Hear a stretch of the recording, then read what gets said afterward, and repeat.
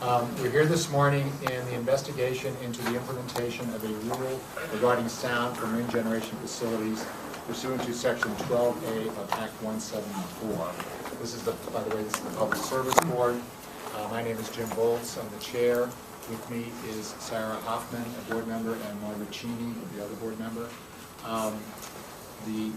This is a workshop, and so it's a somewhat informal proceeding. It's not a technical hearing. We sent out a procedural order regarding this workshop on November 23rd that laid out primarily how we were going to proceed with this, and I'll just remind everybody about it today. We are going to hear from the Vermont Department of Public Service, the Town of Windham, Vermont Public Interest Research Group, Vermonters for a Clean Environment, Renewable Energy Vermont, Paul Bruja, Green Mountain Power Corporation, Sally and Bruce Colopy, Vermont Agency of Natural Resources, and Resource Systems Group, Inc. We're going to hear from folks in that order. That was how we laid it out, as I understood it. Each person or organization listed that I just mentioned have approximately 10 minutes to present their rule proposal, followed by approximately 20 minutes for question and discussion with the board and other workshop participants. I would urge everyone to, we have a court reporter here, this is going to be transcribed, and so I'd urge everyone when you speak to speak loudly enough for us to hear us up here or to come up to the podium, and also to state your name so for the court reporter at the outset of when you begin, each time you begin speaking.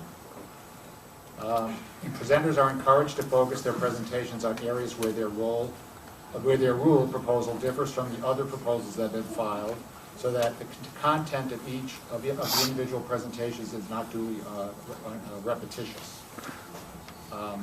So I think we're ready to go unless either of my board members want to say something. Our understanding is some people are going to cede time to others.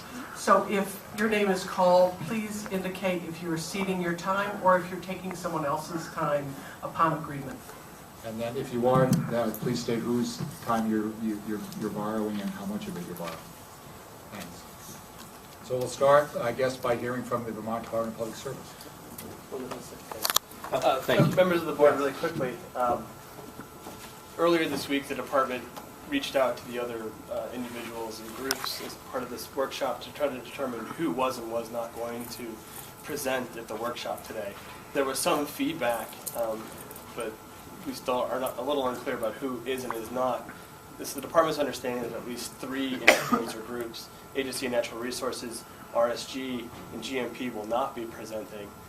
The department hasn't received explicitly been ceded time from any of those groups. However, we think that given that there's an hour and a half roughly between those 3 groups that will not present, the department would like to request that we have a half hour to present. We have 2 experts here plus the Commissioner Recchia of the department. We think given the size and scope of the department's filing, we think a half-hour presentation would be beneficial to the board and to those in attendance. Is anyone from GMP here? Yes. Is what what the department is saying, is that accurate? Absolutely. Okay. And who are the other 2 parties that you mentioned? The Agency of Natural Resources and RSG. Okay. Is anyone from the Agency for Natural Resources here? All right. Since they're not here, I'm assuming they've ceded their time. And then RSG. Yeah, Eddie Duncan with RSG. We ceded our time. Prior to this, we had sent a correspondence to the board ceding our time to the department and to be heard, but I'm happy for the department to make that determination how they want to use that time. Okay, thank you. So why don't you go ahead, then? Thank you. Thank you.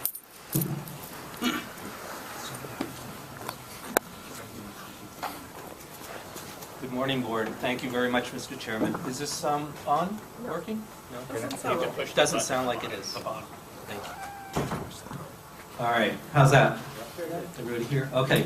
Thank you very much for holding this proceeding, this workshop. My name is Chris Recchia. I'm Commissioner of the Public Service Department.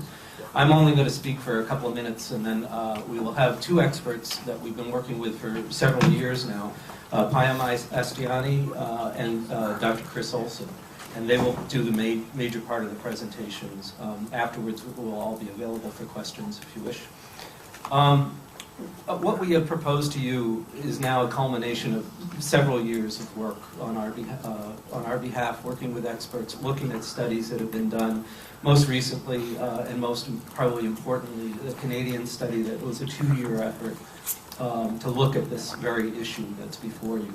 I think the fact that that has occurred and been completed in the time frame that we've been looking at this indicates the moving nature of this problem and the challenges associated with noise from wind turbines. The conclusion that we have reached is that anything under 46 decibels dBA is protective of public health, and I emphasize public health here. So we believe that you have the right standard, but the measurement of this has been a challenge. The enforceability of it has been a challenge. And so what we have proposed to you in the rule is to use a model-based approach that verifies a model after construction and uses that to identify the actual turbine noise on a very short-based time frame basis so that we are measuring the noise from the turbine and see whether it complies or not.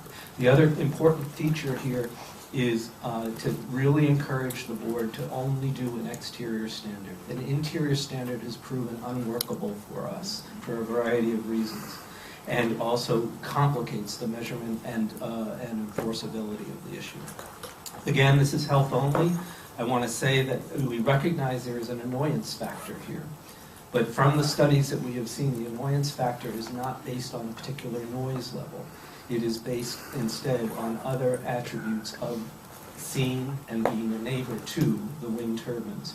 I think that those are best dealt with by other techniques such as buyouts, easement purchases, or frankly, if the regulatory structure allows, direct benefit to the affected homeowners from the project. So with that, I'm going to stop and I'll turn this over to Dr. Chris Olson. We'll talk first about the health effects and the studies that have been done, and then we'll hear from Payam Astiani on the modeling piece. Okay, thank you very much.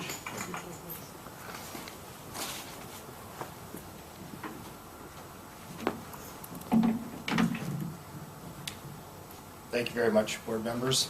My name is Chris Olson. I hold a PhD in environmental health sciences, and over the last decade, part of my practice has been in understanding potential health issues living around renewable energy projects. You can go to the next slide.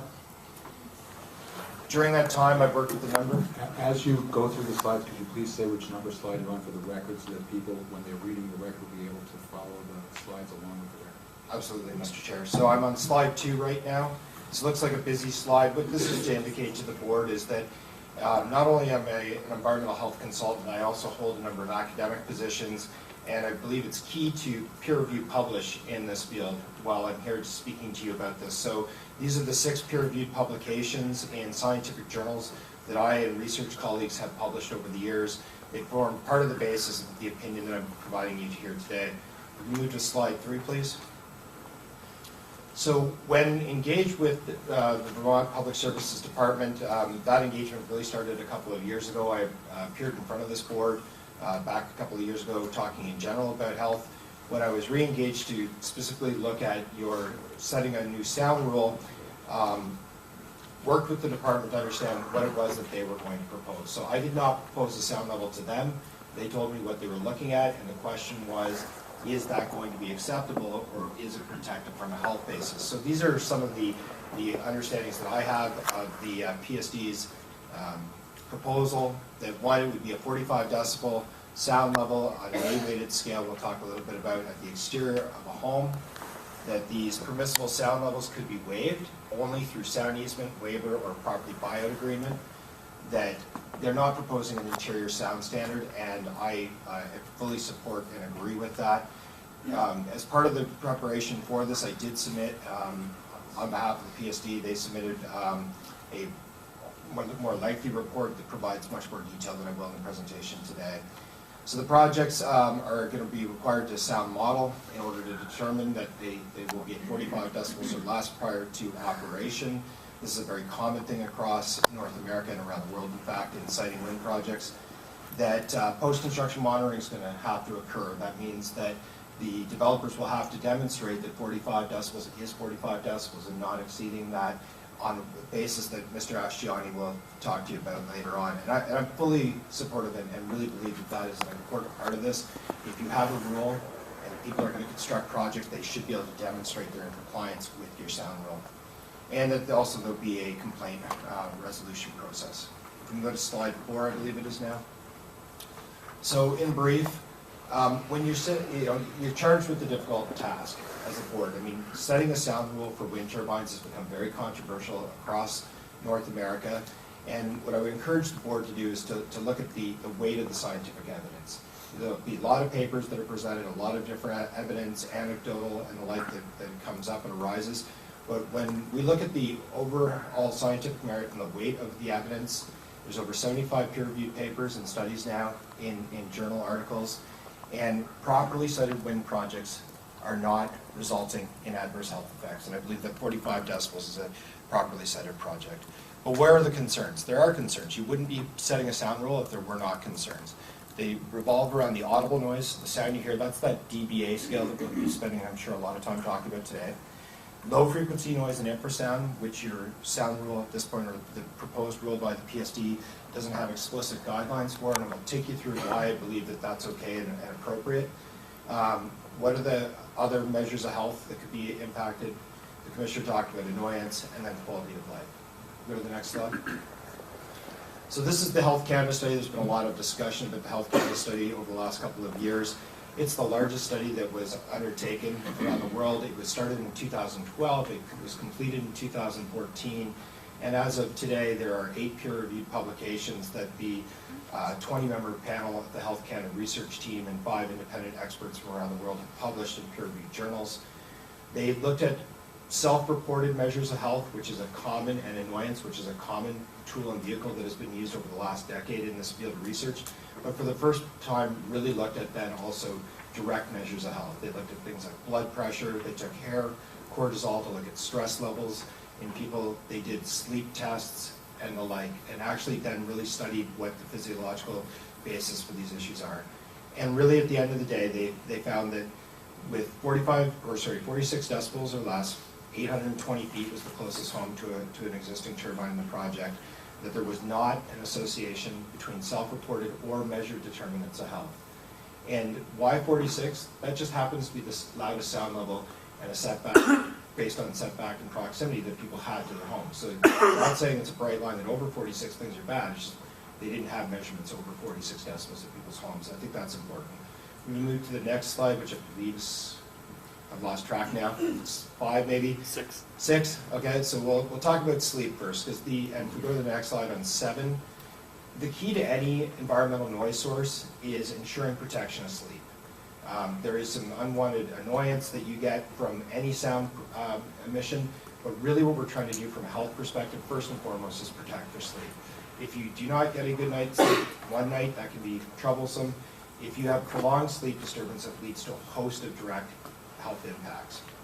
This is the top here is the journal article published by Health Canada. Dr. Michaud is the primary researcher, and it was their very extensive study on effects of wind turbine noise on self-reported and objective measures of sleep. The table that you have there is also in the paper. I know it's a little bit hard to read, but essentially what they did was they divided up, like pretty much all of the health research in wind turbines, they divided up into bins of sound levels 30 to 35, 35 to 40, 45 to 46, 40 to 46. And what that table essentially says is that regardless of what the sound level was at the exterior of the home, there was no difference in both self-reported sleep as well as the objective measure of sleep. And the way that they did the objective measure of sleep was they fitted out people with actimeters. They essentially look like Fitbits, fancy Fitbits or wristwatches that you wear over a period of sleep, and it actually measures your actual sleep and the prevalence of sleeping, the disturbance in the sleep. And they saw no difference whether you lived very close to the turbine or you lived out to 10 kilometers away. If we go to the next slide, which would be now slide 8. Other research that's done, I mean, I can't possibly show it to you all now, but this is another commonly cited and very exhaustive project. This was self-reported sleep that was measured by Backer and colleagues. You'll see Dr. Pedersen there, very common name in a lot of the early publications out of Europe, her research team. And what this table 7 from their paper shows is that whether, this is, if we look at the rural column in the Netherlands, it shows people who were awakened or disturbed by different sound sources that disturb their sleep. And the sort of second column there, you can see that around 70% weren't disturbed at all, or reported being disturbed, about 12% by people animal noise, about 12.5% on traffic mechanical sound, and about 6% by wind turbines. So does it cause some disturbance? Well, yes, because there is a sound there, but it's no different, in fact lower than other sources of noise that we're commonly exposed to in rural areas. Go to the next slide, which would be slide 9. So let's talk about low frequency noise and infrasound, and we go to slide 10. So what about low frequency sound and infrasound? Is it emitted from wind turbines? There was some notion that somehow people didn't believe that it was that developers, others would say it wasn't emitted. It is emitted. It's a sound source that does emit low frequency noise and infrasound. The question is it at a level that poses a health challenge or concern? And I would put to you that no, it's not, with the audible sound levels that you have. So if you set an audible sound limit, or a dBA, in this case being proposed by the PSD at 45 decibels, will it be sufficient to also protect on low frequency noise and infrasound that you experience? I believe that the answer is yes. Go to the next slide. For the court report, I'm going to step away from the microphone just for a second. This looks like a very busy slide, but it actually is fairly simple. So if we look at this slide, this is from a German study that was just recently released by a German state agency, where they took low frequency sound and infrasound measurements around a host of turbines in the German state. And to give you definitions, so low frequency noise is on a frequency from about 20 hertz and up to about 200 hertz. And over 200 hertz, that's where we're talking more on the audible sound. It's A-weighted, sound we typically refer to. So you can hear low frequency sounds. It goes from 20 to about 100. Once you get from 20 hertz and below, that's where we're into the infrasound region. This band here, this pink band, is the measurements that were taken around wind turbines. So that's infrasound and low frequency noise emitted from turbines at about 300 meters away, so about 1,000 feet, okay, from the turbines. So what are all these other lines? So everybody who drove here today, that's the infrasound and low frequency noise you experience being in your car, okay? This line here is if you are living or you're near a roadway that has 2,000 cars an hour. So if you're by the 89 there, living around there, that's the low frequency noise and infrasound there. This is oil heating in the home. And this is the perception threshold. So you can see that these levels here, we're not hearing them. We're not perceiving them. And the infrasound is this, you can't hear it, but is a cause of concern. And what we look at is the international guidelines. There's very few, but this is the level here on the international guidelines. We're well below the international standards for low frequency noise and infrasound.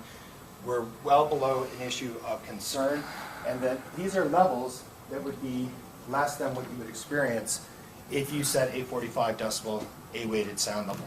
If you go to the next slide, which is slide 12, this is a research paper that I published with colleagues, one of which is in the room, Mr. Ashtiani, who will be talking to you later today, Jeff Leventhal from the United Kingdom, who's largely considered an international expert in low frequency noise and infrasound. And what we were basically looking at there was taking these measurements of low frequency noise and infrasound, looking at the distances away, looking at the A-weighted sound levels, and did the A-weighted sound levels protect, and were the corresponding low frequency noise and infrasound low enough to be below health concern? And the answer is yes. If we go to slide 13 now, just some other measurements taken by others. This is a paper by Chris Turnbull and colleagues in Australia. The important part here is that you've got on the right-hand column that's the infrasound levels, and they're measured on reported on a dBG scale instead of the dBA scale. So what he and his colleagues did was they went to 2 wind farms. You can see with the meter, the 85 meters, 185 meters, 365 meters. So somewhere around around 200 feet out to just over 1,000 feet from the wind turbines. You start at about 72 dBG at the first wind farm, getting it to 61. If you look at the second one at 330 feet, you're at 66. around 700 feet, you're at 63. And then when you look at the ambient, it's at 62. And then the others are different sources that have nothing to do with wind turbines. If you're at a beach house, 25 meters from the high water line, 75 dBg, et cetera, as we go through. So what this is really showing is similar to that graph that I showed you before. Yes, there is infrasound coming from turbines, but it's no different, and it's in fact usually lower than what we'd experience from many other common noise sources. If we go to the next slide, which is 14, so other potential health issues, and I'll try to move a little quicker now. Go into the next one. Again, this is another paper out of that series of 8 that Health Canada has published. And what this was looking at, again, was both the physical measures of health that they examined, as well as the self-reported lengthy questionnaire about how people respond to their own health. That what they found was that beyond annoyance, which we spent a little bit of time on, the results did not support an association between the wind turbine noise of 46 decibels or less and the evaluated health endpoints. So this is, again, in your paper that I provided to you. So if we were just to look at the health worse versus last year, which is the second line down there under the N, again, you can see that they grouped the people, and there was over 1,200 participants in this study from 12 different wind projects. You'll see that, the numbers there are the percentages that are reporting, the number of people, and then in brackets is the percentages. And you'll see that if I was to go to the sort of 40 to 46, on the right there, you'll see the numbers 51 and 21.8. And if you come back, so that's 21.8% reported that their health was worse versus last year. If you come back to the very far left, at the left less than 25 column, you see that 20%. And statistically, which is that value on the other end, there is no difference between any of the reportings there, although the numbers are slightly different. In all of these issues that they looked at that are commonly raised around wind projects, none of them had a significant difference between being either far away or close in. We go to the next slide, which is 17. We'll spend a few minutes on annoyance. We'll go to 18. Again, I recognize that it's hard to read on the slide. It was just there as an indicator. You go back to the report that prepared. And so when we look at the annoyance, and this is something that comes up a lot, we do try to reduce annoyance around environmental noise sources. But the question is, what is that annoyance related to?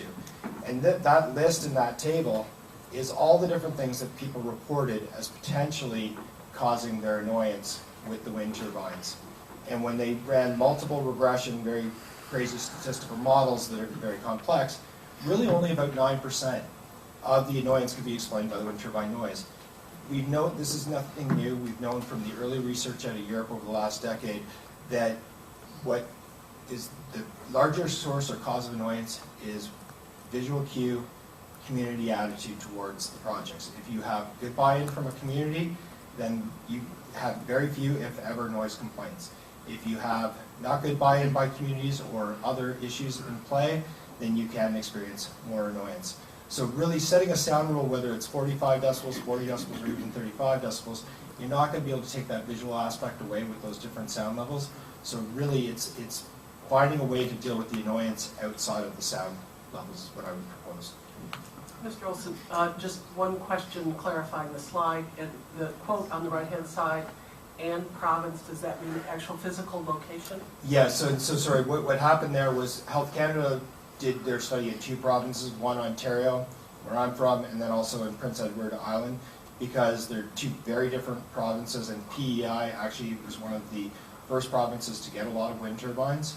And what they found was the annoyance in Ontario was quite a bit higher than it was in Prince Edward Island, even though the turbines may have been closer and or potentially even elevated noise levels. So they didn't go as far as to state that it was that heightened level of concern.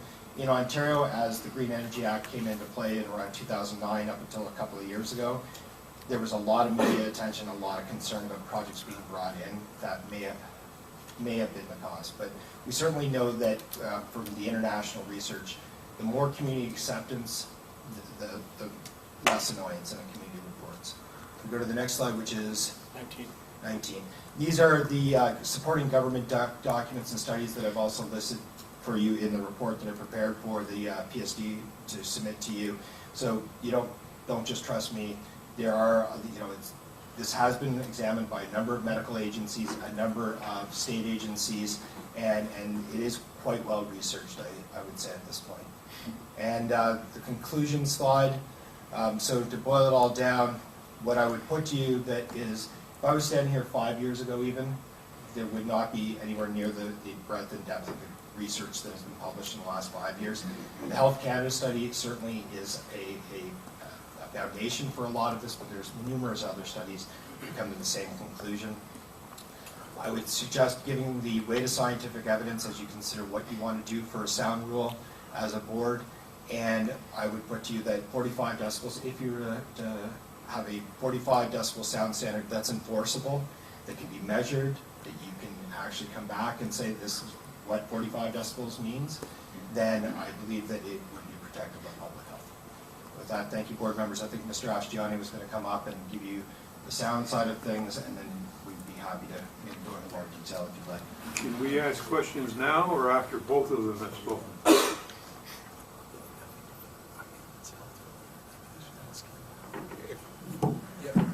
Why don't you go ahead right now?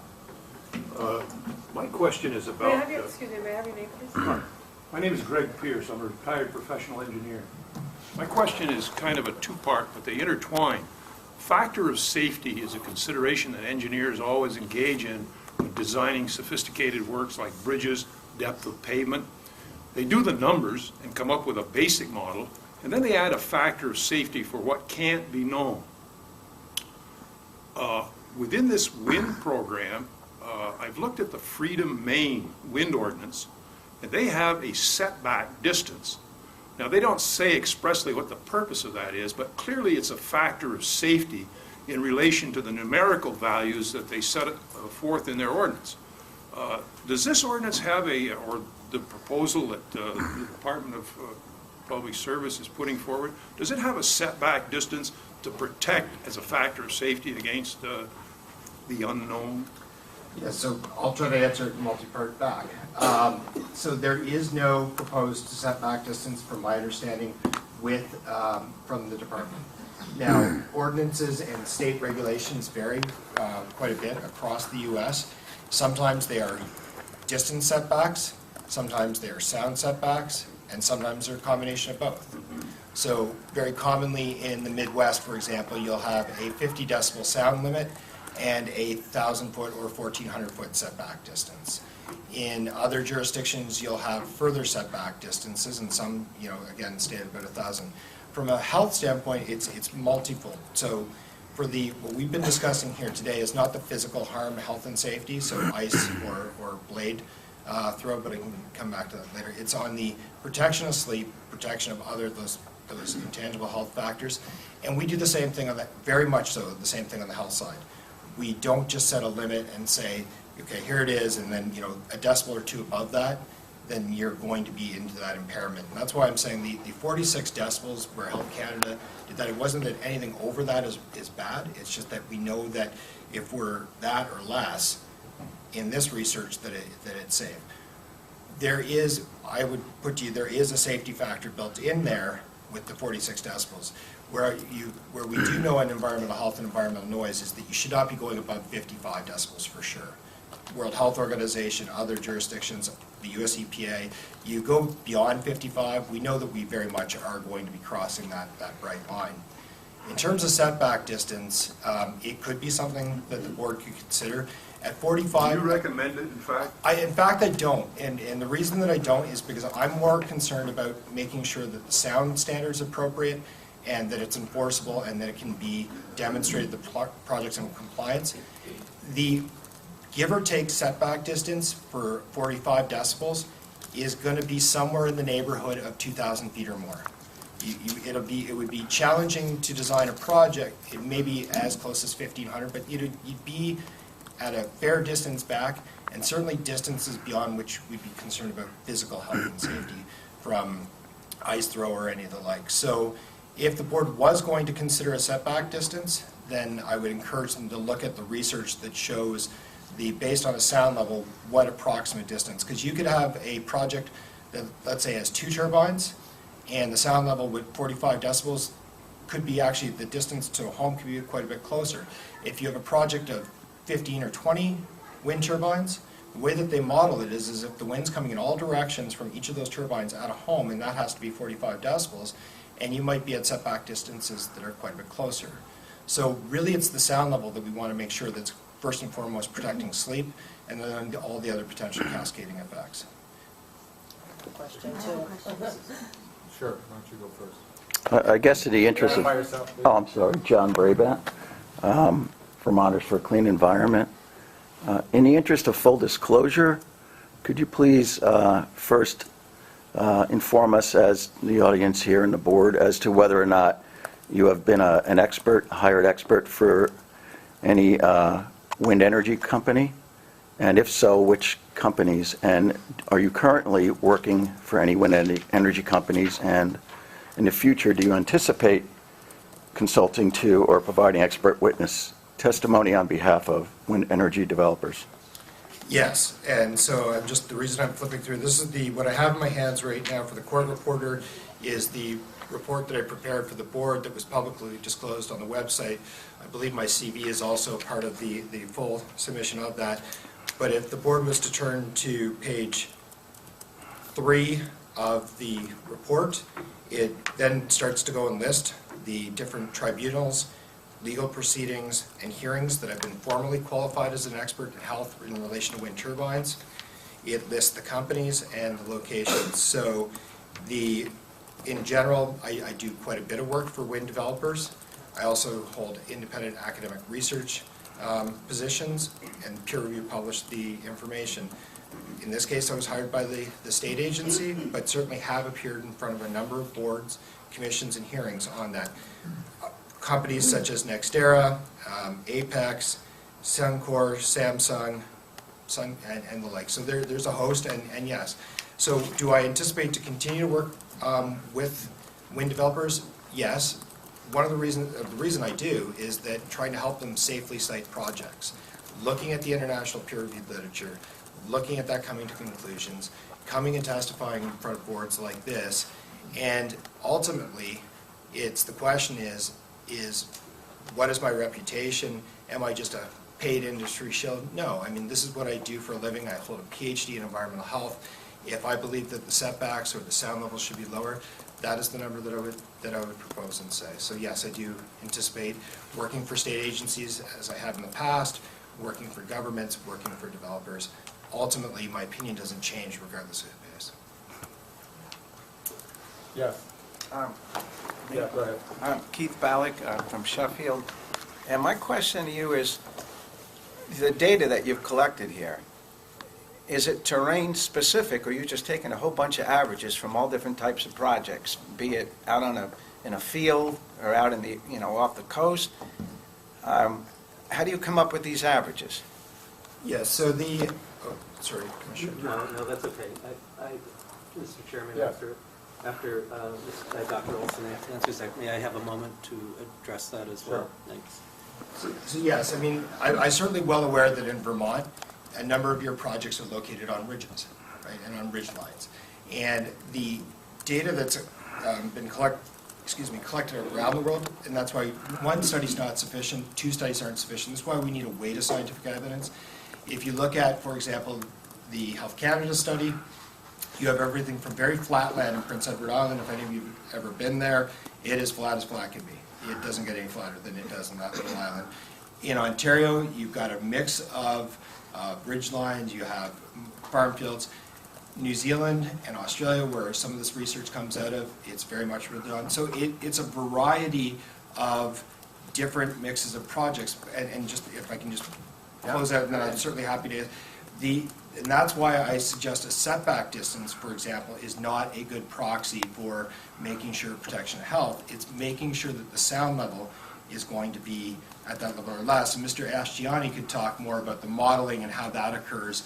But so one is that you have to make sure that that sound level is low enough.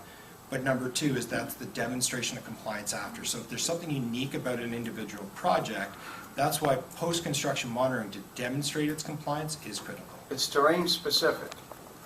Yes. Yeah. Well, sorry, no, the health side is level specific. The modeling or the way that the sound carries and moves is terrain specific. All right, I'll finish up really quick. The reason I say this, reason I'm questioning this, is I've visited numerous times neighbors of mine who've been forced from their home in Sheffield. And I can tell you right now, you can go over there, and if the conditions are right, it can go on for days. If the wind's coming from a certain direction, you can be standing upright, and you can hear this noise, this throbbing that goes on and on. You put your head down to hip level, and it's like the bedrock is transmitting the noise. And I can understand why they can't sleep at night, because you're sleeping maybe 18 inches from the floor. So this is being transmitted through the bedrock, part of it is. And I think the shape of the terrain is also funneling it in. And you've got to take that into consideration too. I'll let Mr. Ashtiani speak to that, but I don't believe it is being transferred to the bedrock. Well, it's louder when you put your head down. I just can tell you that. The sound expert's probably best to answer that part, and I'll let him do so. Mr. Recchia? Thank you, Mr. Chairman. Again, Chris Recchia, Commissioner of Public Service. These are good questions. They're perfectly valid, but they are kind of getting beyond the health issue and into more the modeling issue. So with your indulgence, I'd really recommend that we hear from Mr. Astiani and then make both available so we get the right person answering the question, okay? Thank you. Yes, sir. Well, Assuming your question's about health. my May I have your name, please? my name is Dion Yermega from Starksboro, Vermont. If the standard is Can you 30 stand up, please? It's easier to hear you. if the standard is 35 decibels, or is less than the standard in Vermont, state of Vermont, 35 decibels in Germany, the terrain is flat. Here in Vermont, we have varied terrain and we have extreme varied climate. It's not like the climate in Germany. Our decibel level, what's 46? 45 is being proposed. 45. And the German standard is not 35. What is it? The German standard varies, I'd have to check. It's between 40 and 45, I believe, depending on the jurisdiction in the state. Well, in It's not Germany, 85. in Europe, they have over 600 groups that are fighting against the annoying sound. And there are, University of Portugal is studying heart-related issues concerning wind turbines. That's the Vibro-Acoustic Disease, and it's not actually University of Portugal, I'd have to look it up, but that is Vibro-Acoustic Disease, and if you wanted to just, I guess I'd look to the board, if you want to have, how do you want to go back and forth on this, or do you want? We're talking about health too. I'm happy to answer, I just want to make sure that, like, to what level? Maybe a general level? Okay, so, again, with the Vibro-Acoustic Disease, that's Dr. Alves Pereira, and it's a small research group out of Europe, and they weren't initially attaching that or vibroacoustic disease to wind turbines. They were doing it with its other issues that they were looking at. It is not a recognized medical condition. They're the only group that actually recognizes that as even being a condition, let alone dealing with it. And so I'm just looking through the report here to find the reference to it. It has been heard before courts and tribunals in the past. It's never been upheld in North America as being an issue. They studied one child and one family for a couple of days back in 2008. It is not credible research or science, I would put you, sir. So if you have all these other states that have done all these studies about the safety of the sound, why doesn't the state of Vermont Health Department do any other health studies within our state? We have a different type of terrain, we have different type of circumstances. Is this being done? I can't speak for the state health department. What I can tell you is that these studies are actually very expensive. I would have to defer to the state health department, but commonly we don't do these as individual states and individual studies like this. You look at that bulk of the literature from around the world to see whether or not it would be warranted here. And I would suggest that given the breadth of the international literature, the state of Vermont wouldn't need to do their own specific studies. Well, it seems like we studies. have plenty of subjects. If we are approving these projects without studies, then why are we doing this? Well, again, you wouldn't be approving it without studies. That international body of literature, for example, if you're a Vermonter and you need to have a heart transplant, you're not going to do medical research in Vermont as to the best way necessarily how to do that heart transplant. You are going to go to the international literature, you're going to go to that international working and body. If you're going to your physician for asthma, they're not going to prescribe a drug that was tested solely on Vermonters. When we deal with medical health, environmental health related issues, we deal with it from that broader scope of the literature and then try to apply it as reasonable into individual areas. Well, if these other states have done either studies, why aren't we doing it? So I don't think this witness can yeah, answer so that would have to lead to the public. I cannot, we can't speak for the other agencies of state government. You should direct your question to the Department of Health if you would like to find out. So we're ready to go to the next presenter, and then we'll have questions for both presenters at that point.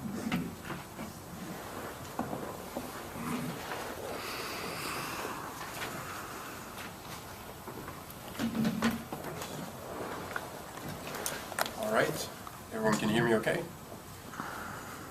I'll assume yes. Hi everyone, my name is Payam Ashtiani. I work for Air Acoustics Engineering Limited. We're an engineering consulting firm based out of Toronto, Canada.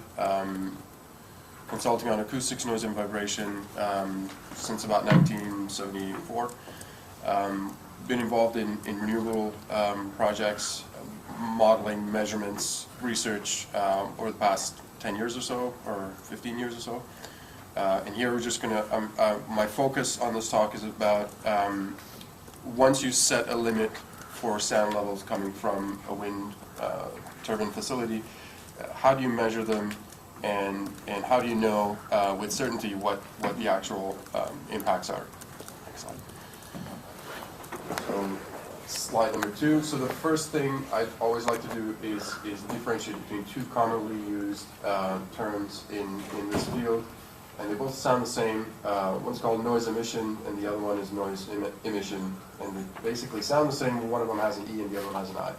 Emission with an E is about the noise emitted by a source, be it a tractor, a lawnmower, a wind turbine, or whatever. It's about the sound emanating from an individual source. Emission with an I, or I emission as some people like to refer to it, is about the sound that impinges on a receiving location, but be it a dwelling or otherwise. Next slide, please. So, and you can click. So, if you're talking about noise emission, you've got a turbine, and go to the next. One more. And if you're measuring the sound coming from the turbine, it's called emission. But if that sound is near the house, that's noise emission with an I. And usually that's where people are interested in knowing what the sound level is. The main difference is that at the house, it's not just the one turbine. It's all of the individual turbines in the facility, as well as other sources of noise that may contaminate and otherwise affect the levels measured. Keep going. So we're at slide number 3. And I just wanted to have a quick section on pre-construction noise modeling, which would be involved in the permitting phase. Next slide. So slide number 4. 5, sorry. Keep going. So there's industry-accepted methodology that agrees well with post-construction measurements in general. Keep going. Modeling methods should be standardized and prescribed so that once a model is used, everybody uses it the same way. They developed and use appropriate parameters within that modeling so that it's consistent between projects. There is a guide in the UK done by the Institute of Acoustics. It's called the Institute of Acoustics Good Practice Guide, published in May 2013. Basically, it shows that the ISO 9613-2 modeling standard is widely accepted and validated, but that the modeling parameters are important. And the modeling parameters in there, the most important one probably is the ground factor, to be set at 0.5 or less. This is like modeling the ground as a semi-porous ground, in that even though you may have grass fields, it may not be completely absorbing the sound. There's a certain fraction of it that would get reflected, and 0.5 is indicative of half of the sound being reflected and half of the sound being absorbed every time the sound hits the ground. The temperature and humidity would need to be set. The sound power input used. Now, the sound power is sound emission with an E that we spoke about earlier. It's about what the actual machine generates. And there are details in that guidelines about uncertainty considerations and what kind of safety factors to put in depending on what kind of data you get from a manufacturer. And also there's considerations for other topographical conditions like concave ground or concave topography, like in a valley or in probably in a lot of cases that you get in Vermont. Keep going.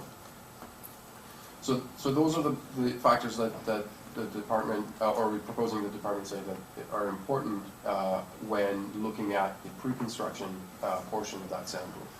When it comes to post-construction noise monitoring, the things that are important are about.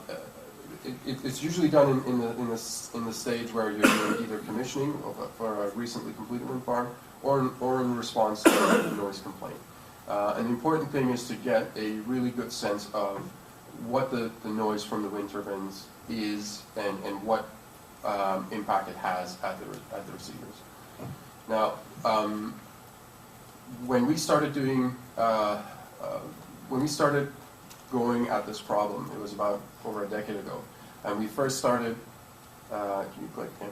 We first started circa 2005-2007 with putting simple noise monitors out over short term. We found that really didn't give us the granularity. Then in 2007-2008, we started doing attended measurements, short to medium term. So we'd go out there when we thought the conditions were right, do some measurements, and then we found that, well, how do you know when the conditions are exactly right? And we spent all this energy but didn't actually get those conditions that the complaint was complaining about. And it's about 2008 and 2010 we started getting into more sophisticated unattended noise monitors that got put in the field for a longer term time. And this was so that we could actually get those conditions that the thing that a noise consultant always hears is, you should have been here last night. Right, so the idea was you have to put the units out there, but they have to be sophisticated enough to be able to capture what's there. 2011 to present is basically when we've been refining that system. There are more robust systems now. They're cell-connected so that we can remotely monitor the sound levels. And if there's bad nights or specific nights, we can pull the data remotely without having to continue going to the units and fetching the data. And that's enabled us to do analysis in more robust ways and also develop something in the last couple of years is more objective algorithms for detecting tonality and tonal components. These are whines if there's a gearbox that's making more noise than it's supposed to, or if something's wrong with the blade or whatnot. So the recommendations here are really informed by the past decade of our measurement experience, and all of these are for large wind turbines. They're not for little small ones because the dynamics are a bit different. Next slide. We're on slide number. This is slide 8. Slide number 8. So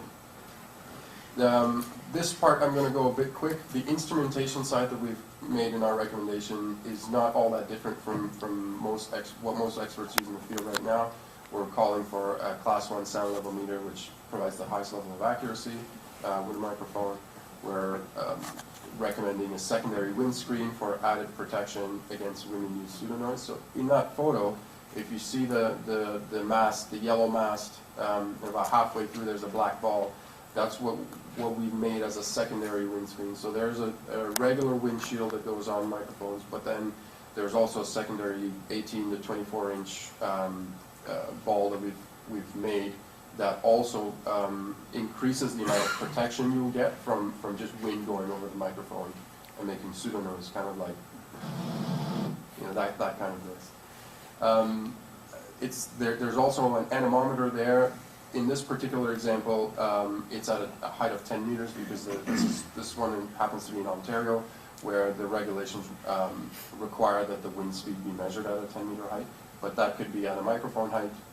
The point is you need the environmental information where, or very close to where the microphone is, and that includes wind speed, wind direction, temperature, humidity, pressure, and the occurrence of precipitation like rain. Next slide.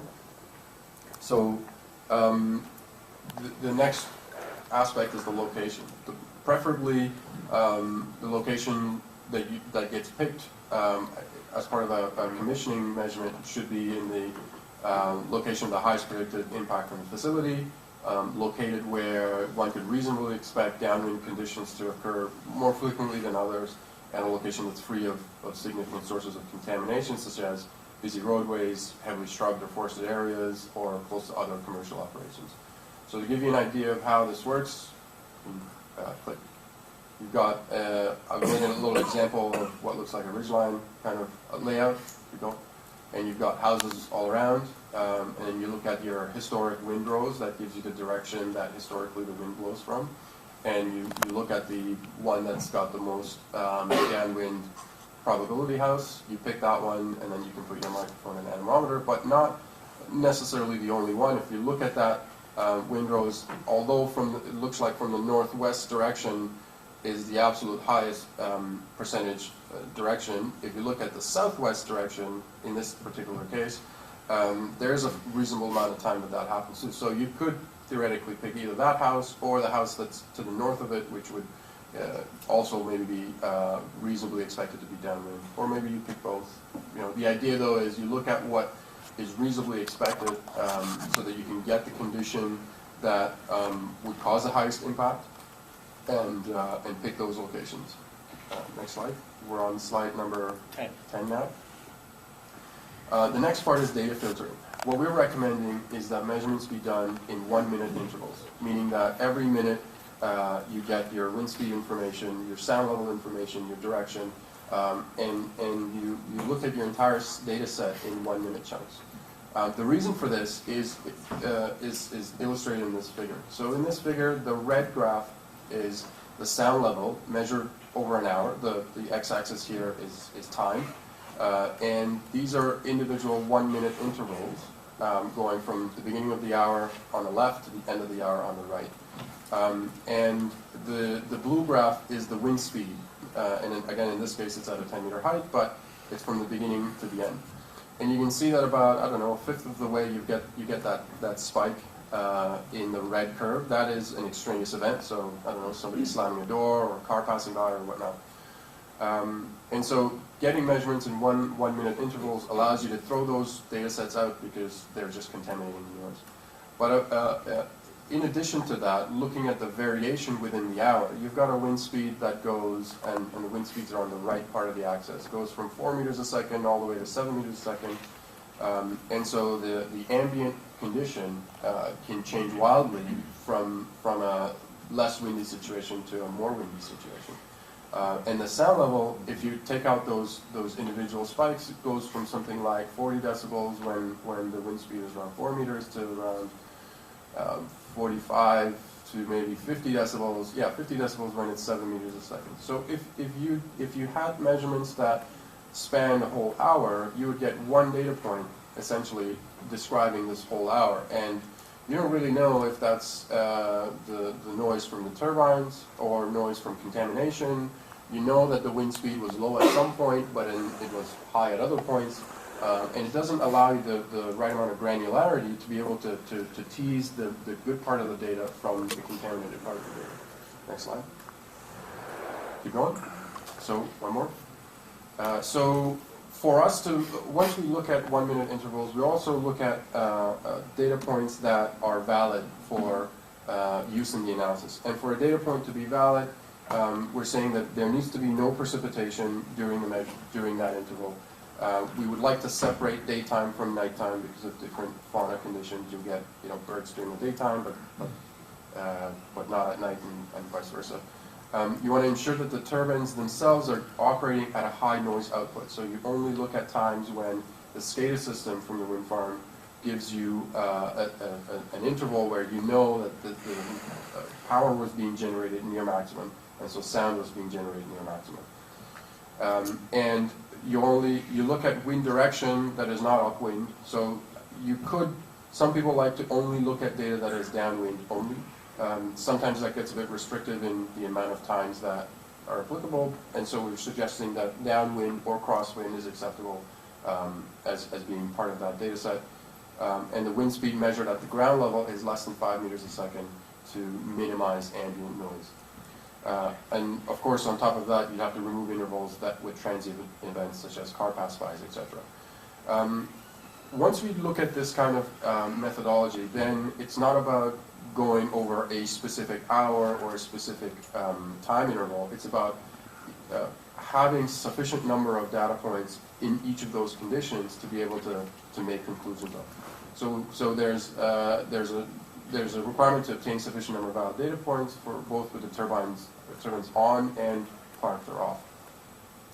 The data is then binned by wind speed, and the on and off are compared, and a determination is made of the turbine contribution through a logarithmic subtraction of the two. Keep going. Let's speed it up a little bit. Slide 13. Slide 13, yep, keep going. So once we do that, we get a data set like this. On the x-axis, you've got wind speed going from 2 meters a second to 9. And on the y-axis, you've got sound levels all the way from 20 decibels to 55. And the blue dots are sound levels with the turbines on, and the red dots are with the turbines off. This data has been filtered for all of the items that I described in the previous one, except for the power filter. So in this situation, you've got sound levels that are measured by wind speed for all the conditions. So if the turbines were down for maintenance, or if the wind wasn't quite right at the hop height and the sound wasn't maximized, they're all still in here. Once you put that power filter, this is now a different data set where that power filter has been applied. You get a situation where you still have your ambient noise and your turbine noise basically the same level once you get to 5 meters a second and above, meaning that at that point something is contaminating the noise and your ambient and your turbine noise are basically the same. But below that you start to get a very clear separation in the sound levels measured with the turbines operating and with the turbines off. And that really is the crux of the situation we're after. We're after times when the ground level wind speed is at the lowest and the hop height wind speed is at near maximum. So you've got a situation where there's very low amount of ambient noise from trees or from other noises that are related in the immediate vicinity, but also at times when the turbines themselves would be making the maximum noise. That's your best shot at getting a good signal of noise. It's also the highest shear condition. So this would be a condition where if you've got a ridgeline project, the turbines at the top are going to be spinning at full blast, and at the dwelling in the valley, there's absolutely no wind to mask any of that sound. So the impact is the highest, and it gives us the best shot of being able to know what the actual contribution from the turbines are. The other part about this is that no one individual data point can be relied upon as not being affected by ambient. What you really have to look at is the spread, and so you've got a variation with the turbines operating and a variation with the ambient.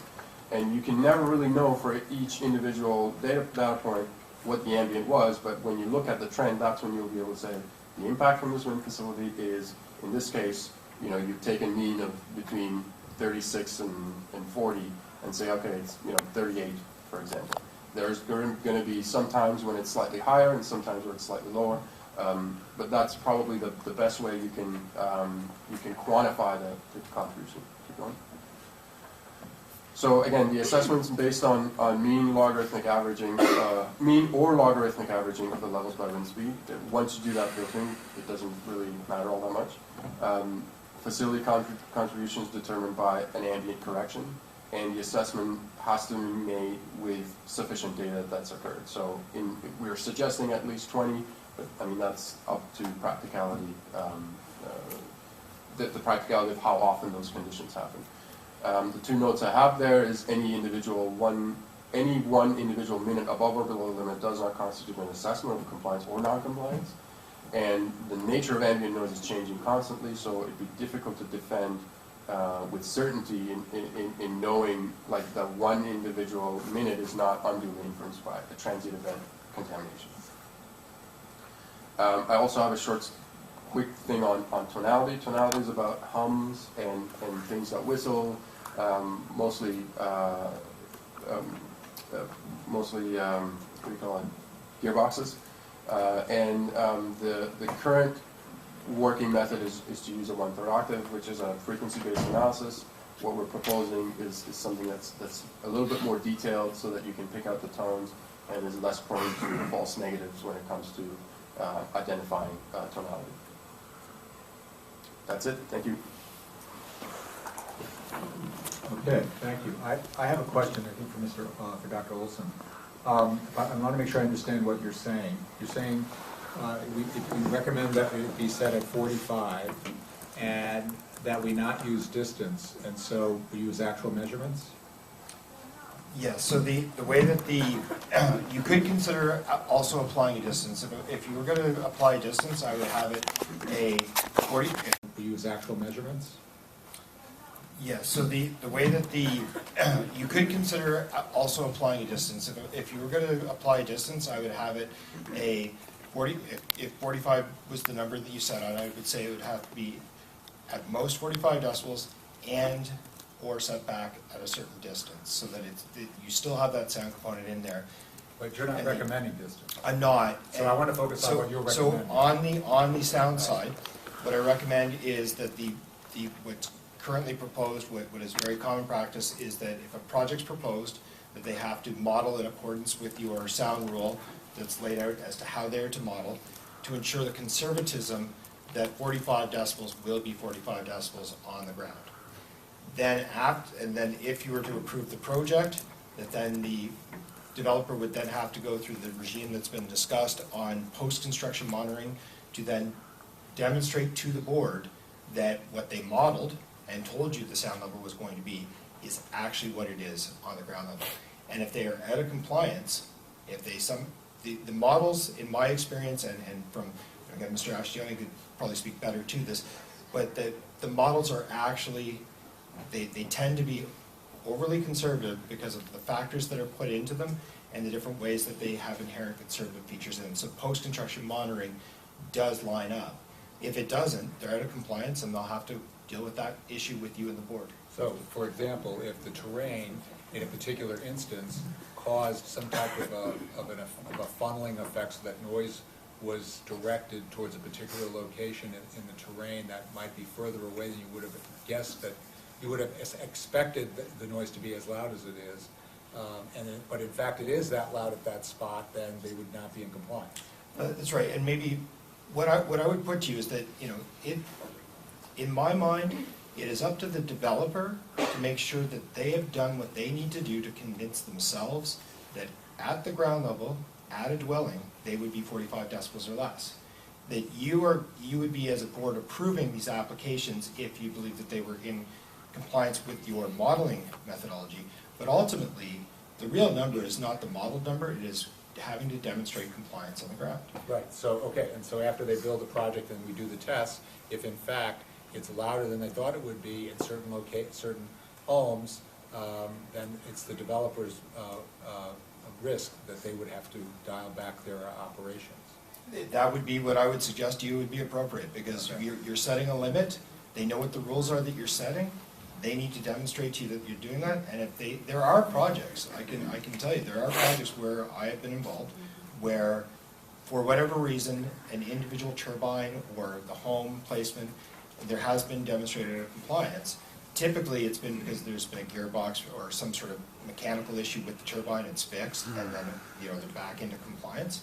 But no, there are projects where they've had to be curtailed because nighttime curtailments, for example, or the like, because they were not in compliance with the regulation. Even though they thought they would? Even though they thought they would? Based on the design, the earlier studies? Absolutely. Okay, yep, right, thanks. Yes? My name's Paula Kane. I'm from St. Albans. I just would like some clarification. You started off your talk by saying you were asked to evaluate a 45 decibel sound standard. Is that correct? Sorry, originally what I was asked to do was, yes, to look at here's what the proposed standard was that under the interim law, which was 45, and so I started there. So you didn't start from zero to look for an ideal standard. Well, Is no. that correct? So what I was asked was, is 45 acceptable? And then, so therefore, anything below that would be. So if the board decides to set something lower, or because my understanding is the board is not anticipated looking at a number that is higher than 45, for example. So is 45 sufficient to protect public health? and therefore anything below that would be acceptable. But you started with their number of 45 and evaluated it. I did, in this case, yes. That's my question. Thank you. And if I understood what you were saying, if you had done a study that was to say what the higher number would be, if there were a higher number that would still be protective of health, you didn't actually study that. I have in the past, Oh, you have, and okay. I would put to you that 50 decibels is actually can be an appropriate value depending on a whole host of other factors, but I did not enter that into this discussion because what I was asked for was that I anticipated through the discussions with the PSD that this board would unlikely take a standard and raise it from 45 upwards. Okay, thanks. Yes. Hi, I'm Penny Doobie, and my question is, you say 45 decibels. Is that not to exceed 45, or is that an averaging? So I'm going to maybe come back to Mr. Ashtiani so he can describe to you what the board's looking at for that, because I know there's a lot of discussion around that, so maybe he can describe what they're proposing first on is it a not to exceed, what is the...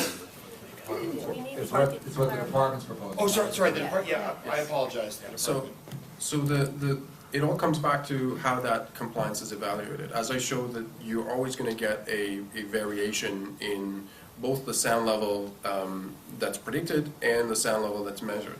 And those models, they predict a given situation, and there's always going to be some uncertainty around that. And so the recommendation that the board, the department is putting forward is so that is a modeled number. So whatever goes into the assumptions of that model, that is what gets evaluated at the end, which would be some level of average around those worst case conditions. So it's not averaged over all time, it's averaged over the times when the impact from the turbines are going to be the maximum. And the health studies that have been done on that basis. So they're consistent with what Mr. Ashtiani just described. So it's not an average sound level over the course of the year while the turbines are operating. It's a maximum sort of worst case scenario, but it's not that it would never potentially ever be 46 or 47 for a very short period of time at the home, at the dwelling. So it's a worst case and average. Because one of the things that I've read is average over an hour. That means you really could have peaks and valleys, or average over 10 minutes. So I guess I don't really understand what you're saying that. Right. So that is the crux of the matter. What's been there so far have been hourly limits, and over an hour the wind speed can vary, the turbine noise output can vary, and so what we found is in order to get a stable sound level from the turbines at the homes, you really need to look at a shorter interval and isolate that. And so if over a course of an hour the ground level wind speed goes from 4 meters a second to 8 meters a second, and the hub height wind speed goes or stays at a given, like a speed where the turbine generates the maximum power, you can look at that time and look at the times when the ground level wind speed is low in 1 minute intervals, so that you don't blend in the whole hour into that average. You're just looking at over 1 minute where the wind speed was constant, the sound from the turbine was constant, and the ambient noise was the least. And that way you're looking at very short-term intervals, but it won't be a situation where you say for that 1 minute, if the sound level was 45, for that 1 minute it was 46, therefore the whole site's non-compliant. It's more about for all the times when the wind speed was low and each individual 1 minute was steady, we took and the wind direction was not upwind, so we're looking at a downwind or crosswind, and the turbines were generating maximum noise. For all of those conditions, that's what we average, and the number in that average is what the assessment is based on. I hope that was a little clearer. Yes, sir. Hi, my name is Scott Rodwell. I'm from Rodwell and Vibro-Acoustics. I'm here with Pete Kern. I had a couple of questions. First, a comment on the proposal to leave it up to the wind project developer to figure out how to do the modeling and what assumptions to use. My suggestion there would be that the department or the rules clearly establish what those model assumptions should be, And the reason for that is to actually preempt any compliance issues if we can use proven modeling parameters. So I've seen where different consultants use different modeling assumptions and come up with different results. And the mitigation process, if those models are incorrect, can be very cumbersome. So I would encourage you to specify exactly what those modeling parameters are. And I also had a question for Mr. Before you move on, then?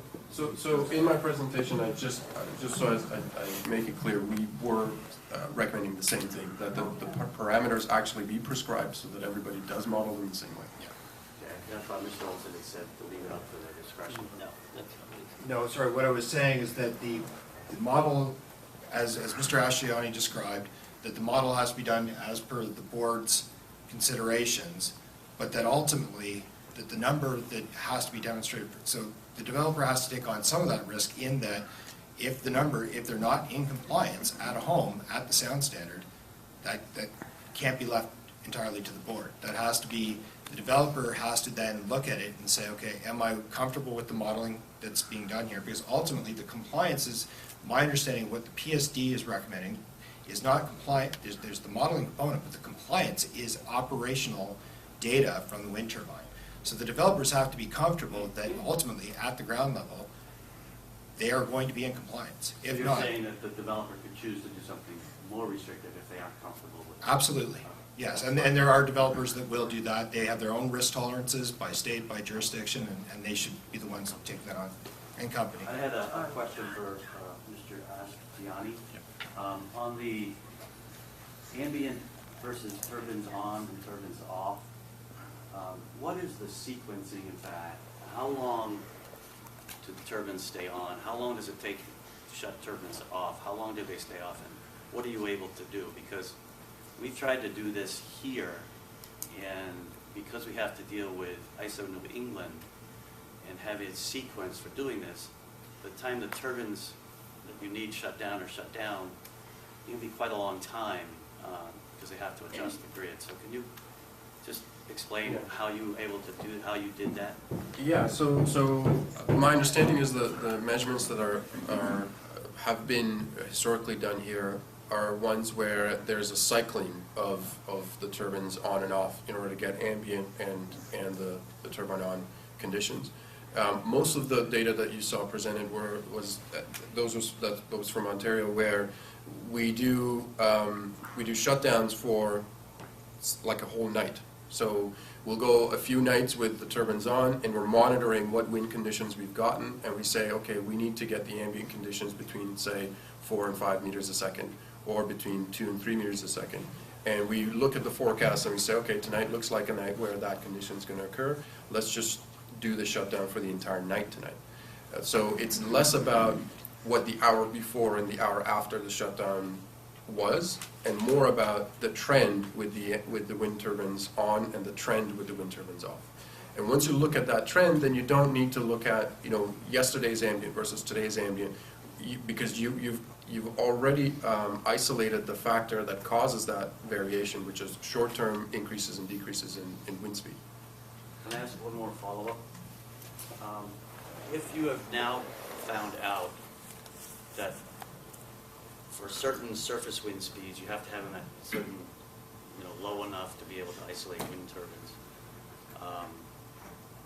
couldn't you simplify this to some degree and just require that wind turbine sound measurements be made when the surface wind speeds are that low?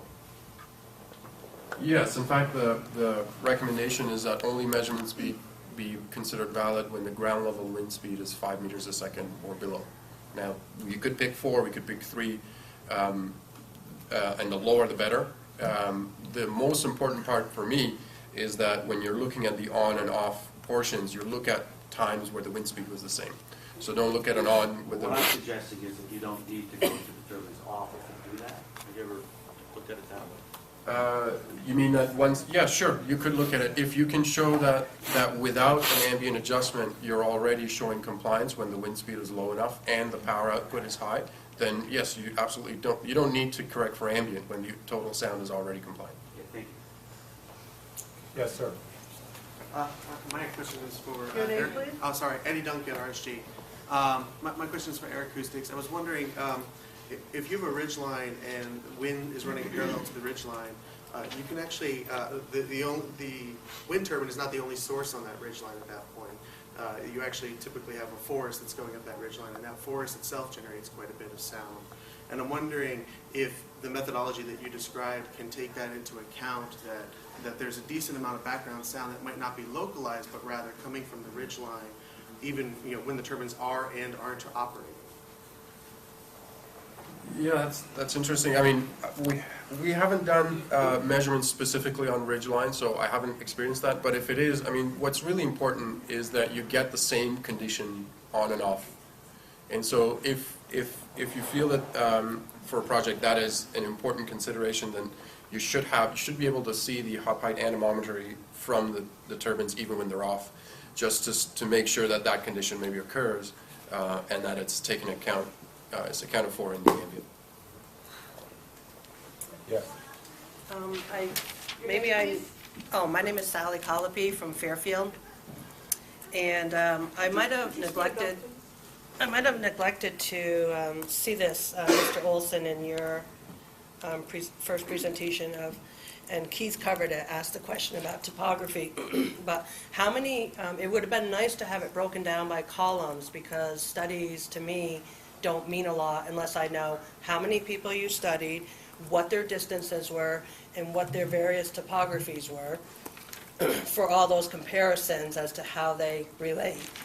And also, I wonder how many studies have been done over water at close range, because for many of us in Fairfield, we are over Fairfield Pond, and the RSG expert said that you basically have to deduct the water from the distance of the turbines to the home, and we are basically down off the ridge in prevailing southwest winds over water. And I didn't see any studies really over water. So I'll, again, multiple part question, and let me try to take it apart one at a time. So again, the key for the health side is not so much, and hear me out, let me try to get you there. It's not so much what the model said, what the topography was, what the issues were around individual projects, because what the key is what is the level at people's homes. So if the, and this is where I'm saying, so, and you're right, I mean, I think Mr. Ashton, why don't you touch on the water issue, because right now he's got a ground cover of 0.5, touch on, what you have to do when you have that, and then I'll come back. Yeah, so the ground cover over the water portion shouldn't be allowed to be modeled as a 0.5. That should be modeled as a completely reflective surface, and that's what we typically do when we have water sources. So the 0.5 was the maximum allowable ground factor in any part, water or otherwise, but not the minimum. So the water would have to be modeled as a completely reflective ground or reflective surface, so that all the sound hitting the water would bounce completely back and then be re-released into the atmosphere and continue down its propagating path. So the models do take into account the different reflecting properties, or they should take into account different properties of ground at different locations. So hopefully that answered that part. So you're saying that the sound will increase because of the water?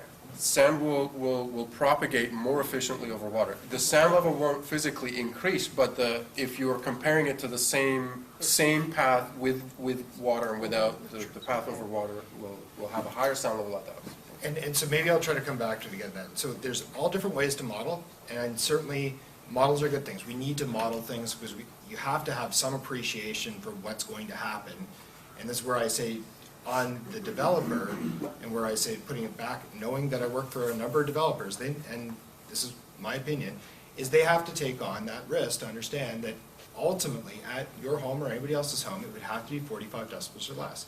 So if they were just to blindly follow a model in a case where, it was all coming across the water, and they used the 0.5 as opposed to the 0, so basically saying, it's kind of muffled a bit by trees and other things where it wouldn't be. And then we went to that home, and it was 46, 47. If it was out of compliance, that's a problem. So the models tend to do a very good job if you've got the right people putting the inputs, understanding the topography, understanding the terrain. But ultimately, to protect people, that's why I really do think it's a good thing that the board, the department is recommending to the board a procedure for ensuring post-construction monitoring.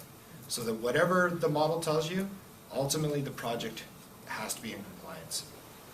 Well, that's if you have a belief that the developer won't just dial them back during the post-construction monitoring. Well, and so before Pine, because I know he's going to want to jump in, but this, like, I'll tell you from a non-acoustical guy side, and the guy's saying here saying if it's under 45, then I'm good with that.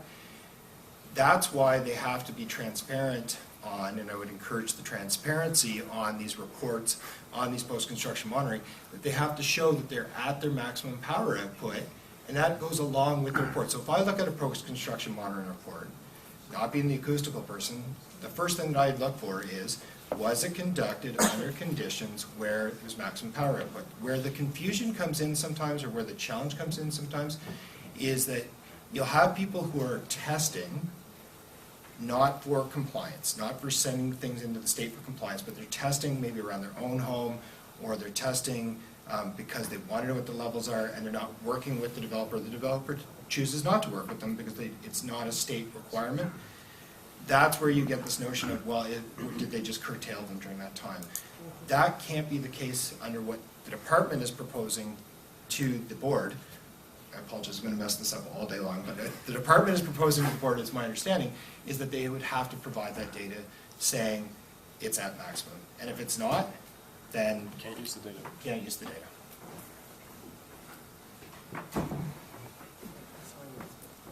Did Annette raise her hand, I thought? Yes, go ahead, Annette Smith. Annette Smith from Orange for Clean Environment. Question for Dr. Olson. Could you stand up, please? The health canvas study, why were the elderly and children and vulnerable populations who have abandoned their homes not included in the study? So the elderly were included, the children were not. And the reason why, my understanding, and I'm not going to, I'll just tell you what my understanding of what happened with the children not being included, is there's special ethics approval that's required. It would require a much more in-depth and detailed study, and it was certainly asked for or recommended, myself included. I'm on public comment during the development side, asking them to consider the children's side. It was, the considerations around it, I believe, are that if they're able to deal with, and this is often a case in the environmental health world, that if they're not seeing the effect in the adult population, then certainly for the noise, then it would be fine. The elderly were included, it just there was an age range of how old people were living up to. So I would have to go back in, and I could go back in to find that. I just don't have the number off the top of my head. In terms of the abandoned home side, there's a lot of misnomer around the abandoned home side of what's happened within that study. And again, if the board wishes, I can go back into the study in more detail and come back up. But they reported all of the homes that were, and it's not abandoned, it's they call them vacant homes. Okay, so in any area that you go, there will be a certain number of homes that have been left vacant or have been left and are not utilized. And what Health Canada saw, and they show in their papers, is that the rate of vacant homes close to turbines and out to 10 kilometers away, there was no distance. So they had reported that they don't believe that there was any change in the vacated home ratio. Were there individuals within those project areas that may have left their homes? It's possible, and no, Health Canada did not study those. So, in follow-up, I just wanted to ask you, as Could a you stand up, doctor, Please, it's hard to hear you when you sing. sorry, as a doctor, what are the health effects of infrasound, and what are the health effects of sleep deprivation? Okay, so just to be very clear, I have a PhD in environmental health. I'm not a physician, but I can forget my question. Well, I can answer your question. I mean, the effects of infrasound are, until you get above the hearing threshold of infrasound, which is typically in around the 95 to 100, give or take, dBg. So you have to be well above where we are now. There are some studies that have looked at a variety of conditions where you get nausea, headaches, issues around those type of issues. But it has to be, the studies that have been done on that show that it has to be above that audibility threshold. So these are, what the effects are. so I just, nausea, headaches, most of that is the type of issue around there. We don't, you have to really go out of your way to subject somebody to to that type of level of infrasound. This is not something we deal with on a common occurrence. So the laboratory studies, these are not long-term prolonged studies. There's the NASA studies, yeah, but I mean, so really, infrasound is not typically a concern because it's at levels that we, right here in the room today, lower. So, no, because the reality there again is that we're not seeing infrasound linked to the sleep side because people are not typically exposed to levels which would be high enough to induce that. Certainly if you were at a level of audibility of infrasound, you would not be able to sleep. I meant what are the health effects of sleep? Oh, sorry, there's a myriad of health effects of sleep deprivation. Sleep deprivation is a very, something we need to protect against. What you will see in the report that I prepared is that sleep deprivation or lack of quality sleep is actually one of the primary challenges faced in North America for the general population. Right here in this room, 50% of you do not, at least 50% of you do not get quality long-term health and sleep. It leads to cardiovascular disease, it leads to stress, it leads to a whole myriad of issues. Sleep deprivation has been linked to cancer, shift work, so that's why it is important and critical when you're setting an environmental sound level to ensure the protection of sleep. Thank you. Yes. Just a clarification, Mr. Ashtiani. There was one graph that one plot of, that you put up, and it showed background noise in, I think, red, and it had the wind turbine generated noise, and they seem to converge at the higher wind speed. Yep. But it appeared that there was a direct relationship between the noise generated by wind turbines and wind speed, and a one-to-one relationship, therefore, between the noise generated by wind turbines and power output. Am I correct in reading that? So the part that you have to be careful about, this is wind speed at the microphone location, and that's different than wind speed at the hub of the turbine where the sound's being generated. The turbine itself as a machine outputs its sound in relation to wind speed, in that when it's not windy and it's not turning, it doesn't make it sound, and as it starts turning and ramping up, it starts to ramp up to its rated power. Once it hits its rated power, the sound basically gets limited by that power. So if the wind speed continues to increase but the power doesn't, what we find in testing close to the turbines is that the sound power basically hits that rated power and stays there as long as it's making that power. So to be clear, the faster the wind turbine spins at where the wind turbine is located, the more sound is generated from that turbine. It's a direct one-to-one relationship, yes? The faster or the nearly? blades spin, not direct one-to-one, but generally. Close speaking, to. Yeah. Close Okay, to. so the if I were to represent to you that a wind turbine reaches its maximum noise level short of its maximum power rating, would that be inaccurate? Just short of, sure, 95%, something like At 95%, but halfway toward its power rating, it would not reach its maximum noise output, correct? It depends on the turbine. You have to look at the actual sound power versus what's called the power curve. Some of them will reach it close to half. Some of them reach it very close to maximum.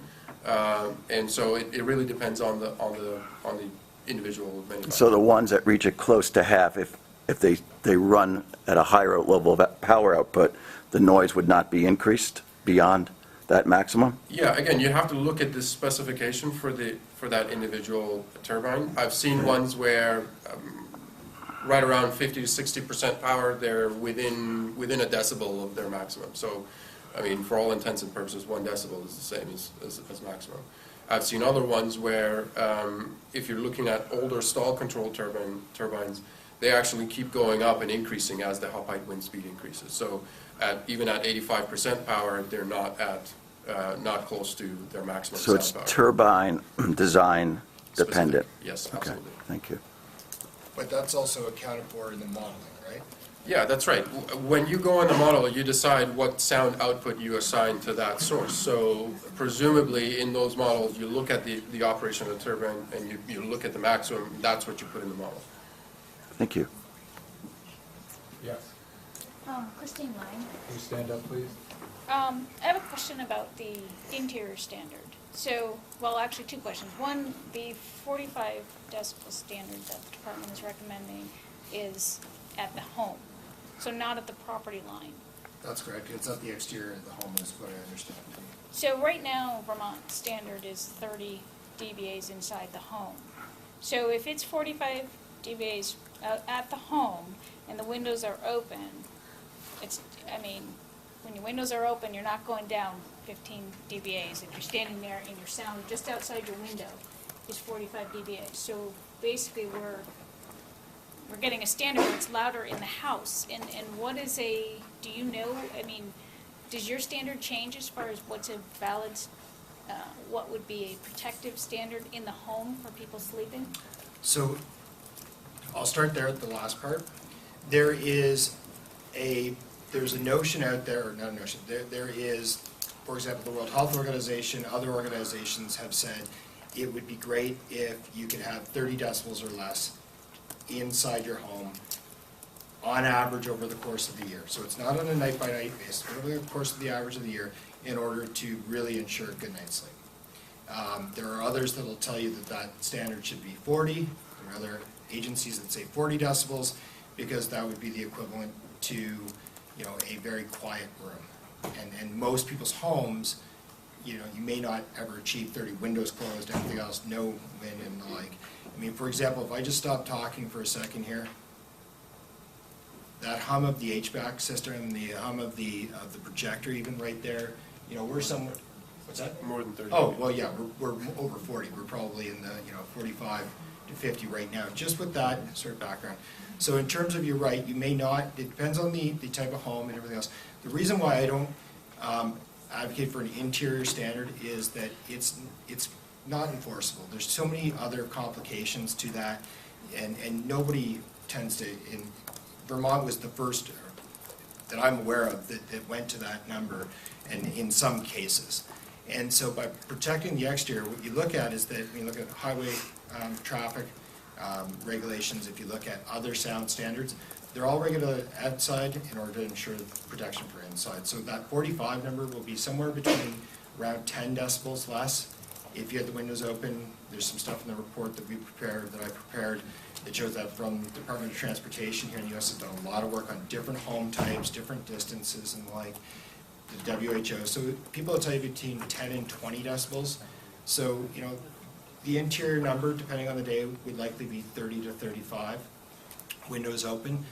The other thing, though, I want to caution is that we're not talking about setting a sound standard where you're going to have 45 decibels blanketing a community. That 45 decibels would be the maximum sort of worst case scenario with conservative modeling at the closest homes. We're not talking about having all of Vermont blanketed with that. We are trying to protect then for the individual homes. And because not everybody's going to live that close. Most people in projects you'll see, sound modeling done, there'll be a handful of homes at 45 decibels, the rest will be 40, 35, and far less. So we are looking at the individual homes in this case. Yes, in the back. Sorry, the one thing I wanted to add is the Health Canada study would have had that taken into account as well. So the levels that they used are outdoor levels, and so all of the health outcomes would have been related. That's right. Yes, right. And all the other studies too. There are some sound studies that are done exterior, interior homes to show that for wind turbines. Very few of the health ones actually have those exterior, interior, and health correlations. But where we do see that again is that the exterior levels are then accounted for with people having their windows open. They weren't told to keep their windows shut or anything like that. It was over the course of a couple of years. Yes, in the back here. Yeah. My name is Becky Capital. I want to talk some more about the exterior noise. You're talking about, and the department is only talking about at the home, right outside the home, is that correct? That's correct. It would be a measurement at the exterior of the home. So you're aware that in Vermont, it's very rural, and a lot of people in Vermont live in the country and have properties. They have farms, they have gardens, they have animals, they have forests, so they spend time outside. Now, in Act 250, which is Vermont's statewide land use law, there's they've had a lot of experience with noise, mostly from gravel pits or quarries. There's a standard at the home, but there's also a standard at the property line. And I'm very interested to know why the department has ignored the issue of people being outside in their properties, whether in terms of health effects. The property line could be very close to the wind turbines that are spinning all day long while you're outside working in your own property. The dBAs could be much higher than, presumably they could be higher than 45. And I'm very interested to know basically what the department is doing. It's saying, well, too bad. You either suffer health effects, extreme annoyance, or you don't use your property. And I would like to know what the justification for that is. I'm going to let the department speak directly to your question, but in terms of, what you raise is a very good issue, and so what we see in the literature and we see in the studies, and we ask those questions. We don't just ask what the exterior level is at a home and whether that's going to be okay for sleep. I'm oversimplifying that here. In the report, in the literature that I prepared for to be sent to the board, there's a discussion of that daytime standard. Is there, how do we set daytime standards versus nighttime standards? What you'll see as you're describing on things like quarries and pits and other very loud sound sources, and that aren't necessarily constant, that daytime standards tend to be much higher. Daytime standards tend to be 50, 55 decibels, 60, depending on the jurisdiction. And so I'm saying that those type of standards tend to be property line, but they tend to be much, much higher. And that's to account for what you say. When we look at the studies, there's also a set of what we call it the quality of life studies that have been done around the wind turbines. There's no question there is this level of annoyance that's reported. And so the question then becomes is that beyond a tolerable level? Is it going to impair you from using your property? Is it going to be something that you're not going to then be able to do? I don't want to leave you with the impression that I'm saying as long as you can get a good night's sleep, I don't care what happens to you on your property. That's not it. So what we see is, again, the Health Canada data and the work of others looks at both the daytime and a lot of breakdown into the daytime as you get into the detailed issues, and we don't see that.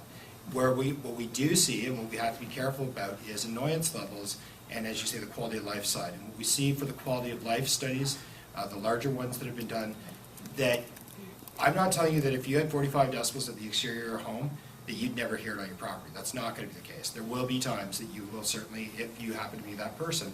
That's where that it becomes a matter for the board. Also, you have higher daytime levels of just being on your property. To put that 45 in perspective again, this room, if I'm not talking, is about 45 decibels. So it's meant to be within a level in rural side, as you said, you've got animals, you've got rural things going on, and it's not to then disturb it to the point where you can't enjoy your property, the home. But it would be the department that would have to answer as to why they chose not to do that. May I? Thank you. Certainly. Thanks, Chris. Again, Chris Recchia. We did look at that, and I come from an environmental standards background where that is the case, where you're measuring at the property line, and you are measuring, let's say, air emissions from a source. You model it to the property line, and it has to be in compliance at the property line.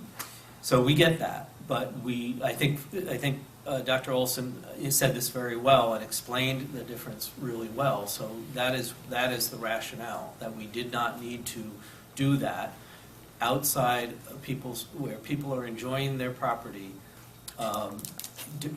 mostly during the day, but certainly the health impacts are protected at 45.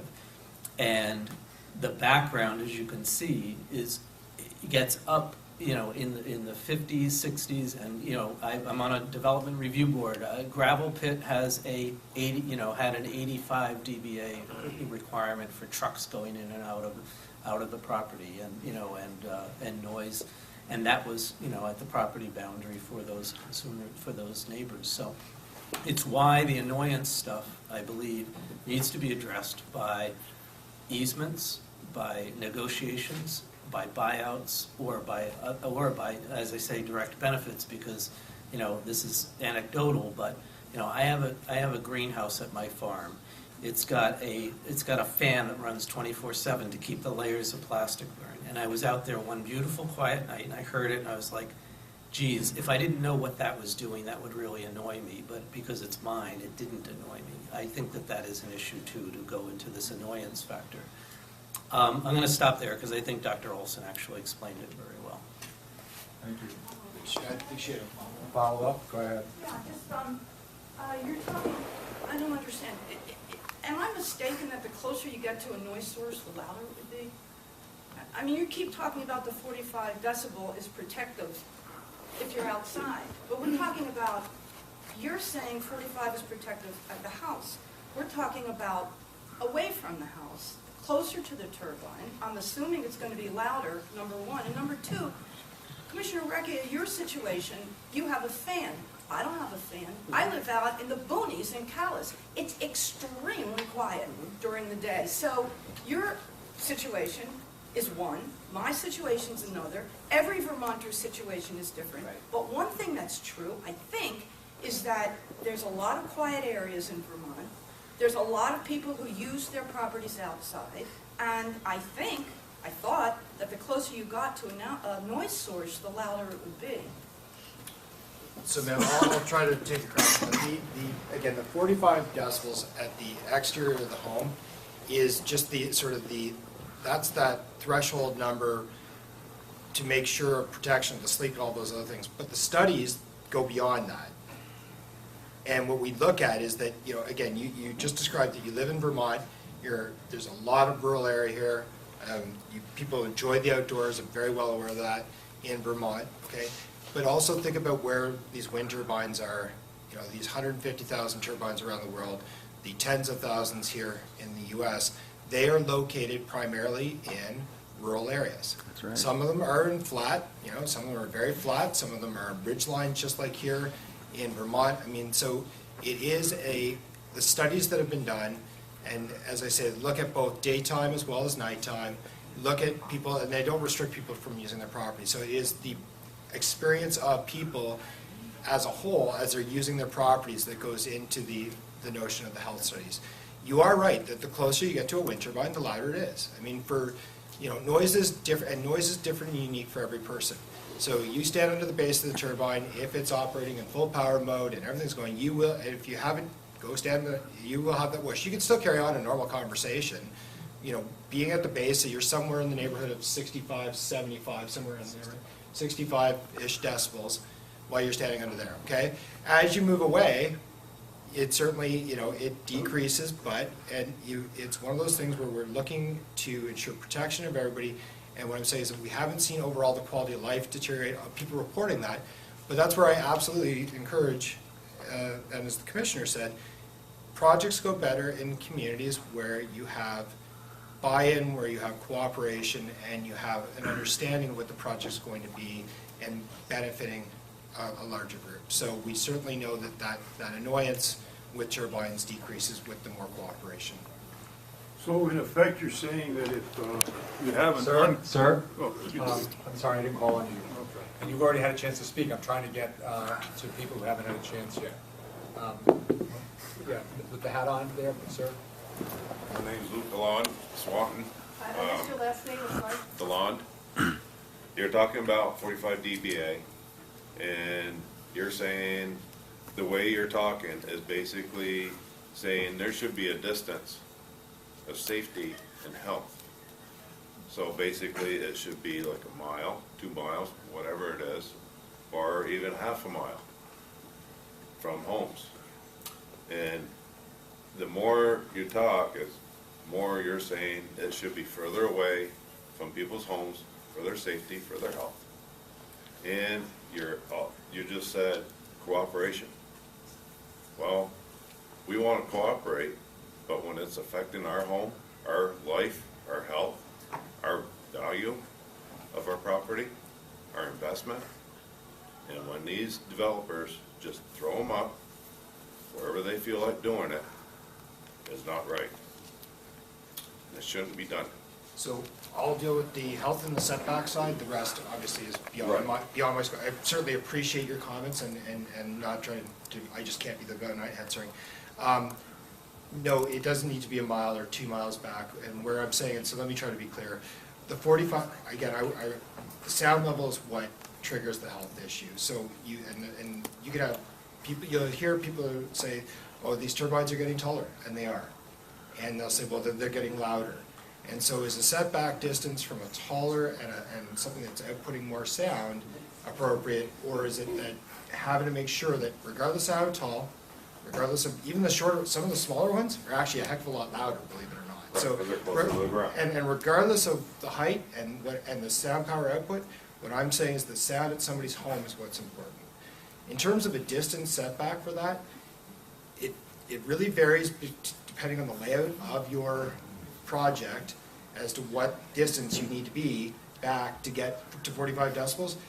In my experience, having reviewed a lot of modeling reports, and maybe I call on Pym to discuss as well, you're at least 2,000 feet, if not even further back, to reach that 45 decibels.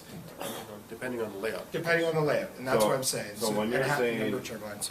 at least 2,000 feet, what you're comparing it to, how many turbines? 1, 7? These are projects that vary from, a couple of turbines up to hundreds. So And for the safety, both ways, there should be a minimum of so many feet away from a home, or the 45 dBA, whichever is greater. And if the board was wanted to consider that, what I would encourage the board to do is to have some of that study done to say, what would 45 decibels look like in order to get there? There are jurisdictions where they've set both, and typically the distance is set on we believe that you'll need to be at least this far back to get to that sound level. So that's why I say that as long as you've got the sound level, the distance is secondary. The one thing I should add is that, if someone comes up with a really, really quiet turbine and they want to sell it because now they can put a turbine and the sound level at somebody's house would be much quieter, even if it was closer, that does inhibit that kind of development. So at some point, it's like, why make a quieter turbine? You can't put more of them because they weren't allowed anyway, even though the sound level would be less. So that's the difficulty in saying it has to be this distance, because if you're trying to control the noise level, just set the noise level. And the distance should depend on how loud the turbines are. So with you guys working with the companies, the developers, if you say this project is not a good project, not a good place to put them, do you tell them that, or do you do whatever you can to make sure that that project goes in? Well, I'll start with from my half. There are limits that I have that I won't go beyond. There are setbacks and types of projects that if I look at a layout, if I look at a design, if they're too close, I don't support a project that's going to be 1,000 feet from somebody's home. It doesn't happen. So if a developer comes to me and says, here's a project, here's a layout, here's what the state, I'll give you another example. There are counties where the sound limit is 60 decibels. I will not work for a developer who in that county, although they may be perfectly legitimately able to do so, and I'm not saying that people who lived up to 60 are being harmed. There's just science isn't there to support that at this point, and so I won't work in a county where you have that. So yes, I absolutely, if I look at a layout, if I look at working with developers, when I start talking to developers, if I'm going to go the larger companies that say have multiple projects, they're calling on and asking for the advice because they're going to be in these communities for a long period of time, and the responsible developers want to make sure that they know what the science is, especially as it's been rapidly evolving over the last couple of years. So I'll add my section. So most of the time when we get hired by developers, it's to do a noise model. And so they give us a layout and we say, here's the predictions. You're going to be over on these receptors, so you better do something about it. You can either put quieter turbines there or move those around or whatever, but I can't change science, because if I just change the number and it goes to a review, the reviewer says, how come these numbers don't jive? So it's pretty cut and dry in that and all the information's there. Here's the model, here's the inputs, here's the levels, and you can go. It pretty well gets checked by regulatory anyway. Mr. Lewis? over here on this side. Thank you, Chair. Sosh Lewis from Dunhill Saunders. Dr. Olson, I think you and Mr. Ashtiani mentioned earlier that the sound power at the base of a wind turbine is typically on the order of 65 dBA. I wonder if you're aware that the sound limit under Act 250 at the property line in daytime is typically 70 dBA in Vermont. I can't speak to that. I'm not aware what it is. I mean, it is what it is. Again, I don't believe that you need to set a property line limit. I think property lines, what you have to be careful about property lines are things like tower fall down distances, things like that that are covered separately. But from a sound perspective, from wind sources, I don't know that it needs to be covered. The only thing I'd add is I think you mean sound pressure level. You said sound power, and that's the E, and not the what someone would experience if they're standing. That's sound pressure level. I'll defer. Les Blomberg. Yeah, Les Blomberg. Please stand up. I got a question that was a follow-up to the commissioner who left, but I'm hoping that you can still help us.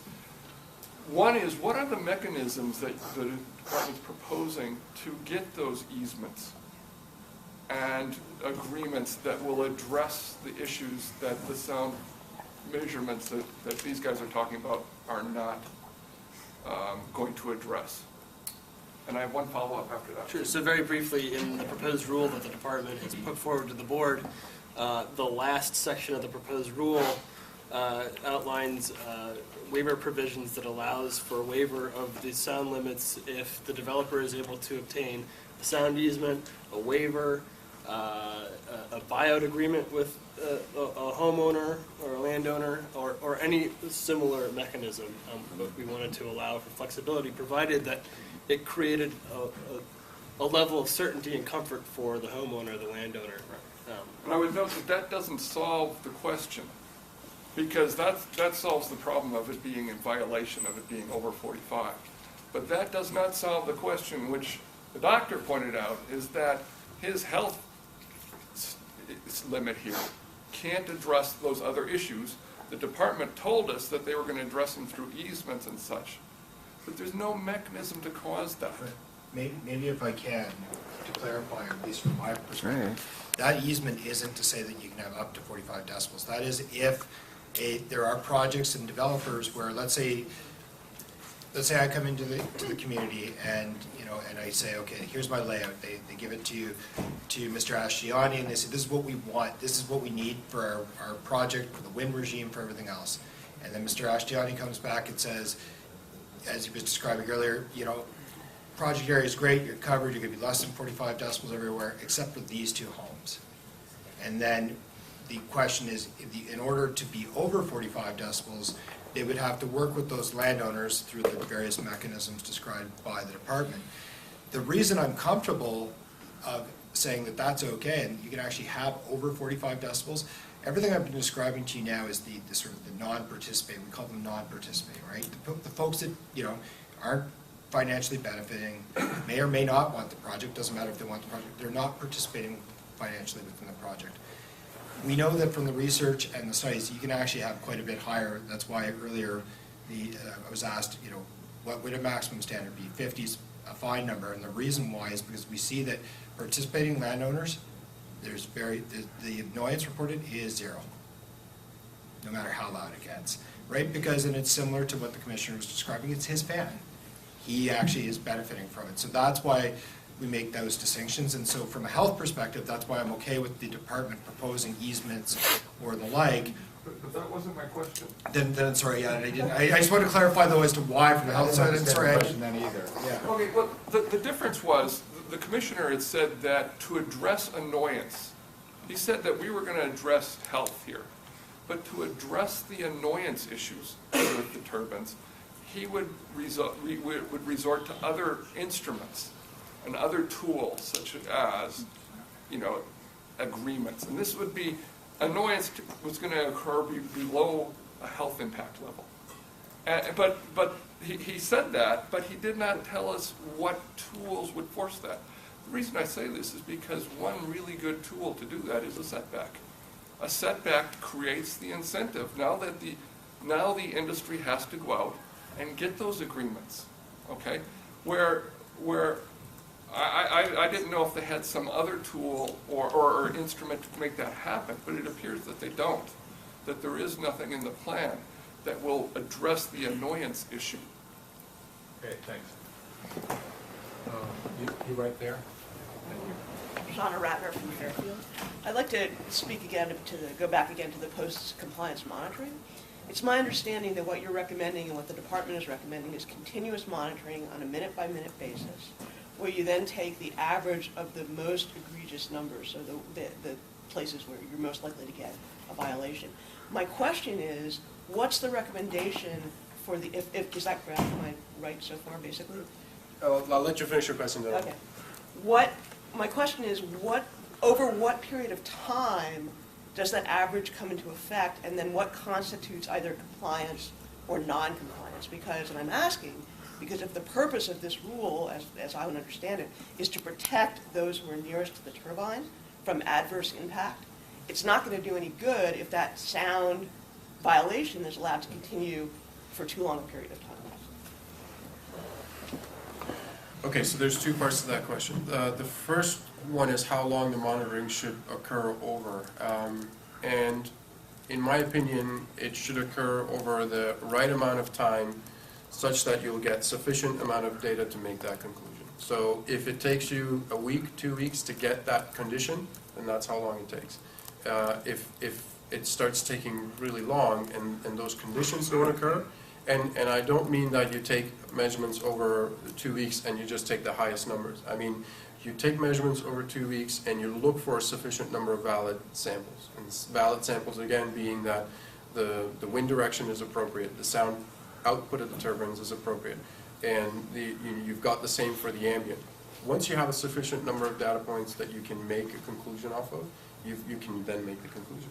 If you haven't got the information, like if the conditions haven't occurred, there's two things that you can conclude from that. Is that one, either the worst case condition that you modeled for doesn't happen that often anyway, so maybe you should look at some other condition, or that that there's a certain amount of time after which you can say we'll just take the data that's there and evaluate, you know, what has occurred over that time. So you basically, you need to be able to make a conclusion, and if you can't make a conclusion because the data is not there, then that should be proof enough that the worst case condition doesn't actually occur and it's not as bad as the model had originally predicted.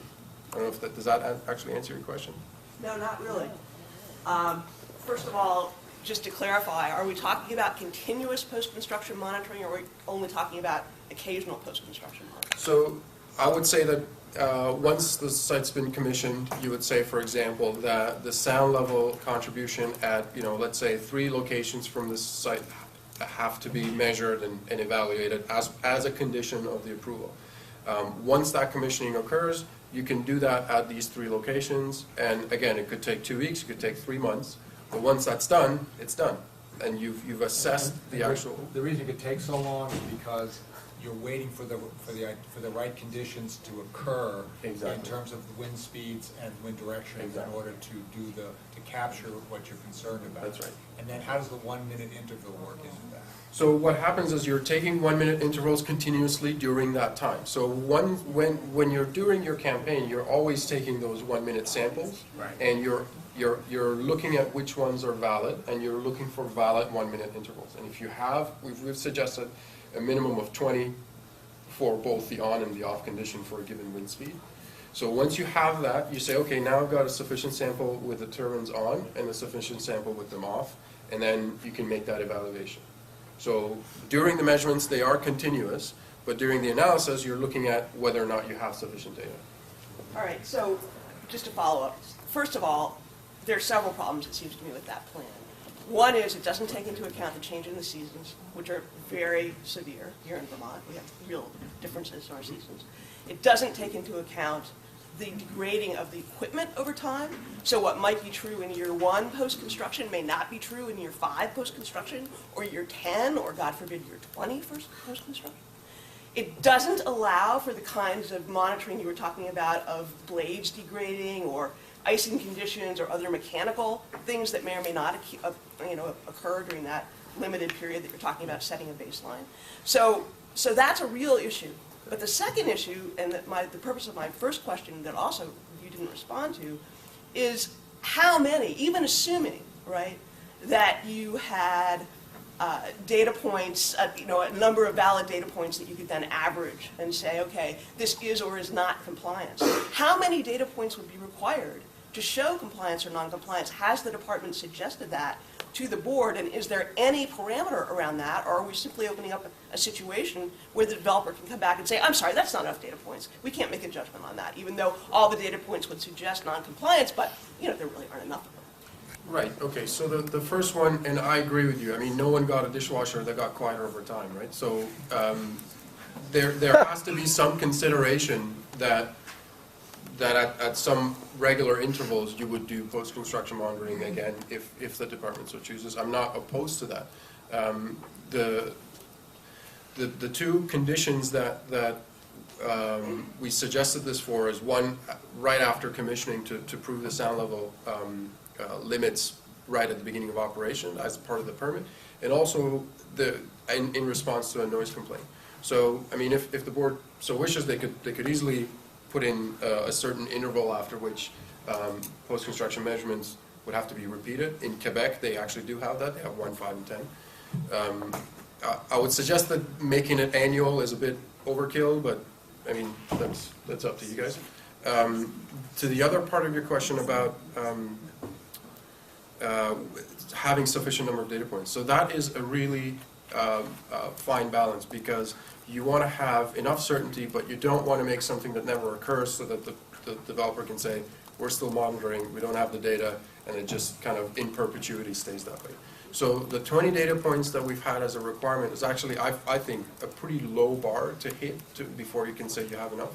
To give you an example, the same or a very similar methodology is employed in Ontario, where you need 120 data points with the turbines operating for 4, 5, 6, and 7 meters a second, and you need 60 data points with the turbines off for 4, 5, 6, and 7 meters a second. Have the 20, I think it should be reasonable, and if that doesn't occur, then that's a real argument for the worst case conditions actually not occurring all that often. So when you say operating, you mean without curtailment, right?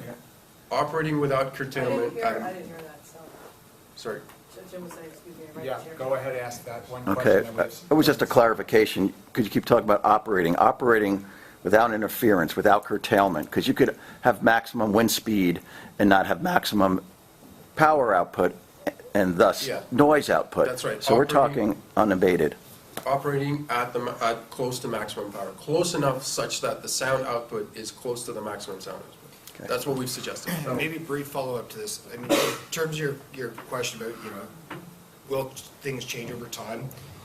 Usually that's where, project's up, if it's in compliance, if there are no issues, then it operates fine. If there is an issue, that's why we were encouraging this complaint process-driven side of things. So that, if there is a complaint, let's say at year 5 or year 6, I mean, there are projects where it happens, where the gearbox goes. Something happens with the turbine blade. And often, that is a problem, and it's also a problem for the machines. They want to fix it, but I don't want to suggest that there's never been a valid complaint. There certainly have, and those are the things that need to be fixed. So I think by incorporating that complaint-driven process as well, and you need to be careful on the abuse of a complaint-driven process, but that helps to deal with that, because over the time, as you go. The other one too, maybe to your questions, I don't think that it should be an open-ended. The developer gets their permit, they construct the project, and they say that they're monitoring in perpetuity. I don't know if there's a time frame that's been set by the board that says recommended by the department to the board that says, within 3 months or 6 months or a year, you need to demonstrate this. But, certainly something that if it's not contemplated yet, either could be contemplated by the board or could be put in as part of a condition of a permit, so that you don't just have a 12-year period of monitoring to say that you're not. Okay, sorry, I have to interrupt. We've been going for 2 hours. The court reporter needs a break, so we're going to take a 10-minute break right now. We can continue this discussion right after we get back. To present, and then we have to be out of this room by 4:30. That's how much time we booked it for. And I think they may have another event that they have to prepare for, so we're going to have to be out of here at 4:30. So if there's time after the other presenters go, we can return to the department's witnesses, the department's presenters at the end, if you'd like to do that. So we have some questions for you, which we'd like Sure, to just ask you now. very quickly, and Mr. Ashiani is on his way. Okay. He's not quite here yet, but if I may, I want to address one of the questions that you asked right before we were at the break. The rule that the department is proposing contains a provision that would require additional sound monitoring 5 years after the initial round of post-construction monitoring. So the department's rule does contemplate ongoing monitoring beyond the initial monitoring, because But just at the 5-year point. that's what we have right now. But we understand, we hear your concern, and this is something that I think the board should obviously consider. That it might be appropriate to have additional monitoring beyond that initial 5 years. May I ask one more quick question? What does the department anticipate recommending in terms of a complaint procedure? So if there is a complaint. Certainly. So what we have contained in the proposed rule right now is that any complaint protocol that would, any complaint procedure that would be in place would be consistent with a complaint protocol that was recently developed by our Consumer Affairs Division. That was recently completed this past year. After a lot of discussion internally at the department, we've decided that we thought it was best to allow for the specific complaint protocols to be developed on a case-by-case basis. Only because at this point we have a framework that's been codified and outlined in the department's internal procedures, and we want that to be consistent with that. But we want to make sure that we have a full understanding of what we're looking at on a case-by-case basis, and we want to be able to develop it. We weren't 100% comfortable with recommending a complete complaint protocol at this time, which is why we didn't do it. So just to be clear, what I'm hearing then is that there is no standard for what constitutes noncompliance within the framework of a complaint protocol.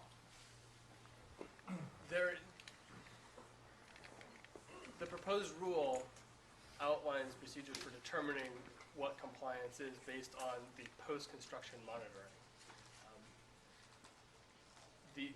The overall tenor of the rule that we propose indicates that the model that we use that would then be tweaked based on the post-construction monitoring would be a basis for making determinations of how to proceed with a complaint protocol. But we haven't gotten to the point where we're able to offer a complete complaint protocol at this point. I would just suggest, and I'll be quiet, that you have quite a gap then, because what you've got is post-construction monitoring for some period directly post-construction, possibly some additional monitoring 5 years in the future, no provision for interim monitoring, and no provision, as I hear it, for a specific monitoring in response to a complaint. So I really don't see how this can possibly work to the benefit of people who are living in the proximity of these developments. Would you remind me of your name, please? Shauna Ratner from Fairfield. Okay, so we'd like to go back to, we have some questions for you. Is this on? Yep. Turning to the actual rule that was proposed, section 5.705C. Excuse me, could you state who you are, sir? Yes, my name is Tom Nauer. I'm an analyst with the board. Section 5.705C requires that post-construction sound monitoring information be fed back into the pre-construction sound model, as I understand it. And I am looking for someone from the department. I'm not sure who the right person is to answer, but what's the utility of that feeding information back into the pre-construction model? How does that help the board determine compliance with a standard? So the situation where I could see that being helpful is, for example, if there's future projects that are going to be modeled and there's a different level of safety factor that could be used based on the results, you could help refine the modeling. The other thing you could do is look at situations where if there's a problem with a specific turbine and it's making more noise than it's supposed to, you know, what would go back into that model to see if the model had the correct amount of safety factor included, or if something needs to be adjusted.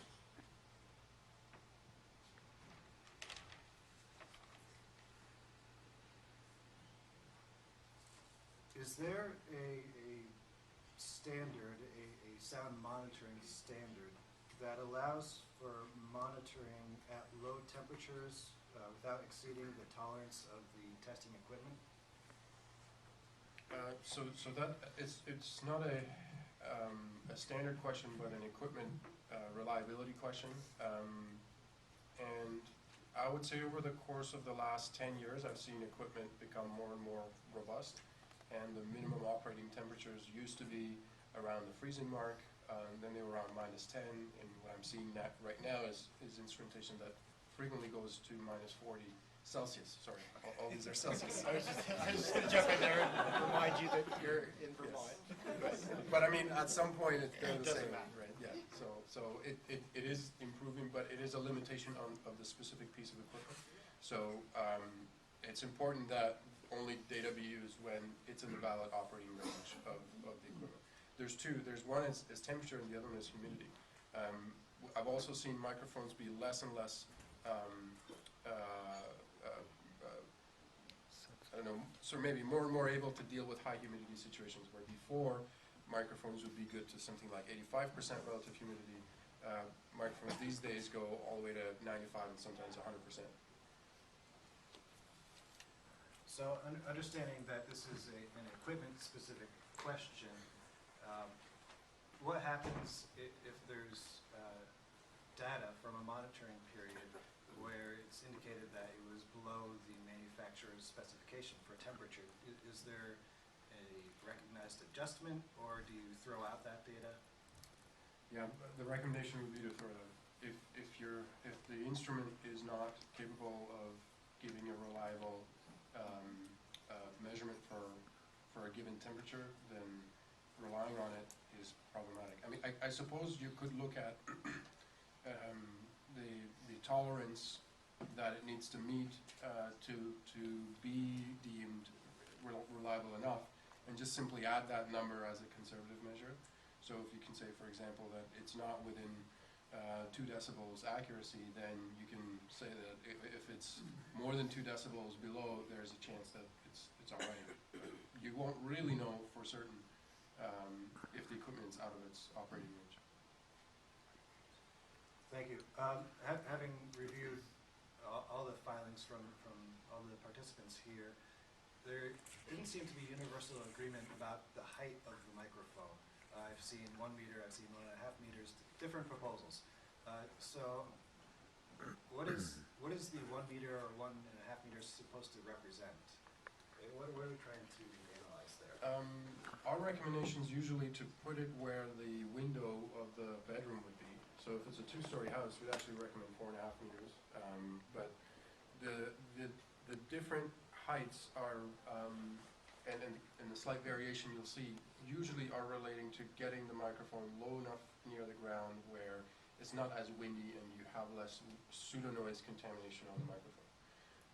But most of the examples I've seen with monitoring that's happened in Vermont has been on only a single stage microphone screen.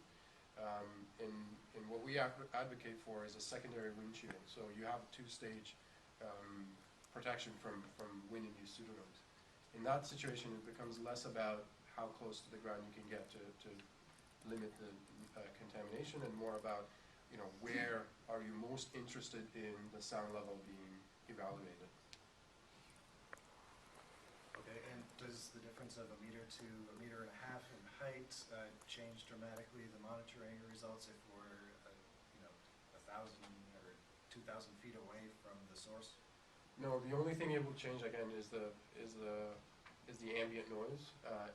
If you're in a situation where you will get less wind going over the microphone at the lower wind speeds, the actual sound difference is 0.5 meter difference is negligible. Okay, and is there someone, either Mr. Kazicki or one of the consultants, that could just walk us through section 5.707 in its entirety? I have several questions, and it may be quicker for you to run the whole room through it. Can we borrow? This has to do with the analysis of the data from the post-construction monitoring.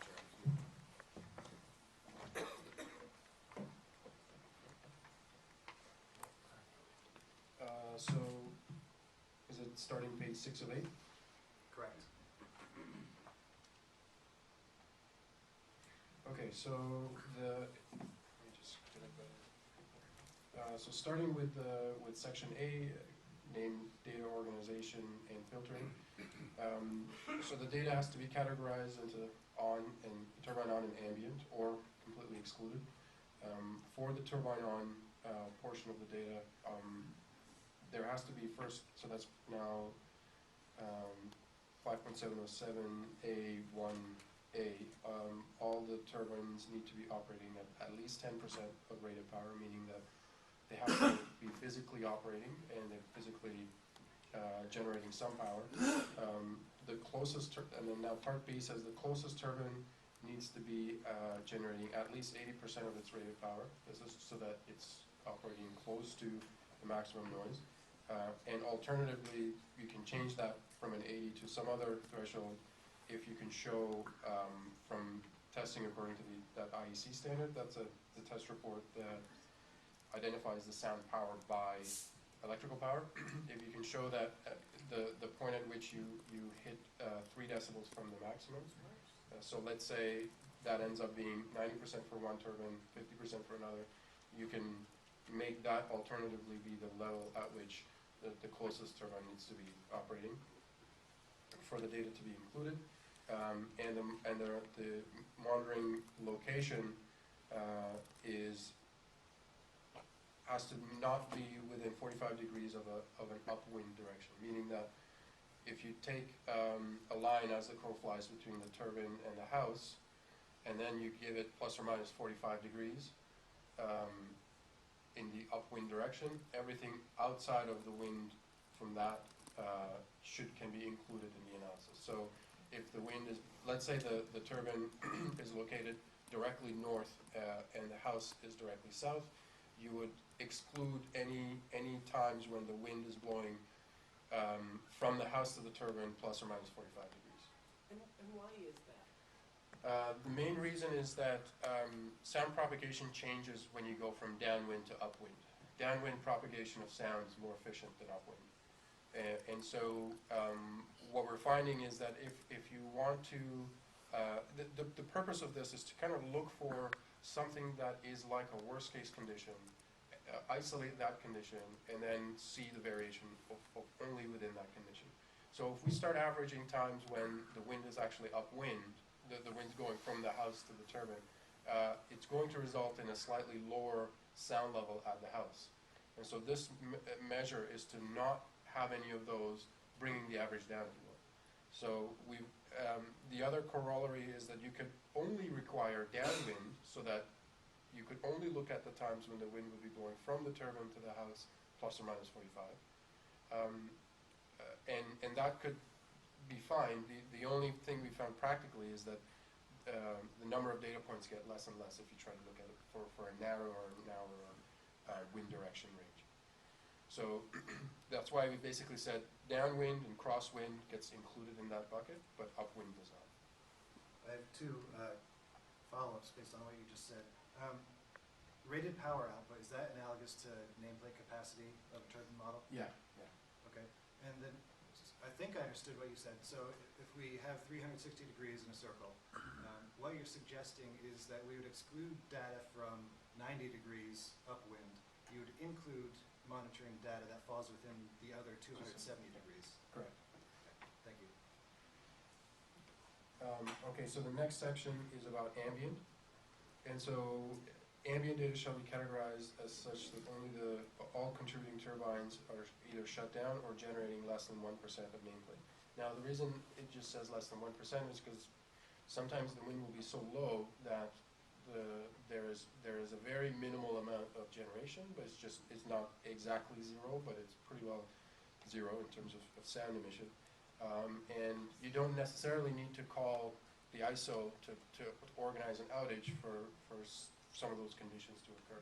And so it's to be able to use those times when the facility is down anyway, and not specifically ordered to be shut down. Number 3 is about filtering, basically. 3A basically says data is to be categorized on or ambient.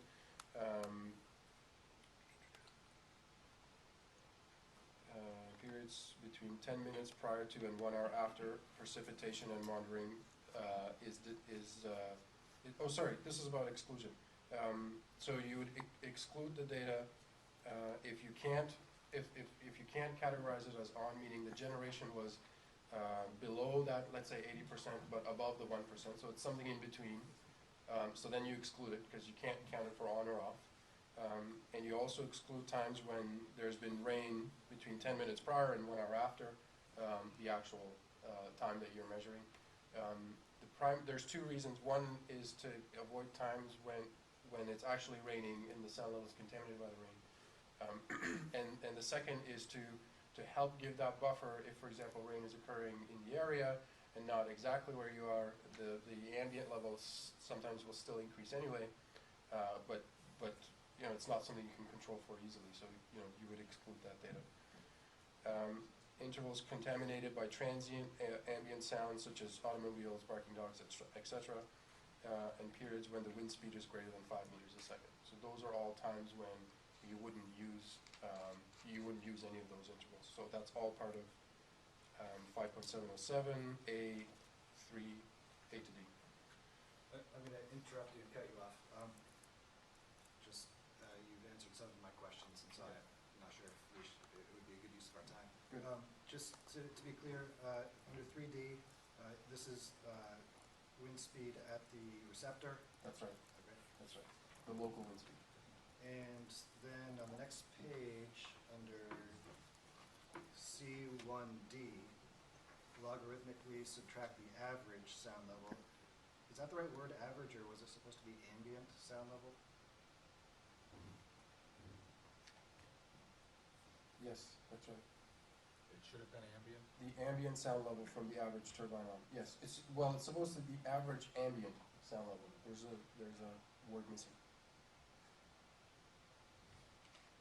Okay. So logarithmically subtract the average ambient sound level from the average turbine on sound level in each wind bin to derive the projectability sound level. Okay, thank you. And understanding the department has not proposed a setback standard, and you have discussed how other jurisdictions sometimes apply setbacks, sometimes apply that in conjunction with the decibel standard. There are other people in the room who do support a setback standard. So I just had a question about that. Do turbines of the same capacity and the same height, but from different manufacturers, would they be expected to have the same sound power level? Not necessarily. Okay, and what would account for those differences? So you have to look at the sound production mechanism. Basically, what manufacturers are always striving to do is to get a better designed blade that gets them more power at the same sound level, or less sound, or equal sound at a higher power level. And so what happens is they'll design an airfoil blade and they'll look at the noise generating mechanisms. There's trailing edge noise, which is the trailing part of the blade. There's leading edge noise. There's flow separation problems that happen. And as the research is been progressing, if you want to count it this way, the decibels per megawatt of power produced is on its trajectory down. So you could get the same turbine that has a more efficient blade that can operate maybe at a higher RPM, spin a bit faster, but because of its blade optimization, not make any more sound. So it can make more power, but not more sound. If you take the same turbine with the same control parameters, then it becomes a lot harder to spin it faster and not make more sound. But that again comes to software control algorithms and that kind of thing. And that's something manufacturers are always striving to kind of push their technology. So you could definitely have two turbines that are the same height, the same kind of dimensions, generating wildly different amounts of noise. Maybe just a quick clarification from my end here. I'm not suggesting that the board not put a distance setback. What I'm suggesting is that if you're going to put a distance setback because you want to make sure the sound level is achieved, then don't put an overly restrictive setback that you know, I'm just going to give a wild example. The board decides that you want to put a 10-mile setback because you think that's going to achieve 45 decibels. It will achieve 45 decibels, but of course, it would be a lot closer than that, what you would do. So in the jurisdictions that typically account for both, they set the sound level, in my experience, they set the sound level that they desire, and then they look for approximately what distance, and it's usually on the shorter end of that distance, would you need to be set back to achieve that sound level. So it's just it's counterproductive to set, let's say, a 2-mile setback when you want a 45 decibel. If you want a 2-mile setback for other reasons, not because you want a 45 or a 40 or some other sound level, it's just taking that into account if you consider a distance setback. If you're doing it for a sound level, then there's some more nuances there, I guess. Follow up to that. So that variation as to distance, assuming that you're starting at the sound point and then calculating to a distance decision, does that distance vary according to the topography and other factors, and therefore it's not one size fits all? That's exactly. It actually varies for a whole bunch of reasons. One is, as Mr. Ashtiani is describing, is different turbine types have different sound power outputs, different topographies, different regions, and so that's why personally I like to see sound limits set that you're comfortable with, and the distance is then generated by that modeling and by the compliance. And we wrote a paper a couple of years ago where we looked at the effect of distance on the resulting sound level at homes with distance, and you get anywhere between a 5 decibel and a 10 decibel difference in scattered. So let's say you were at 2,500, let's say you're at a half mile. So you're at 2640 feet, you're at the half mile, the sound level could be 35 decibels or it could be 45 decibels. And so that's why I say setting a distance as a proxy for sound, you can combine them, but it really can vary so dramatically. And even in the state of Vermont here, where you've got such wide-ranging topography, where one size won't necessarily fit all. That was the caution. And just finally for me, Mr. Ashtiani gave an answer that two turbines by different manufacturers with the same height and same nameplate capacity may have different sound power levels. Does that general answer hold true for all the different categories of turbines, whether they be very small to the largest? Yeah, I would say so, yeah. I think one of the largest factors is RPM. So if one of them runs at a higher RPM than the other, I think independent of the size, then you can have a fairly big variation.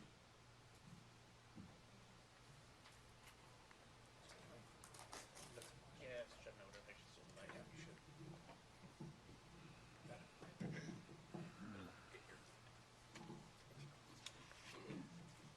All right, I'll lean. I'll lean forward. Kevin Fink with the board. I wanted to ask you earlier, Mr. Olson, you had, I think I understood you to say earlier that your conclusion is that a 30 dBA inside level is not necessary to protect public health, that levels slightly above that may still be protective. Is that? No, so the challenge with the 30 dBA, it's not a standard, it's not a hard and fast guideline, it's not something around the world where people say, okay, 30 decibels, above that we're going to have significant health effects or health effects at all.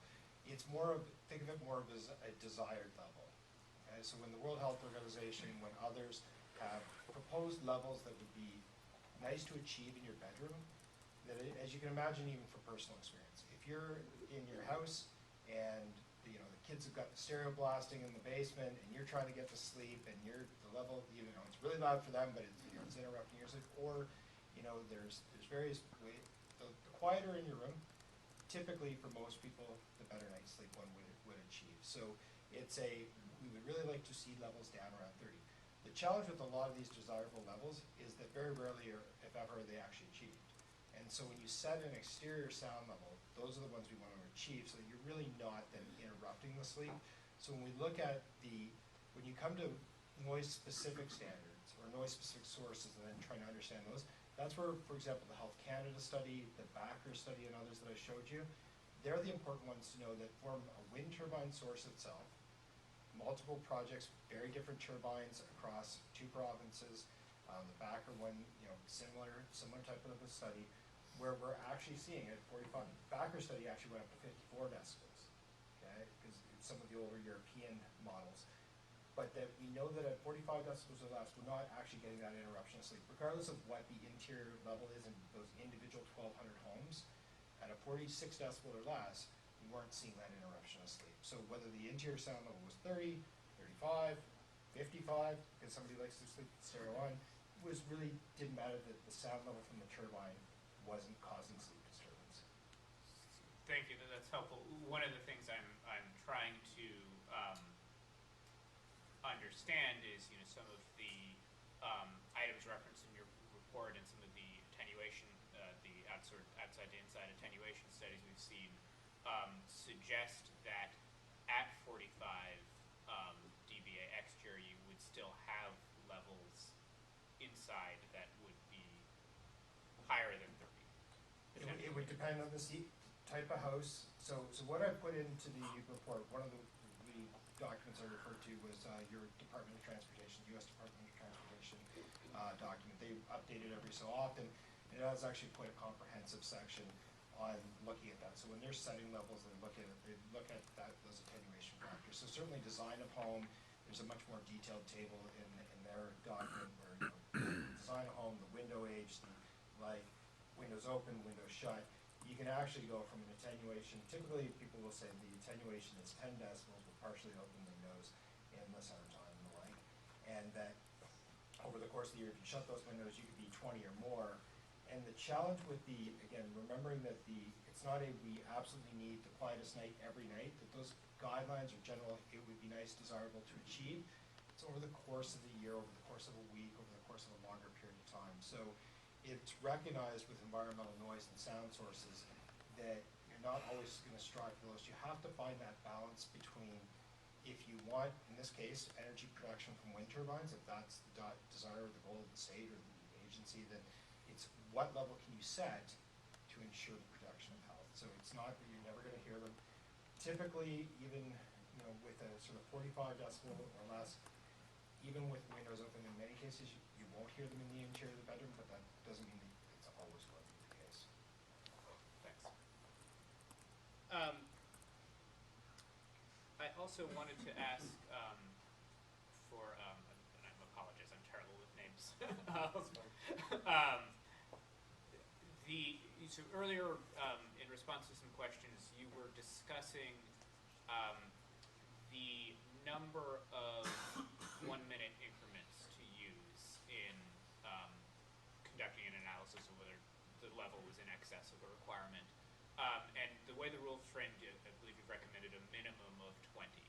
And in part informed by some of that discussion we were having earlier, is there a need to include a maximum number, or is there a concern that, for example, in monitoring, one might, continue to monitor to try to bring in data that is less than, the early segment of the data, or how do you manage that issue? The protocol and the methodology is designed to isolate those worst case environmental conditions to a reasonable degree. And once you have that condition should be valid whether it happened in the early stages or the end stages of a monitoring campaign. So there is no set maximum that is prescribed. Most of the time, the problem is the minimum, and being able to reasonably say that you've got enough information to make a decision or a conclusion. The other thing you may be able to do if you have more data is to be able to see if within that variation, are there other contaminating factors? So for example, maybe you could, if the number of data points is too high, start narrowing the direction range such that now instead of just looking at everything except upwind, now you can maybe only focus on downwind if you happen to have more data that at your disposal. But I don't think it should be any less valid if all of those conditions are still met. Okay. And then I also wanted to ask you, someone in the audience, or the participating audience, had mentioned seasonality earlier, and I wanted to see if I could get you to expand on how the protocol you're recommending captures seasonal changes. Yeah, so that actually is a good question, and this is something that we've started to have more and more experience over the last 5 or so years. The main difference that we see, though, from a seasonality perspective, is that some seasons mask the sound from the turbines more and others mask it less. What we've seen is that the sound from the actual turbines doesn't increase. It pretty well is related to the wind conditions at the hub. What changes, though, is you'll get in the early spring, for example, where there aren't any leaves on most trees, and not all trees, but the ambient is less, so you get less masking noise, and the sound from the turbines will become more audible and more distinct. Whereas if you think about the fall, where there's a lot of foliage on the trees, then the ambient condition masks the sound from the turbines a bit better. So it's not actually the sound from the turbines that change, it's the relative ambient that is the change. So as long as you have a good signal to noise ratio when you do the analysis, let's say you do your measurements, I recommend early spring actually. And if your equipment can take it, the very tail end of winter even, because that's when you've got pretty good wind conditions historically, they're in the shoulder months, and you still don't yet have leaves on your trees. But it's not to say that if you really didn't want to, you couldn't do it in the summertime or the fall. As long as you get that good quality data, the difference between your on and off is big enough so that you can make a good conclusion. That's, to me, more important than whether you also will have to do it in the spring and the fall and the summer and the winter. Can I maybe just add one thing?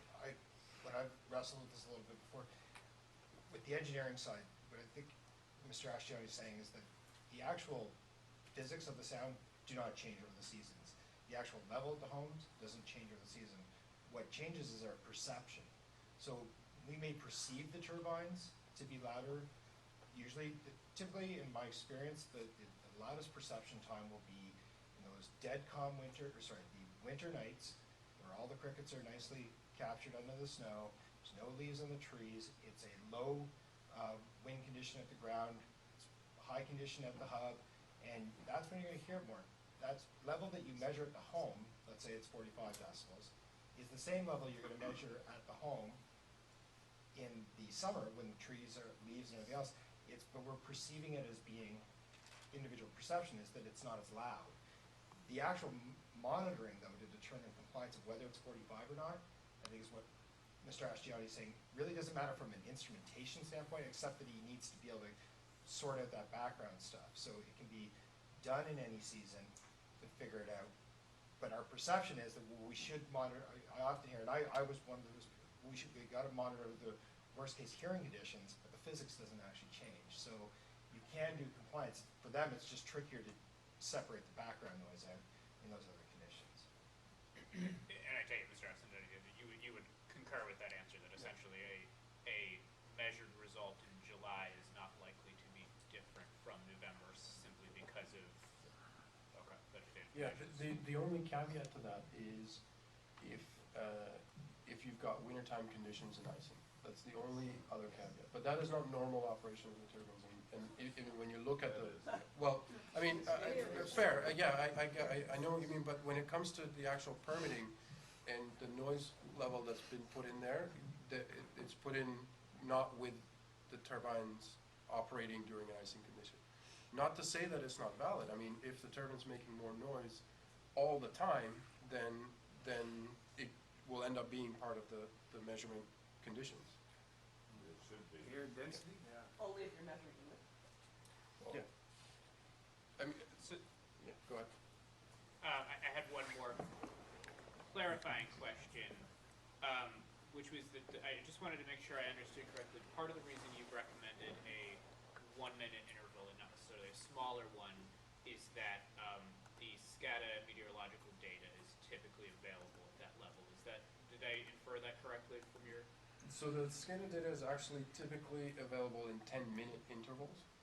But what we do is we say, I get that it's only 10 minutes, but if it wasn't at the high power for the whole 10 minutes, then I don't know which part of it was high and which part of it wasn't, so we just throw it out.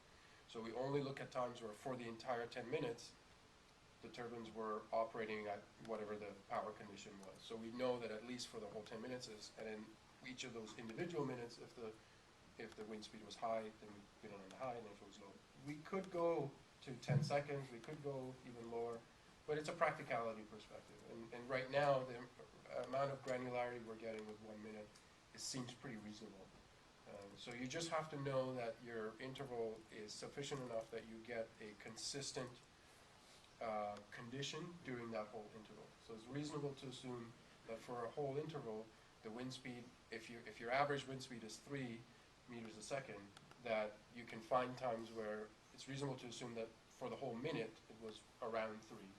But if you get to, let's say, 10 minutes, then I'm less confident that it stayed around 3 and didn't wander off into 7 or 2 or whatever, because I've seen gusty periods where even within a 1 minute you can get a 2, 3, 4 meter a second difference. So the shorter you make that, the more you really parse out the parts that belong in high ambient noise and low ambient noise. Thank you. Okay. Following up on the seasonality question, my understanding was that frozen ground may have a different absorption level than summer non-frozen ground, and also that sound wave propagation may be different at different relative humidity levels. I know in the winter my skin gets dry because the atmosphere is dry. I'm wondering whether the sound modeling inputs are able to be toggled to reflect worst case scenarios based on seasonal conditions. So you're absolutely right, there is a variation, and the reason I didn't go into it is because the variation compared to the overall limit is actually, it's not a huge variation. We're talking about 2 decibels, 3 decibels at the most, that you would get from just changes in temperature and humidity. When the noise modeling is done at the prescribed conditions, it's actually done at 10 degrees C and 7% relative humidity, because that happens to be the combination that gives the least amount of sound absorption as the sound travels for the temperature and relative humidity. So in pretty well all the jurisdictions, the modeling is done under that kind of worst case condition, so anything else would be hopefully lower than that. The ground condition though of 0.5, yeah, that could make a difference of, I don't know, 0.5, 0.6 decibels if you go from a semi-porous to a 100% reflective kind of scenario. 100% reflective is more like over water, and so a snow-ice mix would be probably closer to maybe 0.3, maybe 0.5, but now we're talking about such slight differences that I don't think it warrants doing separate post-construction measurements in the wintertime than the summertime. So the long and short of it is, yes, there's some like slight nuances, but nothing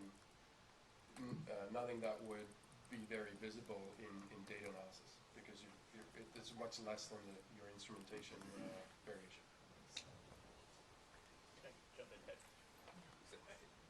You've confused in my my mind your answer to my question earlier now.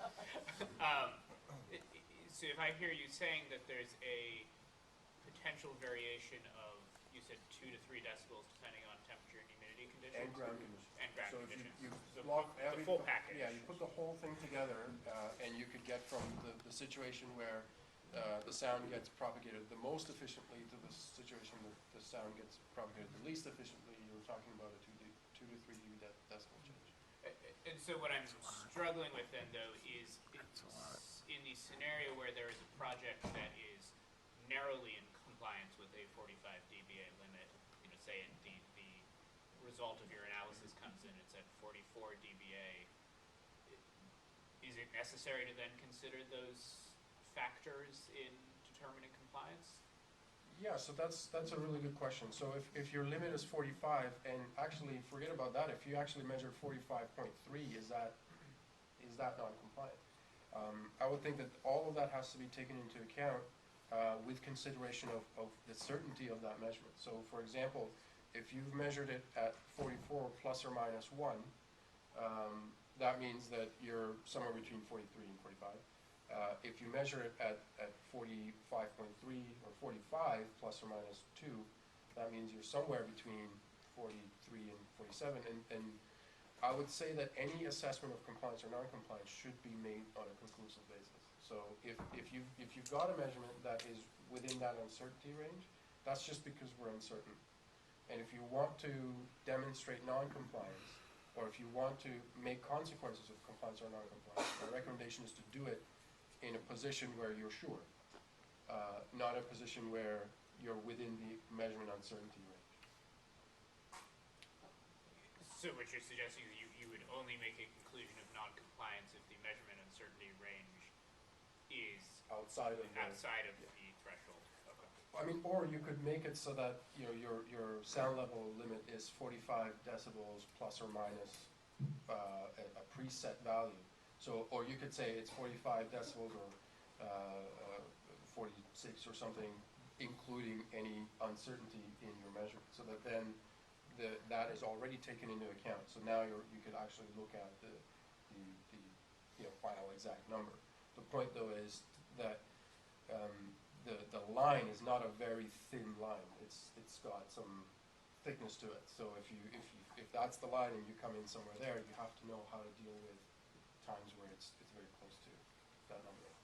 And in your experience, is there a sort of typical, or is it highly variable based on the specific analysis of the project, what that uncertainty interval would be? I mean, you just suggested setting a standard that sort of builds that in. Yeah. I guess what I'm asking you is what number might that be if, you know? I think 2 decibels is reasonable. So if you've got, let's say, a sound level limit of 40 or 45, and the measurements come in at 41 or 46, or at 39 or 44, I think that's pretty close to being all right. When it gets to more than 2 decibels, then that's something you may want to look at the actual variation. So for example, if your signal to noise was terrible because you happen to be at a site that is close to other sources of noise, so if it happens to be close to a roadway or happens to something that contaminates it a lot, and your uncertainty starts ballooning up, then you may look at those ones a little bit differently in that assessment. But there isn't one clear answer, and a lot of jurisdictions wrestle with this, but it's just something that there should be some common sense when looking at that data. Thanks.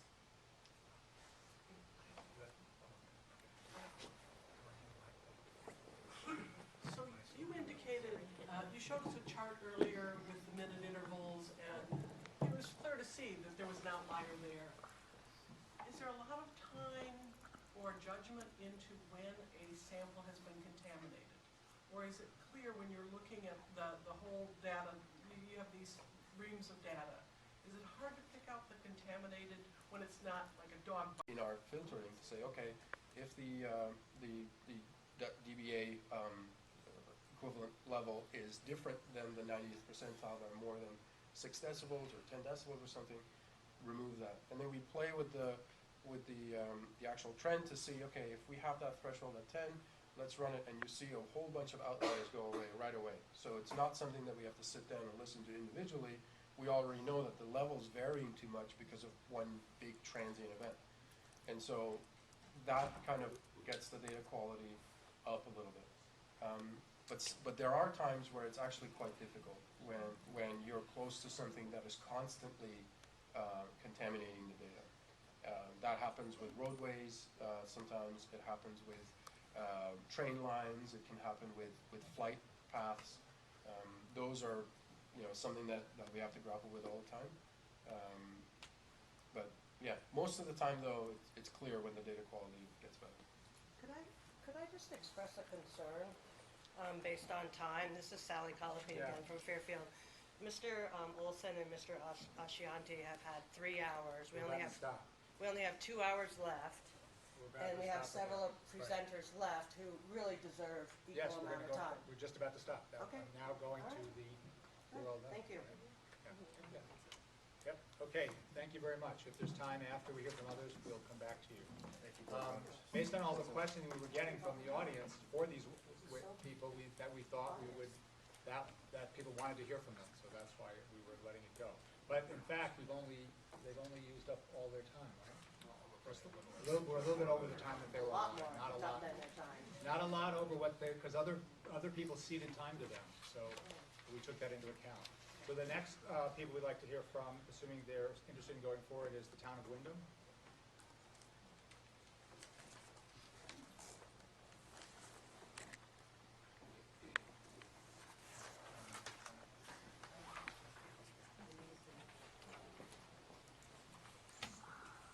Morning. Oh, no. That's what my notes say. It's now afternoon. Good afternoon, everybody. I'm Frank Seawright. I'm from the town of Wyndham, and it so happens that I am the chairman of the select board there in Wyndham. I am not an expert on anything, and I'm going to say the word decibel once, and I just did it. So now I'm going to go into my story of what has happened in Wyndham. Except if you're going to talk about that project that might come before us, I'm not sure how much we can hear about that. Okay. As far as I know, at this point, the project has been discontinued. Okay. So why don't you go ahead and tell your story then? Okay. We'll let you know if it sounds like it might be becoming a problem. All right. Okay, our town has a pretty well-written town plan. It's been approved by the Regional Commission, and it has a very progressive energy component in it. Our town plan does prohibit industrial scale wind development, but overall we are not opposed to renewable energy. In fact, my wife and I put up the first electricity generating turbine in the town of Wyndham, and I think it was operational in about 2005. And we subsequently have put in net meter solar panels, so we're not opposed to renewables. We do understand that.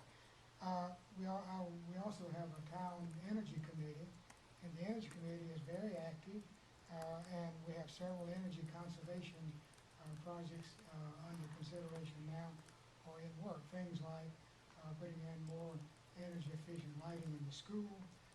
We also are exploring rebuilding or remodeling our town garage to make it more energy efficient. We also are looking at putting solar panels on the garage to generate power. And our town meeting hall is over 200 years old, so making it more energy efficient is a pretty difficult task. I want to give you a little bit of history right now about why I'm here and what I'm going to say. About 4.5 or maybe almost 5 years ago, the wind developer Iberdrola of Spain came to our town and told us that they intended to install a large installation on about 3,000 acres of property that's owned by one person there in the town of Wyndham. They said that they were aware of our town plan, that they were going to go ahead with their project. Anyway, at that point they gave us no details about the project, not how many turbines, not where they would be, no details at all, saying it was entirely too early for anything like that. After that, they did install 3 net towers, collected data. In fact, they are still up. They haven't removed them yet. Their certificate runs for about another year. But during that time, we heard very little from them. Intervening years, we had periodic mailings. They conducted site visits out to look at the Met Towers and had a few barbecues and things like that. Then in October of 2015, they finally presented what they said was a preliminary project layout. And along at that same time, they proposed what they called an economic benefits package of $715,000 per year to the town of Windham. It would be paid directly to the town of Windham to be used however the voters saw fit to use it. During the time that they made the presentation of the preliminary layout, they did say that they would not go forward with the project if the town voted against the project, and then they specified later on, we got clear that if the question was put on the ballot using language that they proposed on the November the 8th ballot, and was voted on for general election, if the town voted no, they would discontinue the project. If you are anything aware, that is what happened, but I'll go on with the story.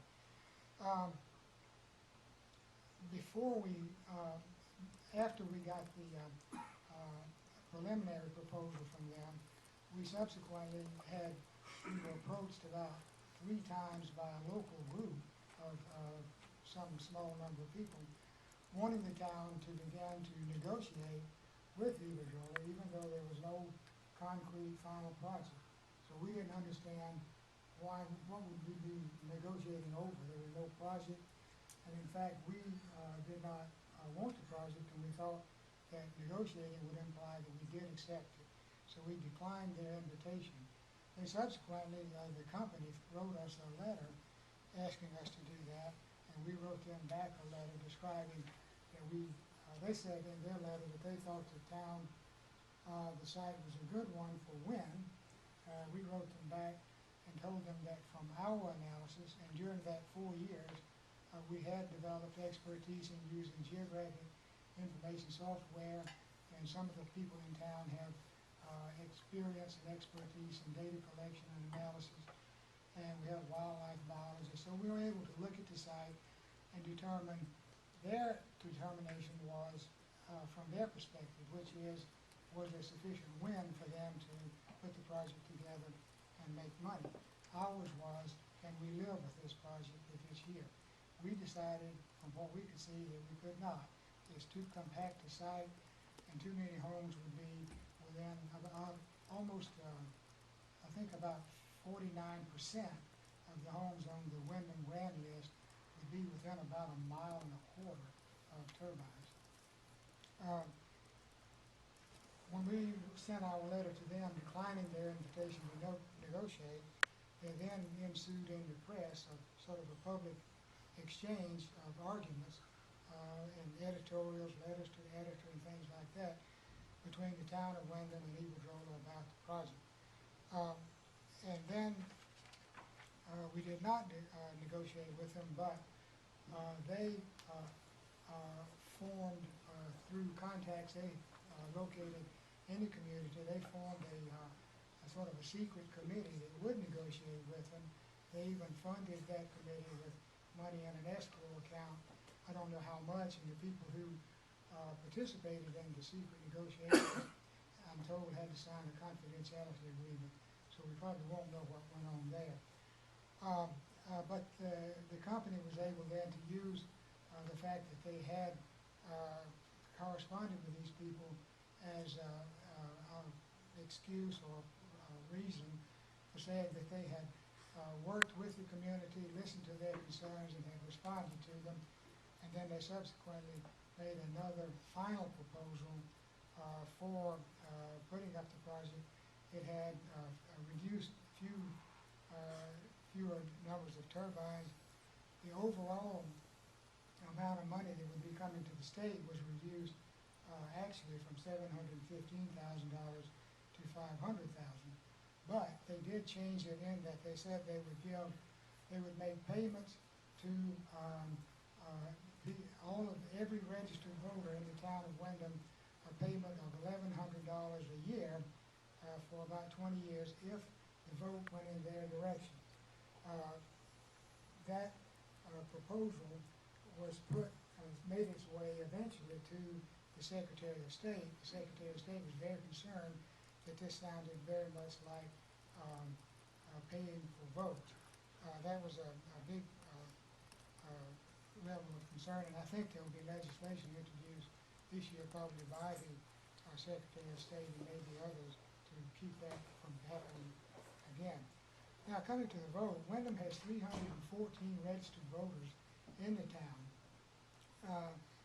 We have never had more than 70% voter turnout. This year, with that question being on the ballot, we had a 92% voter turnout. And in that vote, 181 people voted no, they did not support the project, and 101 voted yes.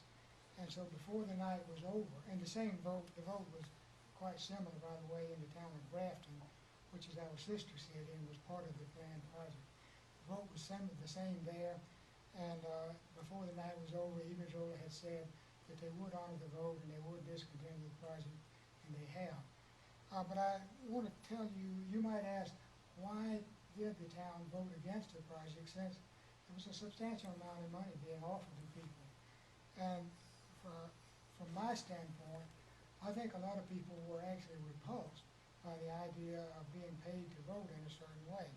But apart from that, I think overall, most of us did not feel like the provisions under 248 would provide sufficient protection for our town. We just didn't have that trust. We didn't want to have the same experience that they've had in Sheffield, Lowell, and Georgia Mountain. And there's lots of other negative reports from around the nation.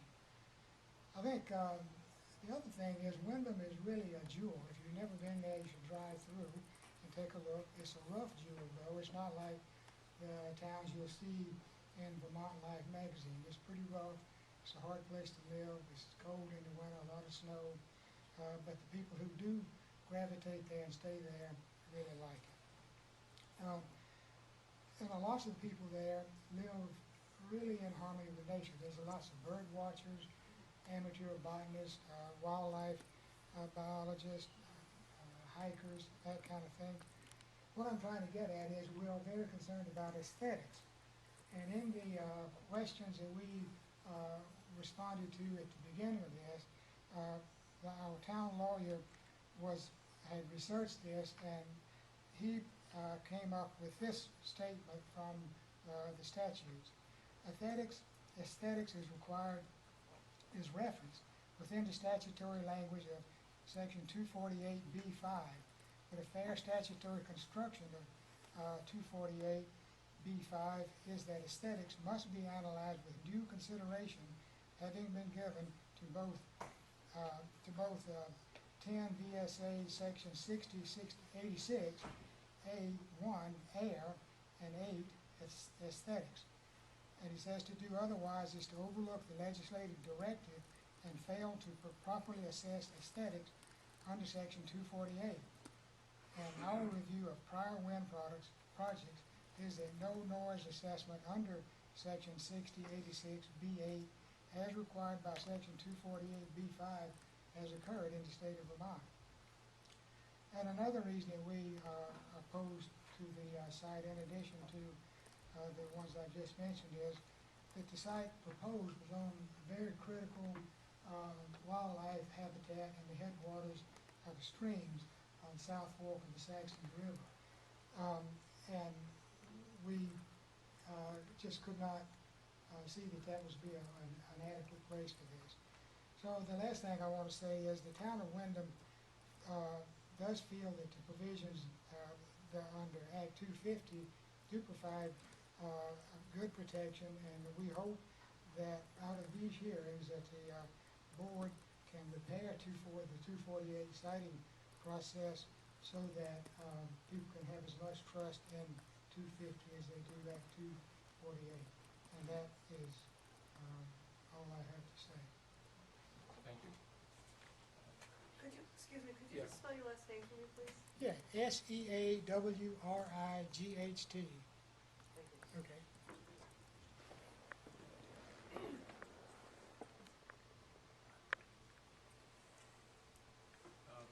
Thank you. I would just like to note that we appreciated your comments, and especially the point about where sound should be, which part of the statute sound should be analyzed under. We'll take that recommendation and consider it. I don't know that you actually said much else about the net metering rules, so I think sound. I mean, sorry, you're doing something. About the sound potential sound rule. So at this point, I'd like to move on to the next presenter, if that's agreeable with folks, which is Vermont Public Interest Research Group. I think they stated their. No, they didn't. Nope.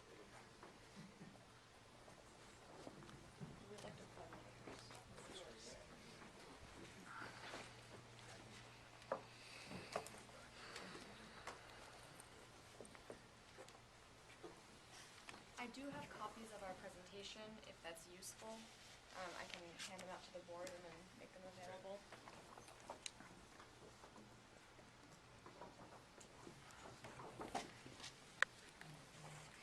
So did you send them to us electronically too? Absolutely. Okay.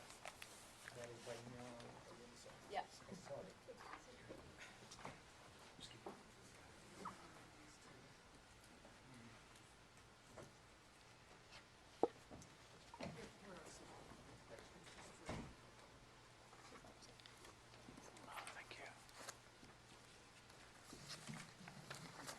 My name is Sarah Wolf. I'm the clean energy advocate for VPERG.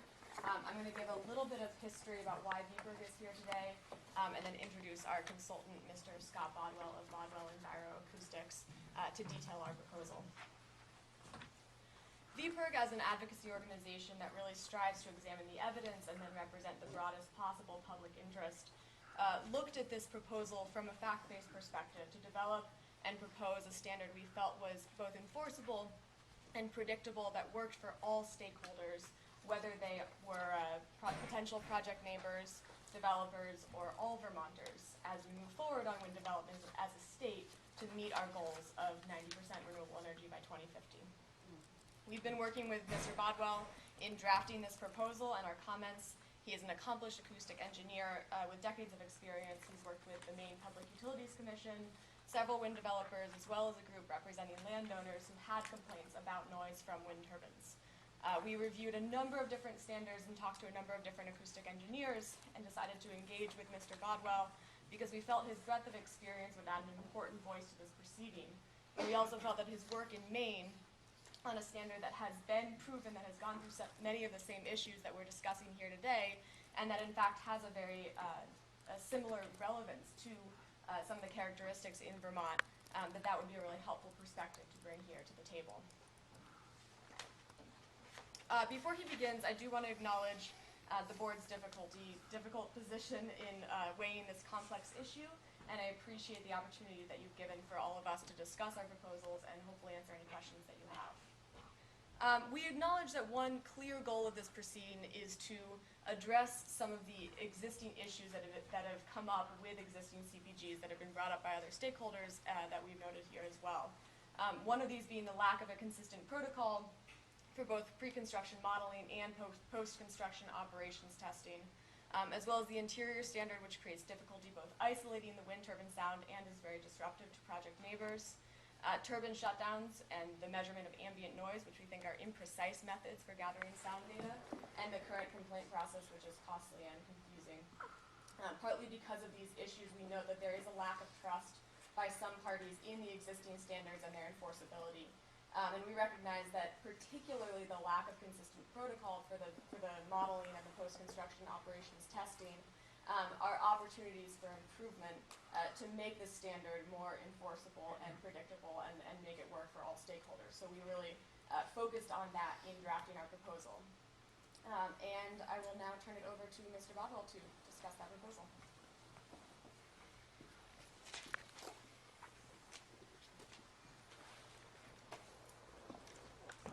Thank you. Council Head, good morning. Thank you for the opportunity to provide proposals for the wind turbine noise rules on behalf of VPERG for their stated goals for responsible renewable energy. My position in undertaking this effort was to provide fully supported by direct experience, recommendations for best available methodologies for some of the things that, that the department had presented about. And the two most important elements of this, I believe, are the sound modeling of wind projects based on recognized international standard that quantify turbine sound power levels. And the second, that dovetails with that quite closely, is proven methodologies for operations, sound testing, wind turbine sound testing, to validate model predictions and evaluate compliance. Whatever the limits and quantifiable limits that you decide on, to me, these are the basis for making it work. And by having effective protocols in both of these areas, I think is going to resolve the large majority of the questions and issues that you're dealing with based on the histories here in Vermont. With these, and it would also benefit all the stakeholders.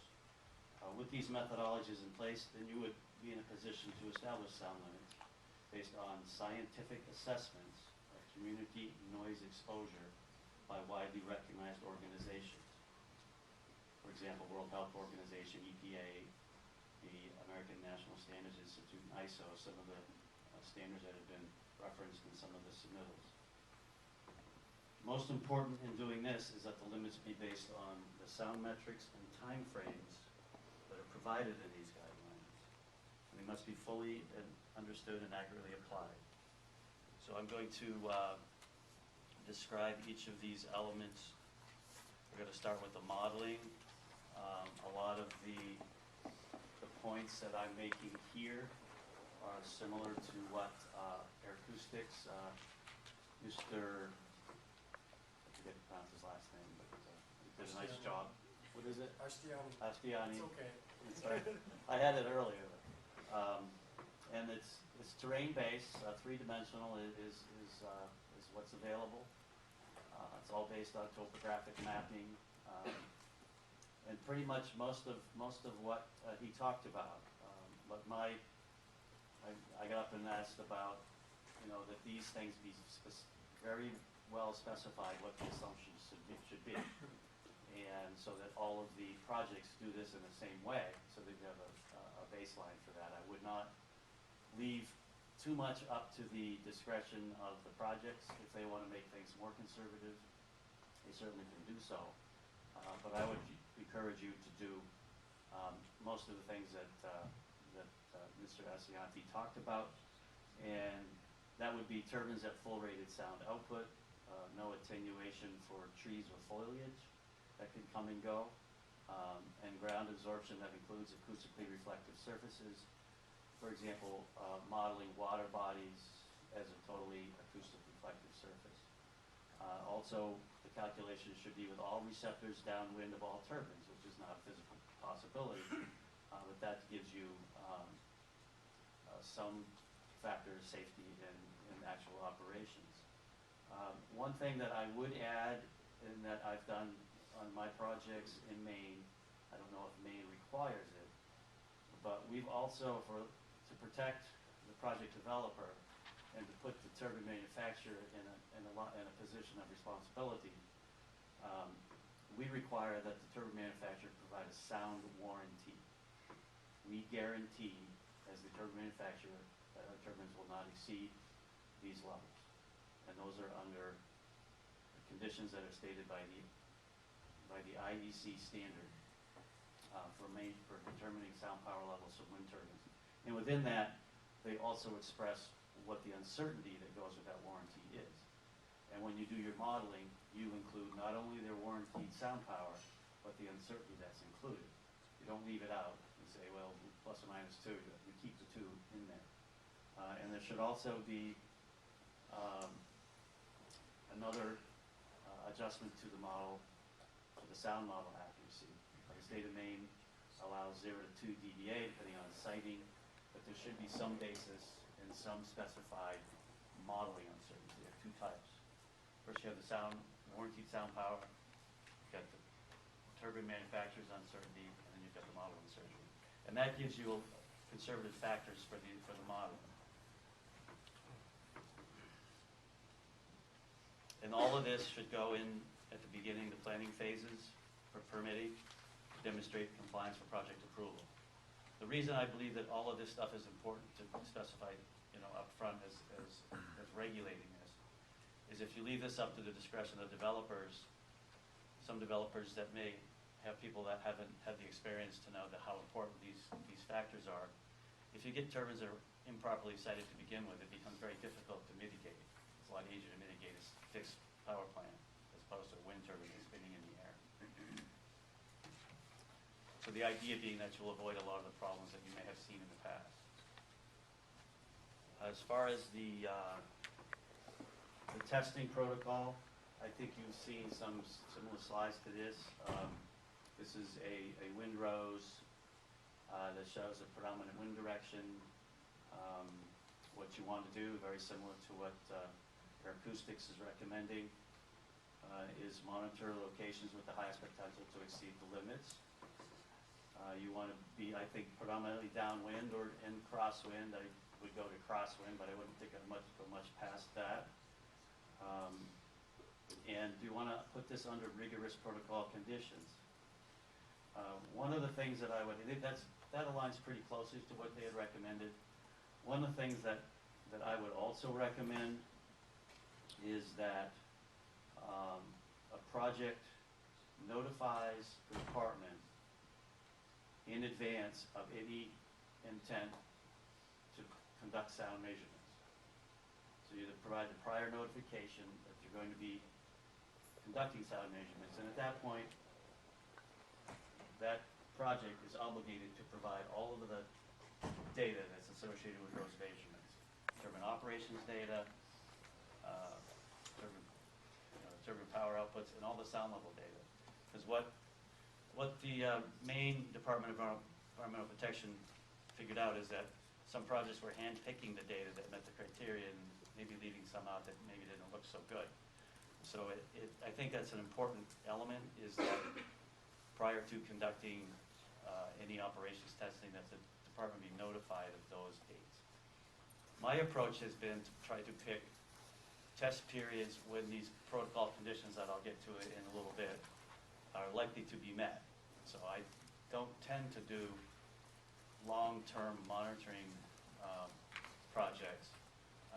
We track power forecasts, we track wind forecasts, and so forth. And we get power forecasts from the wind project. We consult with meteorologists, including National Weather Service, to try to pick the conditions that we need. When we have that, what we do is we tend to do the testing in 1 or 2 overnight periods as opposed to long-term. I just want you to know you've already used up 10 minutes. Do you have much further to go in the presentation? Oh, I thought we got some time from RSG. Yeah, RSG had ceded to their time to us and the. I could move it along a little bit, but I thought I had more All right, time. okay. Keep going. Sorry, I should have clarified at the beginning. Next slide, please. And I'm trying to just point out really what's in addition to what was proposed by your department that I think might be worth thinking about, so I'm not going. Not by us, by the Department of Public Service. We're separate. Yeah, the consultants that you, yeah. It's not us. Department of Public Service. No, I understand, yeah. Don't they work? No, they have nothing to do with us. It's a little different than Maine. Okay, Yes, sorry. so they're separate. Okay, but anyway, this outlines the conditions that I'm advocating for. What you see here is this is a diagram shows a ridge top. The wind turbine is probably oversized here, but what we're trying to do is get the conditions where the wind is strong on the turbines in a stable atmosphere, so that there's less wind as you go down. So there would also be less wind over here. And so what we want is the turbines at full sound output, and we're saying full sound output, not within a couple decibels, but actual full sound output. And we want these surface winds measured at 10 meters. And we are opposed to measuring at microphone height because there's too much interference with ground conditions. We want these, and this follows the main protocol pretty closely. We want the sound level, the wind speeds measured at 10 meters to be right around 6 miles an hour or less.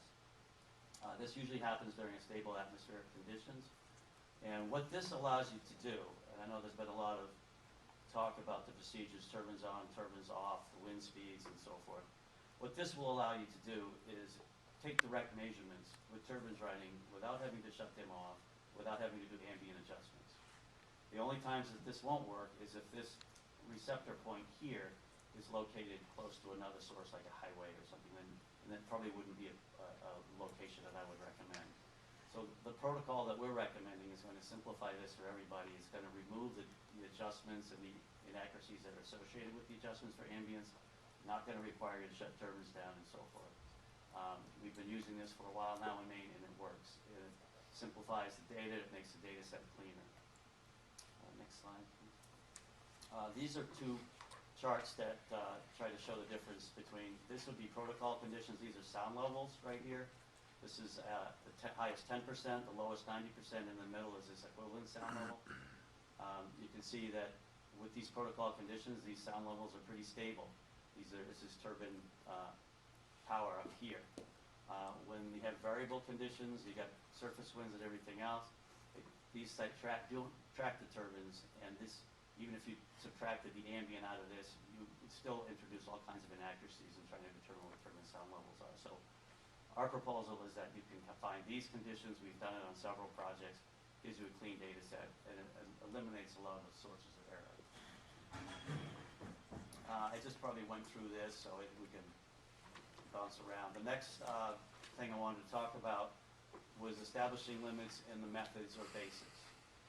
There were several proposals that proposed limits that were reportedly based on independent studies, but they really didn't use the same metrics that were in those studies. We agree that the limits should be based on independent, factual community noise studies. These should be studies of long-term sound exposure, which have been used, but the metrics need to represent what the studies show, and that's what hasn't happened yet. The proposed limit that we have does that. It's a 10-minute exterior sound limit of 45 dBA, and we've done an analysis to show, next slide please, based on actual operations from a project in Maine, the actual turbine output levels for a year, based on testing under these protocol conditions. The model estimates were 45. The highest sound level we measured was 41. And this shows the distribution based on annual operations of that project. It's a little hard to read, but that's the 41. A certain percent of the time they were at full sound power. And then as you lower sound power, you lower sound levels, so that the annual nighttime sound level for this, with a model estimate of 45, was actually 39. And this, for 24 hours a day, this meets the WHO nighttime limit, even though it's 24 hours a day. It also meets the EPA indoor sound limit of 45 LDN. So the actual long-term exposure based on real turbine data, real measurements and so forth, would yield these results in line with the proposal for the proposed limits.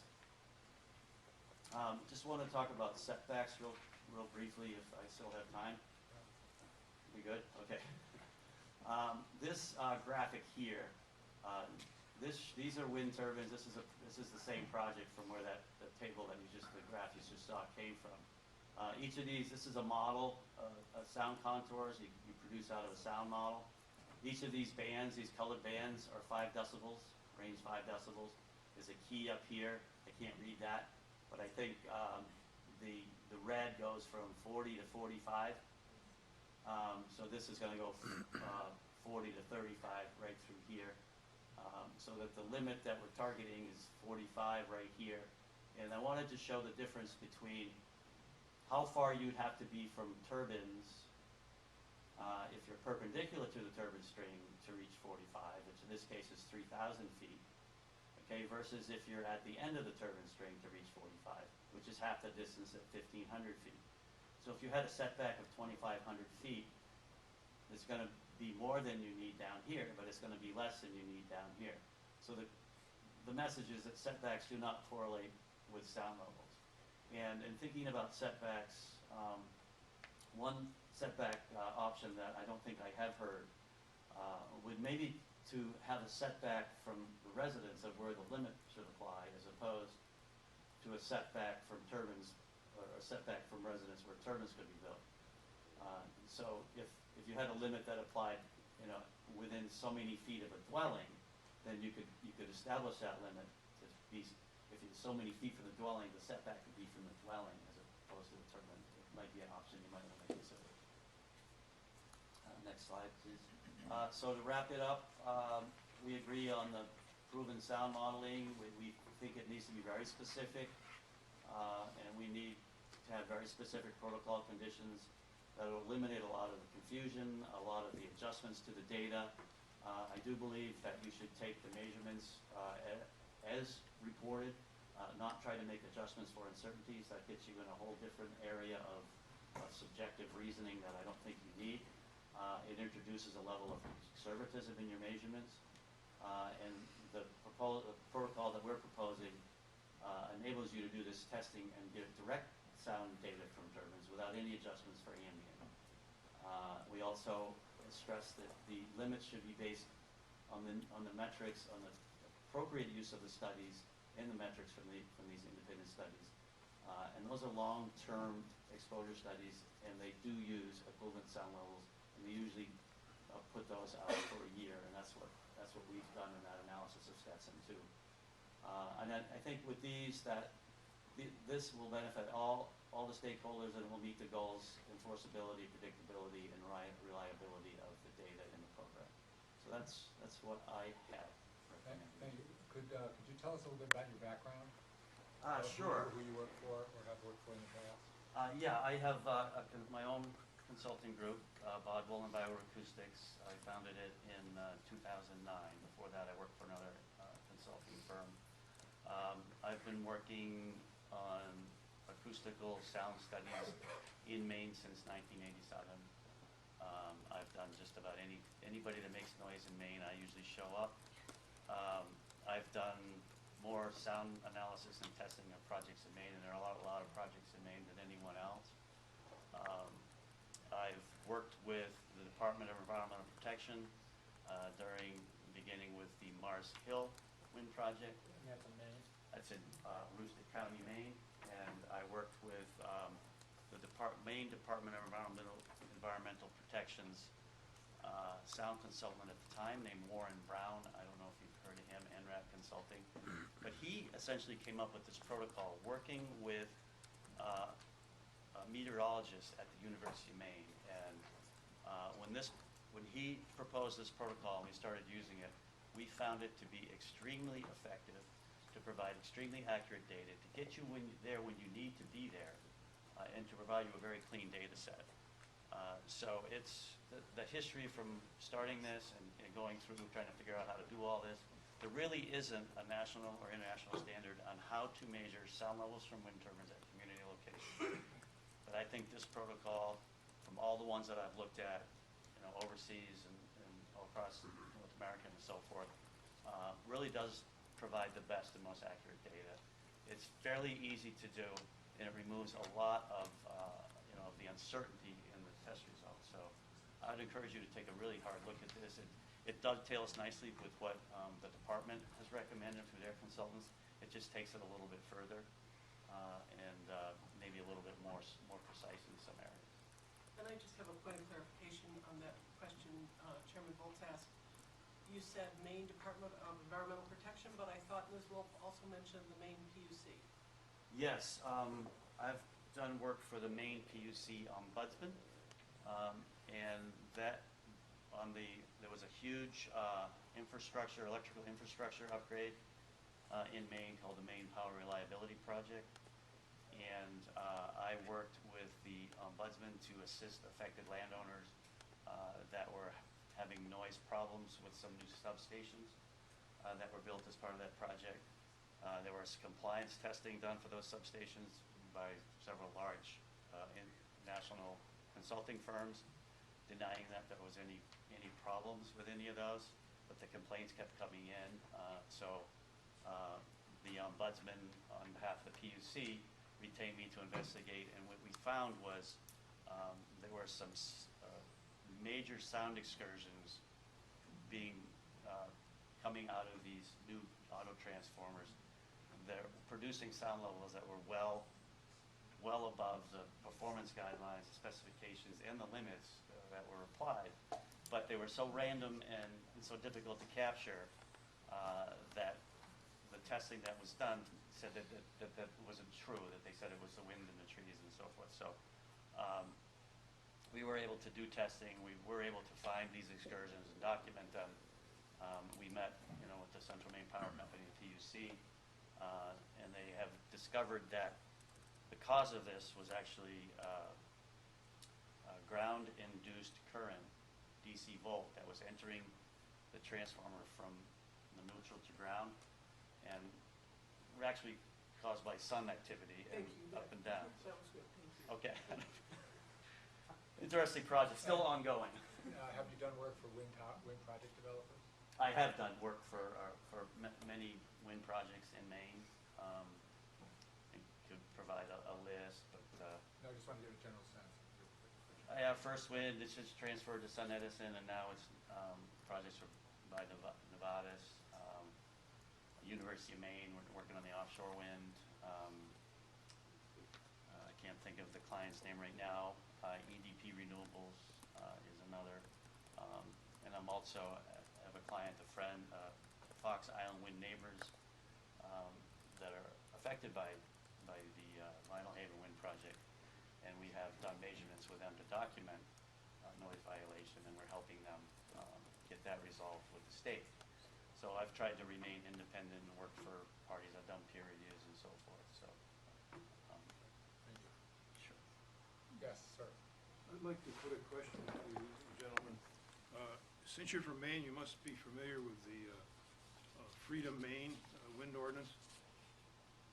I'm familiar with the Freedom, I think it's this Beaver Ridge wind project, and I know that they then, that was a project that was a noise problem. It wasn't properly cited, and I think that the noise ordinance that you're talking about may have been a result of that.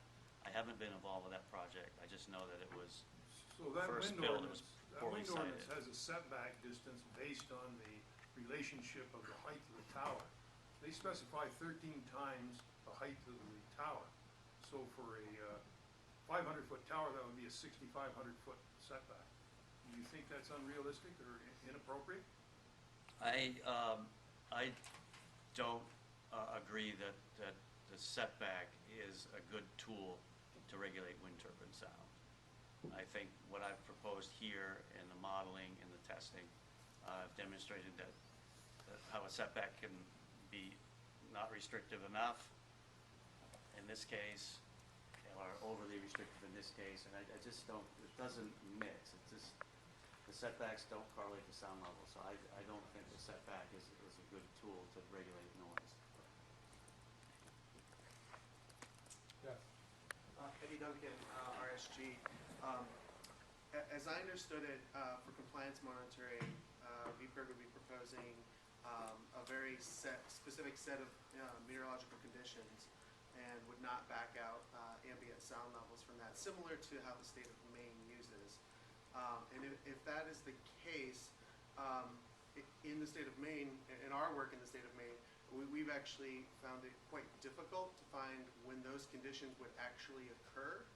And it's also possible for those conditions to, we've found that it's possible for those conditions to occur and for there to be elevated ambient sound levels because you have high winds aloft, and if you have a ridge line in a forest on that ridge line, then that forest on that ridge line can also produce elevated background sound levels.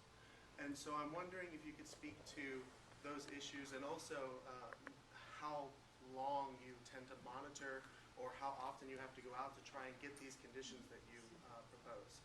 Sure, that's a really good question. And first I want to clarify that in every case for each project that I've done compliance measurements for, which has probably been 8 or 10 in Maine, we've been able to find the conditions that we needed. In fact, on one project we tried to, before we figured out the best way to do this, we tried to do the shutdown process and then measure ambient during the shutdowns. And what we found was that the conditions between when the turbines were operating and when the shutdowns changed so much, it was an unreliable method. So my first choice would be to try to find these conditions. It's tricky.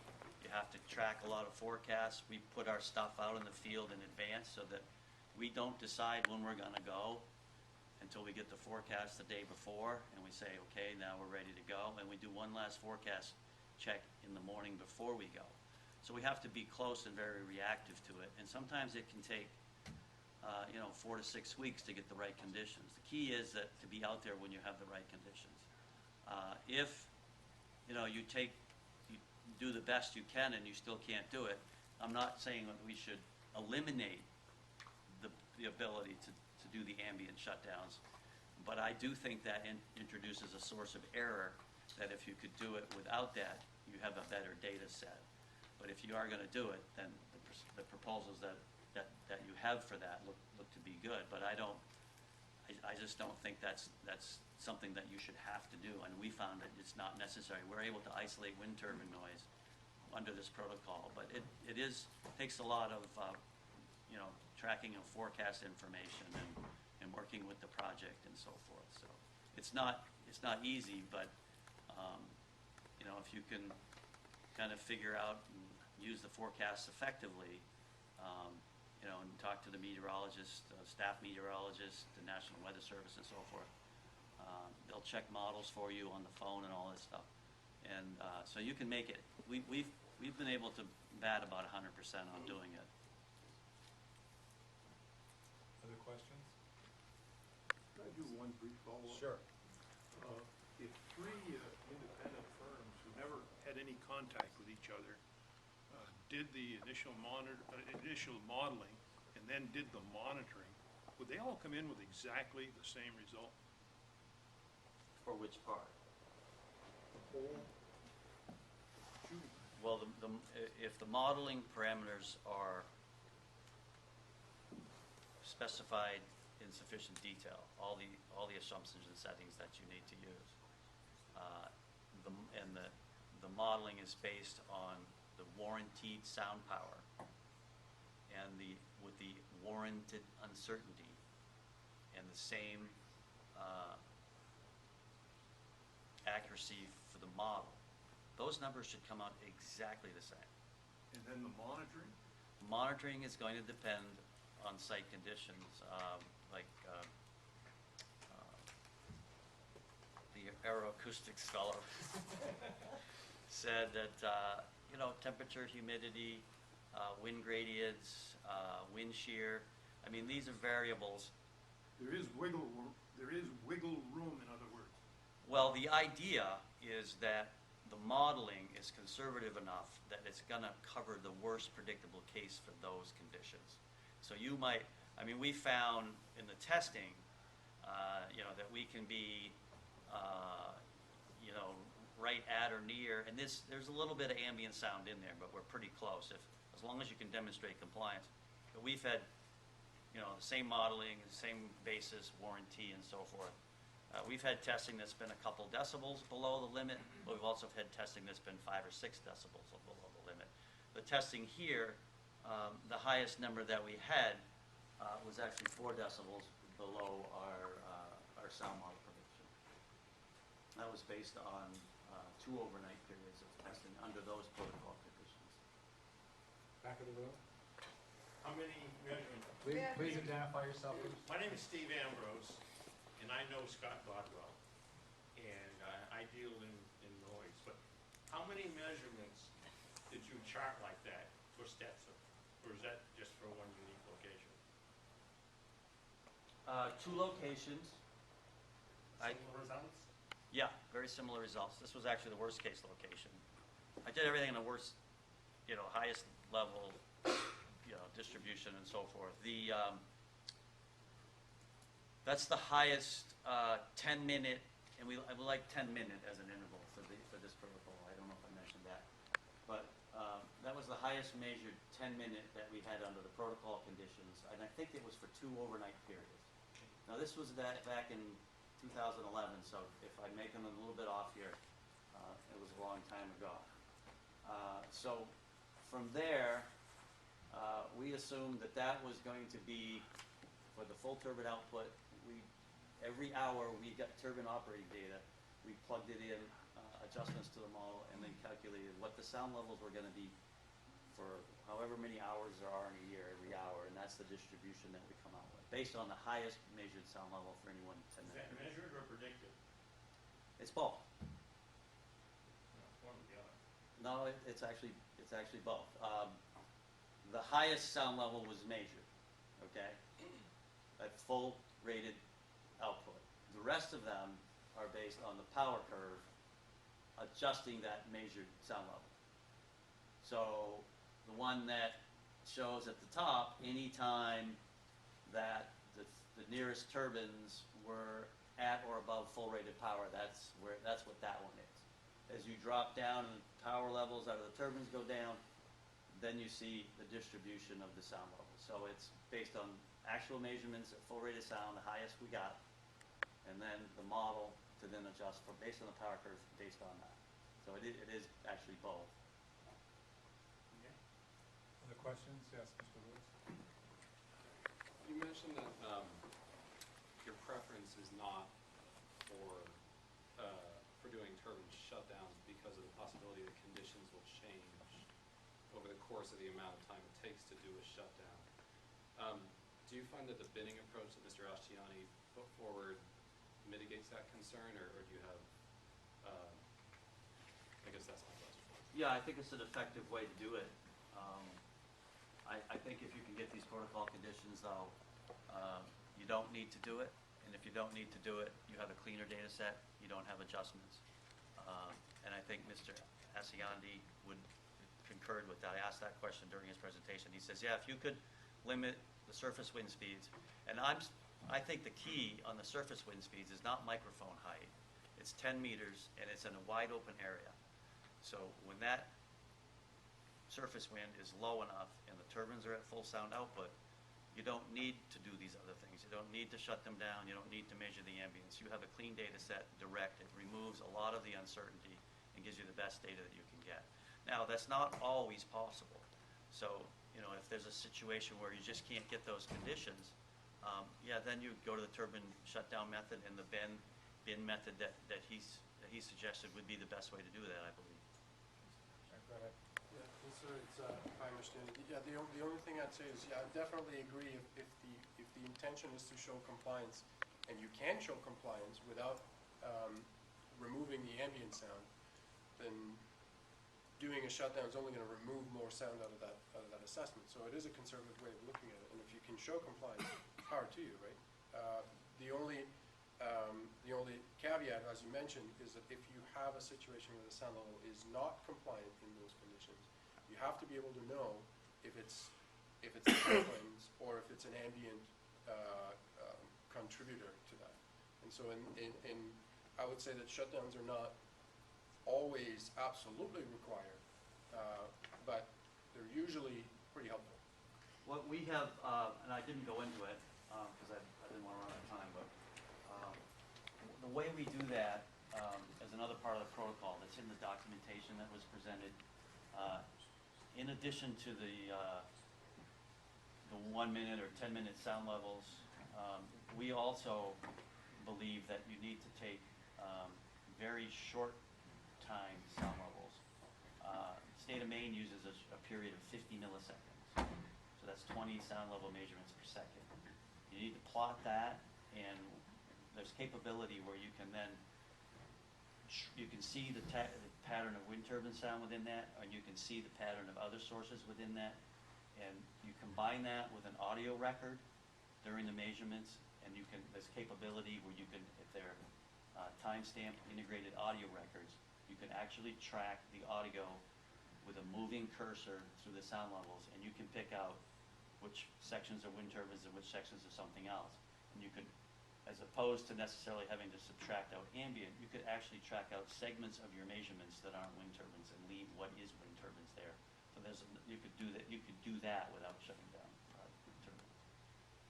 And that's what we do. That's what we do as part of our analysis. Thanks. I think you have a question? Sure. In your recommendation, with respect to pre-construction sound modeling, you recommended calculating out to a distance of 1 mile. I was wondering what informed that distance, why not more, why not less? That's all the projects we've looked at some pretty big projects. That's where you get down to your limit, proposed limit. So if, I suppose, you could go further than that if you felt more comfortable. It's not a big deal to do the modeling out that far. The trick part that is to identify all the land uses and find the houses, and there's a lot of field work involved. And so if you had a caveat that within 1 mile you still haven't reached your limit, then you could say, within 1 mile or where you reduce sound to the limit. So that's not a hard and fixed number, but that was just typically what we find is sufficient. Okay, and also, as I understand the suggestion with respect to the post-construction sound monitoring, you recommend doing that during a time of year that's favorable to sound testing after all the fall leaves have come down, but before the coldest months of the year. Why is that the proposal, and does this have to do with the earlier discussion that we had about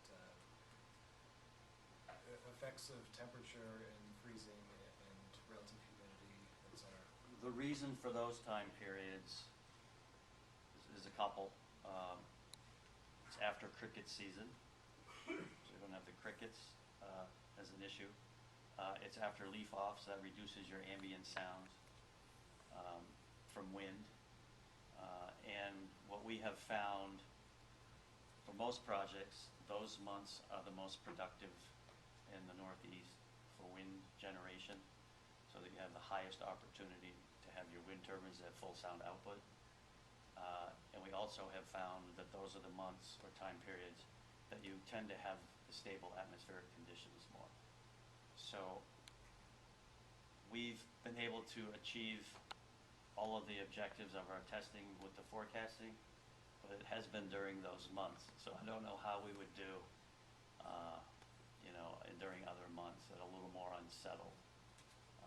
So the weather patterns during that time of year align nicely with the turbine production, with the ambient sounds, and with wildlife activity. So it is really sort of the ideal period. Not that you can't do that, but we've just went through a program of trying to do similar testing during June and July, and most of your best periods are in the middle of the night. The bird chorus starts around 3:45, so there goes 3 hours that is usually pretty good. And then there's just so much vegetation at your sound test sites, grass, leaves, shrubs, everything, that it's really hard sometimes to isolate wind turbines. So if you can swing it, that's the best time to go. That's the time we try to go. I haven't done a lot with the spring programs, but that's what Mr. Santi has found works very well for him. So maybe his weather patterns are a little bit different where he's doing it. Now he's going to tell us, I guess. I should add, now's a great time for us as well. Yeah. Basically, after the fall harvest, corn is another one. If you've got people farming that corn, it ends up being a significant amount of ambient noise just because they get so tall. As soon as the corn's cut, our noise monitors go out, which is, it's our busiest seasons are basically from around now until it gets, too wintry to, if you get a snowfall which completely covers all your noise monitors, then that's a problem. Until, late winter, early spring, and then if you can't finish it by the early summer, then you're going to be chasing those wind conditions all summer until the fall, and dealing with things like spring peepers, and then crickets, and then leaves on the trees, and then crops. So I mean, once the season comes in, there's a lot of things to contend with, but then once the around Thanksgiving time is when you're like, okay, nobody else is going to contaminate as much, and now it's your turn. But it can mess up your holiday season to be on standby for 2 months. That's the best way to do it. And I mean, you don't want to go out and get a batch of data that you have to sift through and figure out. It's just so much better when you get the conditions. I mean, we after we do a night of testing, the next morning we show up at the operations building. We get the turbine data right there. We get our MET data right there, and we know within an hour or so whether we met the conditions. So it really is effective. Thank you. I think we'd like to take a 10-minute break, and then when we come back, move to Vermonters for a Clean Environment. And that's 3:30. Thank you.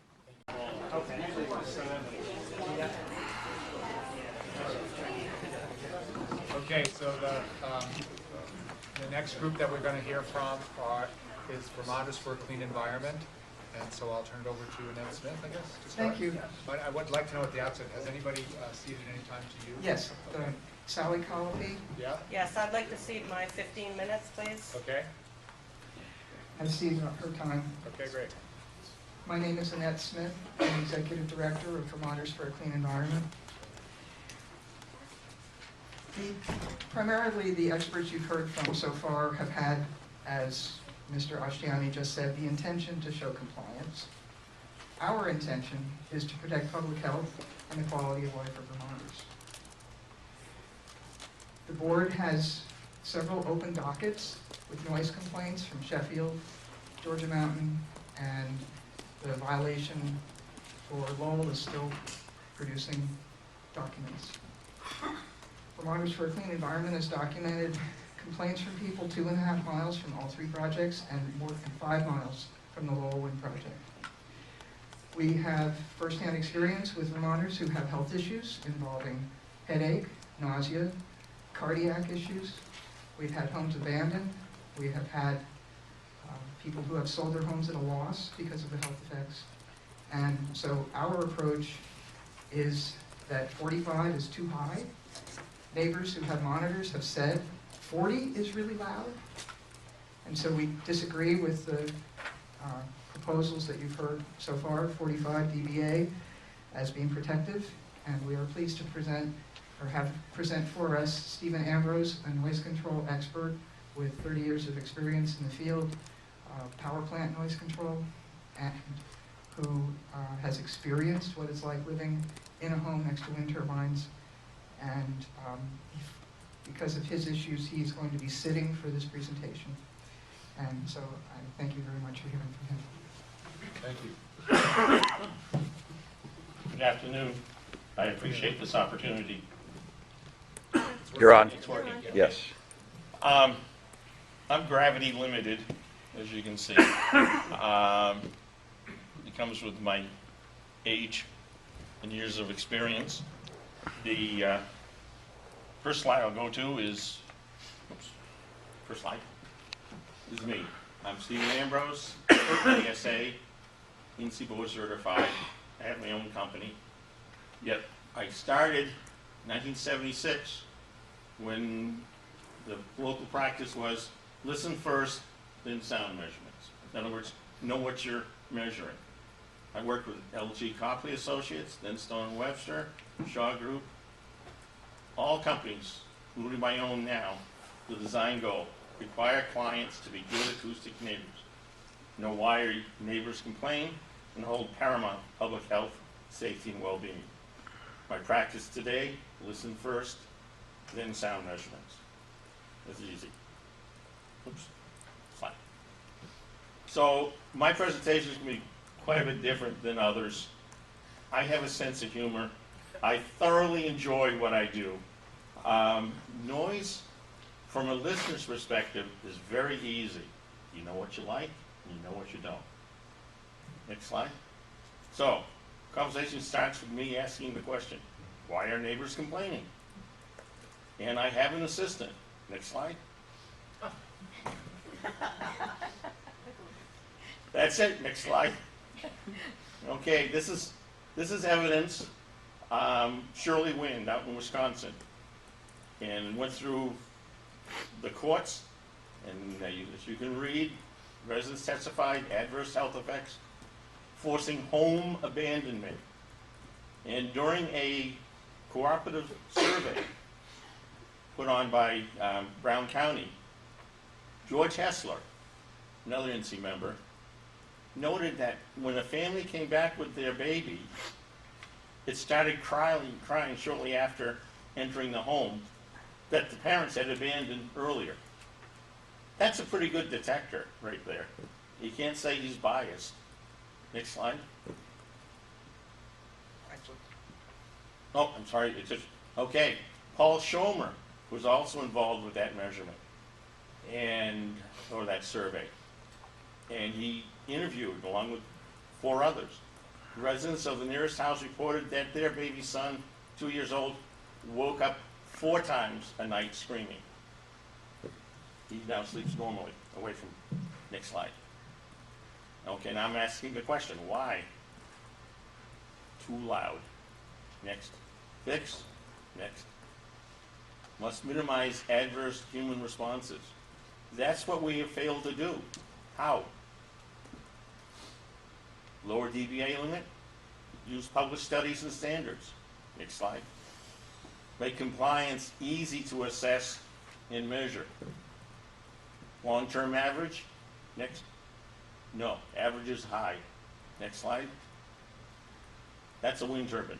Real measurements. Neighbors hear those peaks up at the top of the red line. 43 to 46 dBA. Average, the experts will average 38. And that is, those measurements are sampled 8 times a second. So you get to see all the variations that occur that people hear. Next slide. People react to changes in sound levels, the frequency content, pure tones, infrasound, and pressure impulses.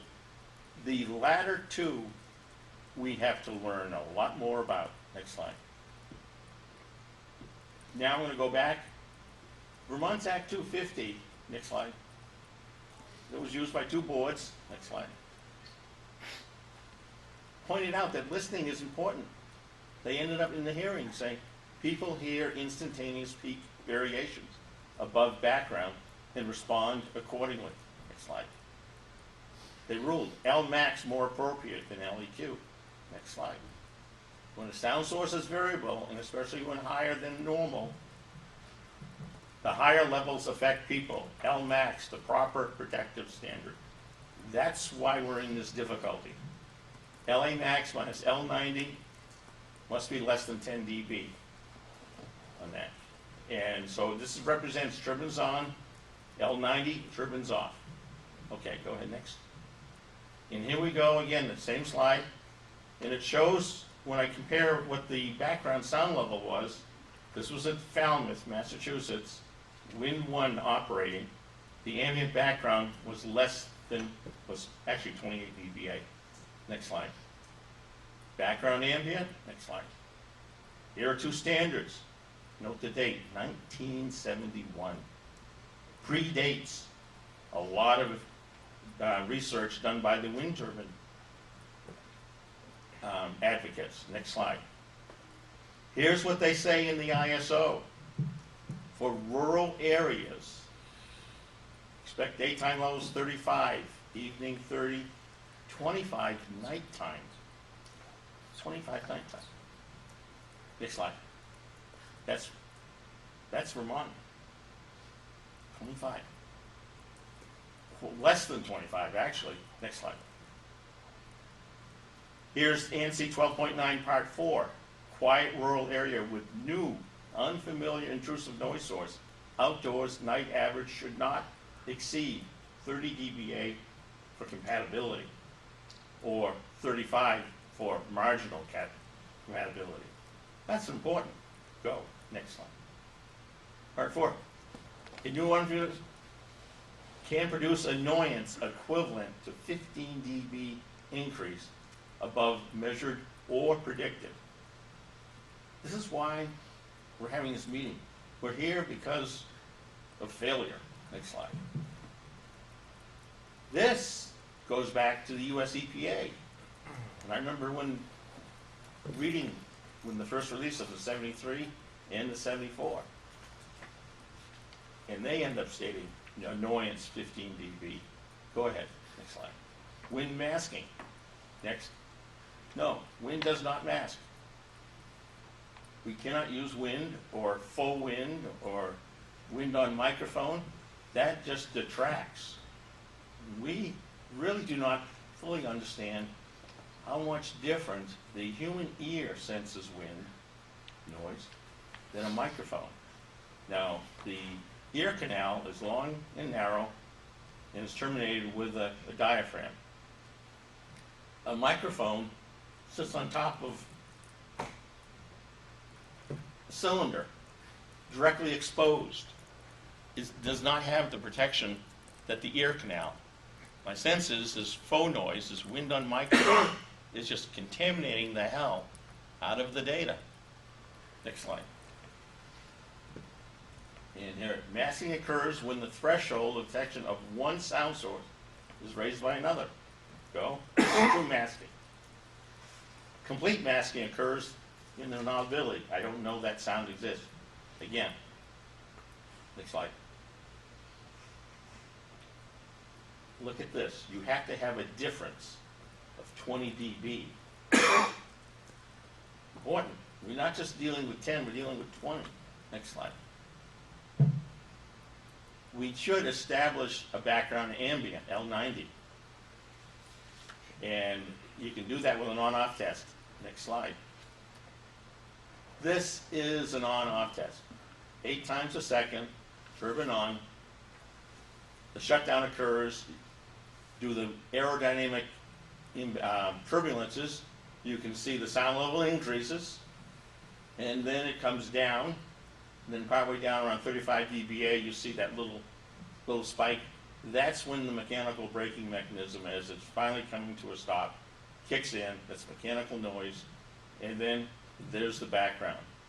Those two spikes there, a person was shifting his feet on the ground. It's faux noise. It's not part of the data. Next slide.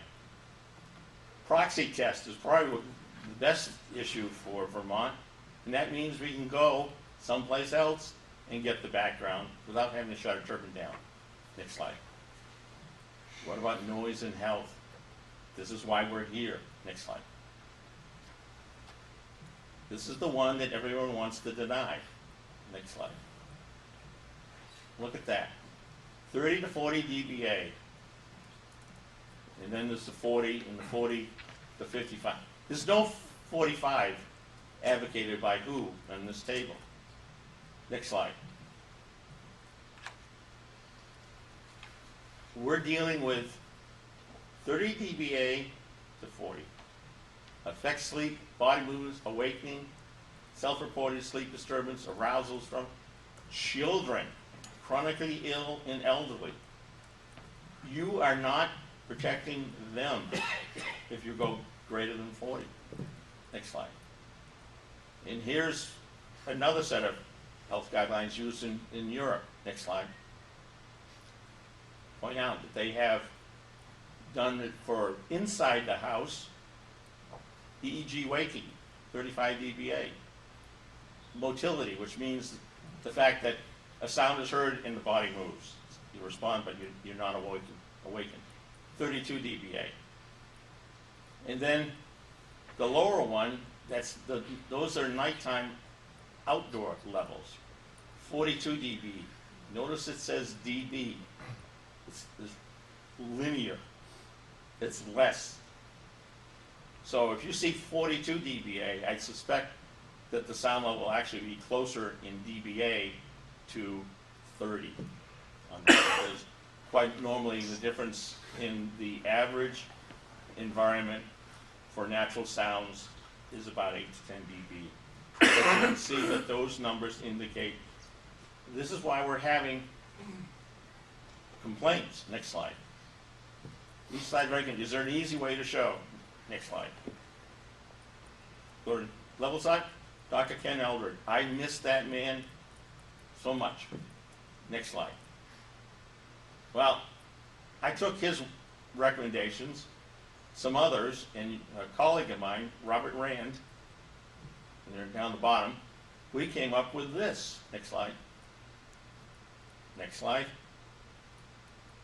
And included in there is Pedersen and Way, where they did studies on smaller turbines in Europe and were able to point out that the point at which the onset of complaints would occur was at above 32 dBA. Amazing when I took that curve and overlaid it onto the normalized EPA curve for a quiet area, it locked right on. I couldn't believe the correlation, how good it was. And then, well, what is ISO? ISO fits right in there. And Kemperman and James, two other acousticians, researchers, recommended 5 dB above background, 30 dB. Whoa, this is good data, and it's all, the only one that deals with wind turbines is Pedersen and Way on that. And you're on slide 51, just. I'm going, go ahead. So we're trying to. No, I just wanted to say, Yeah. the slide you've been just talking about was 51. Yeah, correct? now just 52. Okay.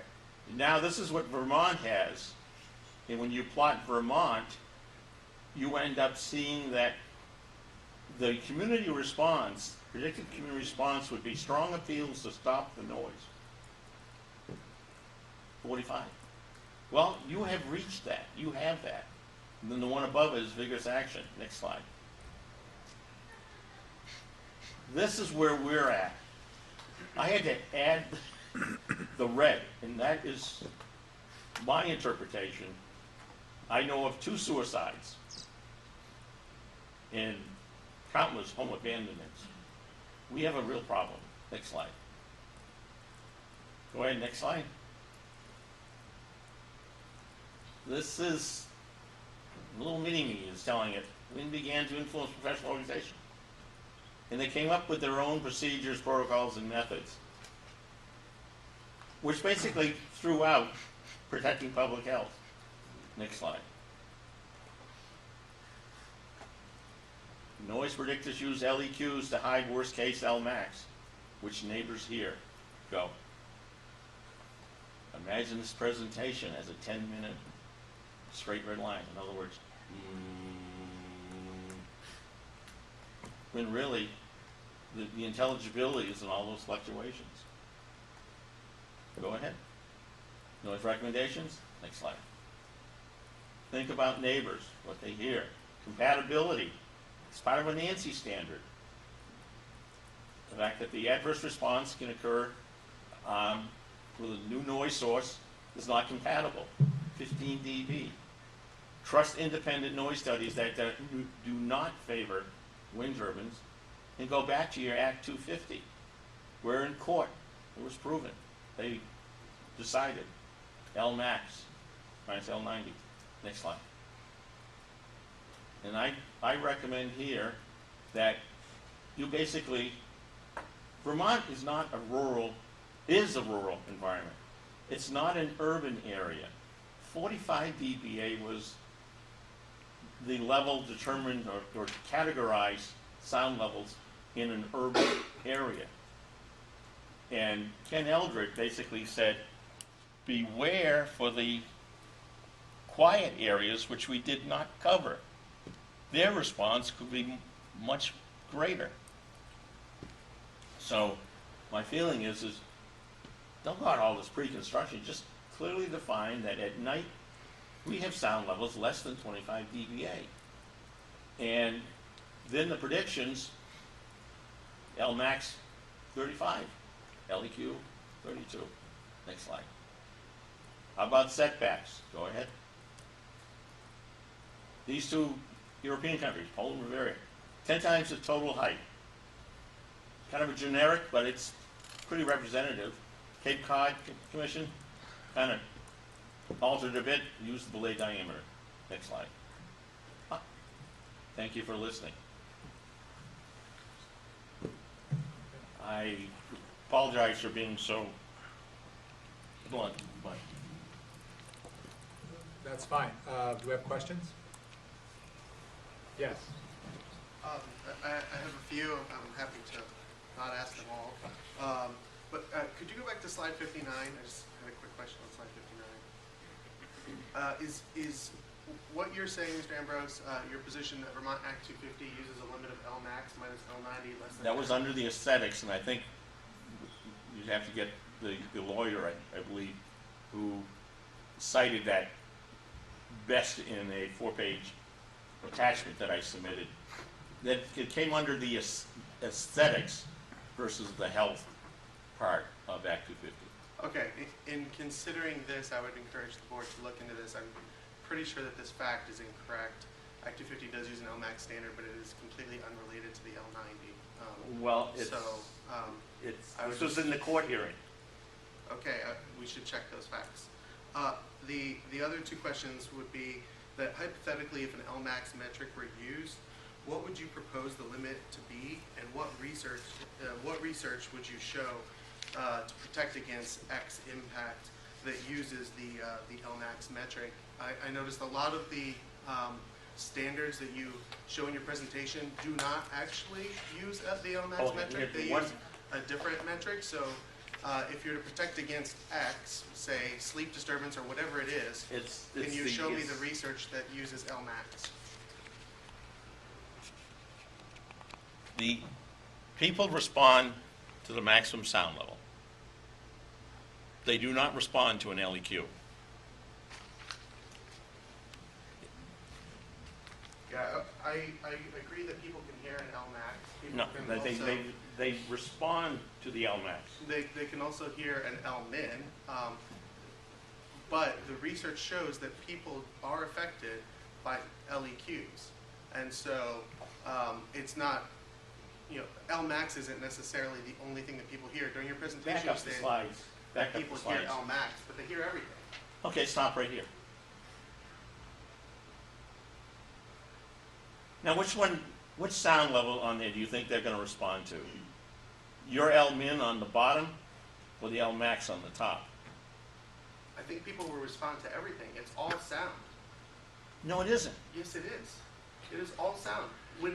If you're not responding to the LMIN is like the quietest time. That's a great time to relax, right? And LMAX is potentially like, obtrusive to you. You respond to all of it. So saying some people respond to something doesn't mean anything. Have you saying that people hear something, back to my question was though, if you're proposing an LMAX limit, could you please cite the reference that says that that LMAX at a certain level causes a specific impact? It's a reaction. If I clap my hands, do you respond to the average over 10 minutes, or do you respond to the clap? I would respond to both. What would be my clap sound like average for 10 minutes? Wouldn't be heard. My clap is over in less than a second.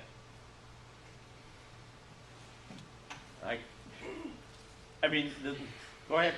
I just have one other question, and then I'll sit down. I was wondering if you could speak to it, if you're proposing an LMAX limit, to how predictable LMAX is. A good part of a standard would be that it is a predictable metric. And so I was wondering if you could speak to that, and also how would you go about doing that? Okay, here's the thing.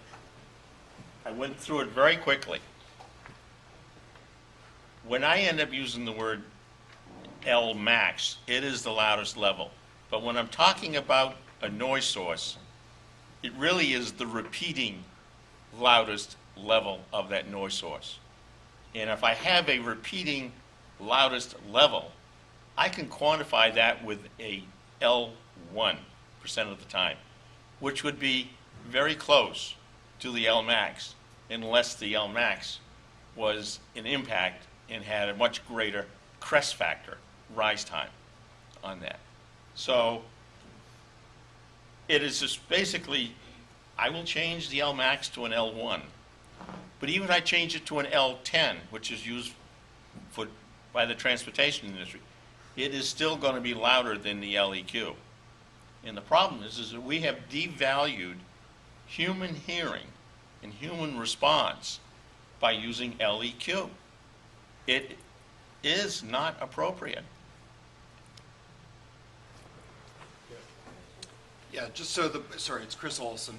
Just so the board's aware, Mr. Ambrose and I do know each other. We don't agree on many things, but what I always enjoy is that we're always very respectful to one another. So this is all meant in respect.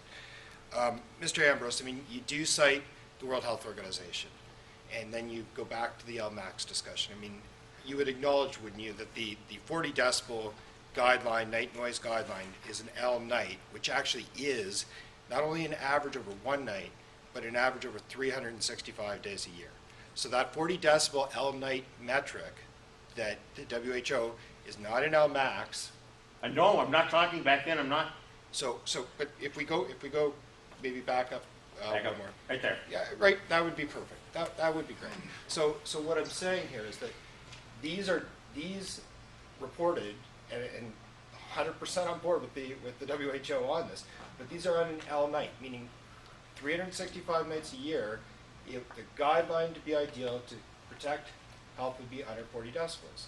Now, where we have to be careful and cautious when we're talking about the wind turbines, and this for the board, it's on page 11 to 13 that I spent quite a bit of time discussing these various metrics. But Mr. Andrews, they include L maxes. They include nights where there's going to be very little noise. They include nights where there's going to be quite a bit more noise over 40 decibels. That is the average over the course of the year, over all of the nights. So it's not equivalent to an L max, is it? No, it says right there, LAEQ night, outside. Right, so that standard is not the same equivalent to a wind turbine No, but standard. I'm saying if you wanted to tie it to what Vermont had used or had determined in a judicial hearing for LMAX. But if you look at the literature from the World Health Organization, Oh, yeah. if you look at the other literature there, L maxes would be typically much, much higher than the levels that are here. I defined that as LAEQ. Right, but what I'm saying is that this isn't the equivalent to an L max discussion. No, it isn't. And that saying that, and I'm not suggesting you're misrepresenting, I just wanted to try to be clear here, that in addition to this, the World Health Organization says this would be a guideline of 40 decibels. The actual interim target in this document is 55. It's an L night noise is the definition, and yes, to an LEQ. So what they're actually saying is they recognize that in most jurisdictions you're not going to come anywhere close to 40. And what did they? And you're going to be 55 decibels, and that would be over the course of the year. So I think we just need to be careful as we're discussing, for wind turbines at 45 decibels as proposed by the Public Service Department, you're likely, and I think one of the other presenters showed, that you're likely on this equivalent metric going to be below 40 decibels L night. Go back, I want to get this Sorry, EPA slide. I guess it's the other way, it's down. It's the one where I show Vermont on a chart. Yeah, okay, keep going, right? One more. Right, There it one is. more. Okay. This one, this is LEQ. Well, and I mean, I don't want to take up too much of the board's time, and I certainly don't want to get into a large argument with you here. I have, and on record, significant disagreement with how some of this is plotted and the like. I think what you just have to be cautious of, on both sides, both what I've told you as well as what Mr. Emerson told you, sift through everything, and that the annoyance was not complaints measured by Pedersen and Way. It was the reporting of annoyance, and that there certainly, as you go typically over the 40 decibel range, you start to see an increase in annoyance. But when you look at the health literature and the sleep literature, the question is that annoyance sufficient to then cause sleep disturbance and health impacts? And when you look at the further research that's been done since the 2004 study, which was an excellent study, it was that first cautionary, hey, we might have an issue here. The recent work done is showing that we're not seeing that annoyance then linked through to the health impact. Okay, now I want to end up, I wish I had done it. You pointed it out, and it's a great thing. What if I reverse the arrows? Have strong appeals to stop the noise to point in the other direction, in the arrow down 45. But I'm not sure where does the strong appeals to stop the noise, where is that, where was the The study? neighbor's complaints here. So there, and I think I heard earlier that you have complaints out to 5 miles. You I'm certainly, not- no, I'm no, not- but I just want, let me play this out for a second. We certainly hear, and there, I've been open that there are areas where you do have complaints. You also have, for example, in the state of North Dakota, one of the highest installed wind capacities at 50 decibels as the sound limit. They've only had one registered complaint in the last decade, and it was resolved between the landowner and the developer. If you talk about potential health effects out to, and I'm not saying that you did, but your introducer did, out to 5 miles, out to 10 miles. I mean, we hear these things. There's nothing physically coming from a turbine at these further distances, noise, infrasound, low frequency noise, that could be the result of that. So isn't it, and I think you said earlier, noise is an individual response. We all fall on a bell curve. And it's very complicated. It's all And so, it's very statistical. Falls on a bell curve. And some of us are right in the middle, and there are a few on the perimeters. And those are the ones that we hear from. Yes? I know I wanted to. Yeah, sure, go ahead. Hi, Sally Colopy again from Fairfield. Since you're talking about the WHO, my most recent submission to the panel that I ceded my time was, I just want to make sure that everyone is aware that 140 international scientists, physicians, acousticians, nurses, advocates, and academics have signed and forwarded a letter to the members of the panel of the WHO who are currently developing their new guidelines, urgently requesting, almost demanding, that they update their noise standards based on worldwide complaints. So I just want to make sure that that's very clear and everyone is aware that that's undergoing. And then the other thing that I'd like to say is regarding our project, SWAT and Win, is a question for Mr. Ambrose, is, so if you Sorry, have... We can't talk about that specific project. Well, okay, so let's say a typical project where the ambient sound levels have been recorded at 20 dBA at night, hypothetically, and proposed turbines, 7 500-foot proposed turbines are going to be 1,800 feet from a home. How is it possible, in your expertise, to get that sound level to remain at 45 dBA? Well, you're gonna, When it has a 20 dBA ambient noise level determined. I kept my presentation short. My professional experience is that complaints start above 30 dBA. Probably 32 is very reasonable as the onset for complaints. And they get as sound levels go up, they get more dramatic on that. And I end up taking this perspective. I was taught an unwitnessed measurement is not a good measurement. All my measurements are witnessed, recorded on the instrument, observed, noted, that I heard that noise source, and it was all by itself. There was no contaminating sound. And when I go wading through all these documents that have been submitted with just data blizzards, I go, this is ridiculous. An expert is just printing out data, no analysis. And one of the ones that really got me mad was the one for WinTag in Massachusetts that was put on by the Massachusetts DEP. I was a member of the WinTag team with Mass CEC. What is it? Can't remember CEC. They're the wind turbine promoters. And RSG submitted a report, hundreds of pages, tables of data, and he had some analysis in there, and it was all averaging, yet I could go through the table and just sort and go, ooh, that's an interesting little segment, and spot an exceedance. It was thrown out for some reason or just ignored totally. And I go, boards, commissions, reviewers should not have to go in and see if they can find this evidence. This evidence should be revealed by the expert to the reviewing body. And I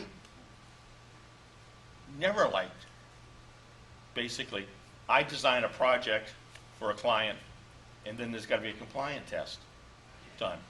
I tell the client I should not participate on it because I have a vested interest in compliance. And here in Vermont, it's just the opposite. The vested interest does the compliance test and doesn't witness them.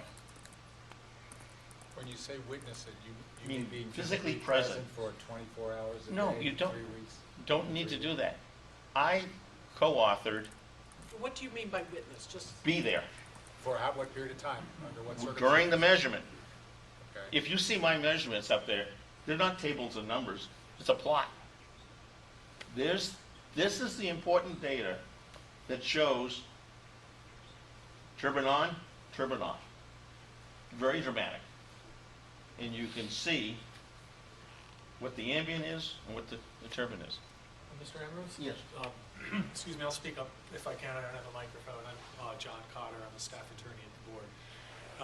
I appreciate your suggestion about witness measurements, but there have been some people that have encouraged the board to require monitoring that takes place 24 hours a day, 365 days a year.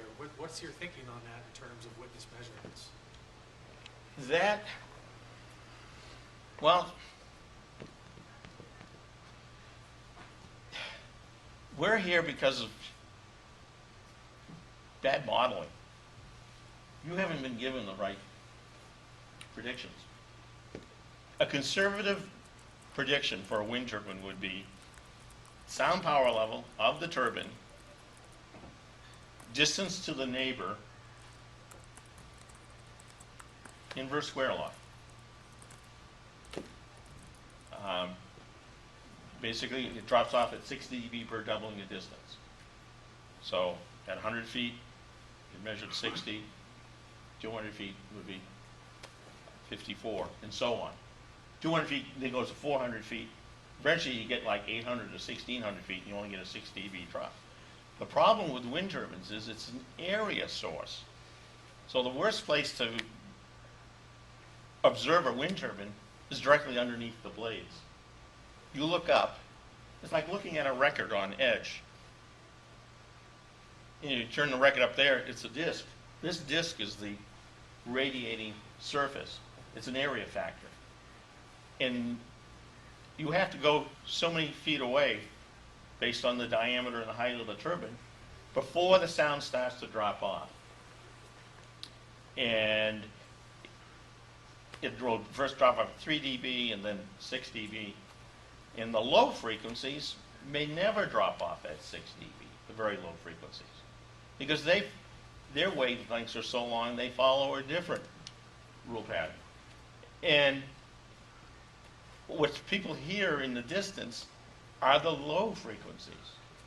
Now, we talk about, oh, we can't measure in the summer because of crickets, frogs. That's easy. I've been eliminating crickets and frogs from data for decades. I've been doing this for 40 years. Crickets and frogs occur above 1,000 hertz. There's a metric that's been proposed, I think it was by George Hessler, to basically calculate your dBA reading from frequencies up to 1,250 hertz.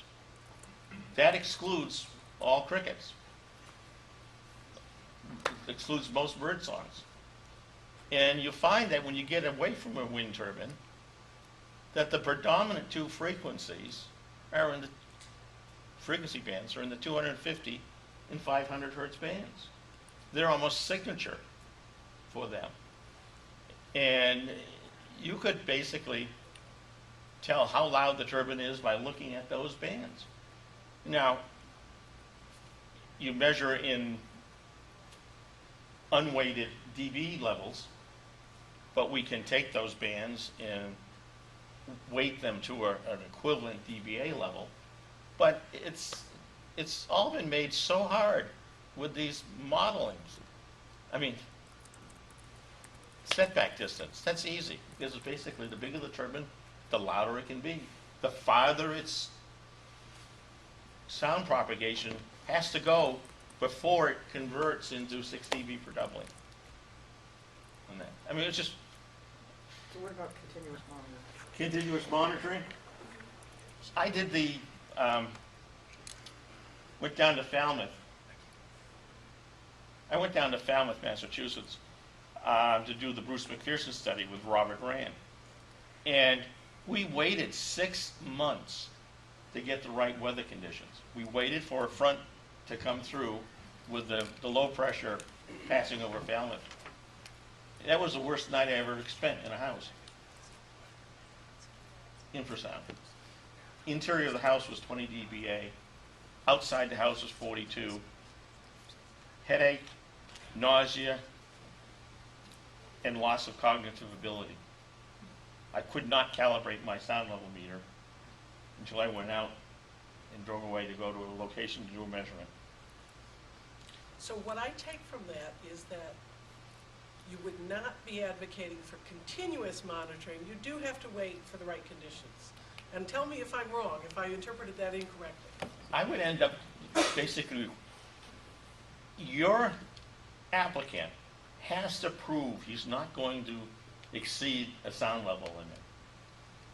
Weather conditions do not make sound any louder. They make sound quieter. They affect the sound propagation. And what's happening here is we're using all kinds of, I don't want to say prediction techniques, but you can abuse a model by limiting the amount of proper adjustments that would be applicable if you were to do a truly conservative model. I must admit, when you end up using 10 degrees C and 70%, that is the right atmospheric conditions. But it's, when you have a noise model that's only effective, it says right in the model, the height of the source to the height of the receiver cannot be greater than 30 meters. It's about 110 feet. The distance out is 1,000 meters. This is where the model is accurate. If you're not inside those lines, and I view those lines as the breakdown lanes on either side of a road, if you go outboard of those lines, you're in the rough. The model is not accurate. It doesn't predict properly. George Hessler pointed out that at times, and with long-term monitoring, you can have exceedances of 15 to 20 dB during a measurement, just due to atmospheric conditions at that great distance. Because sound travels up, you get ducting, you get lensing, thermal conditions. You know, this ain't hard to do it conservatively. It's just, I am humbled by having to be here. I would have retired 5 years ago if it wasn't for wind turbines.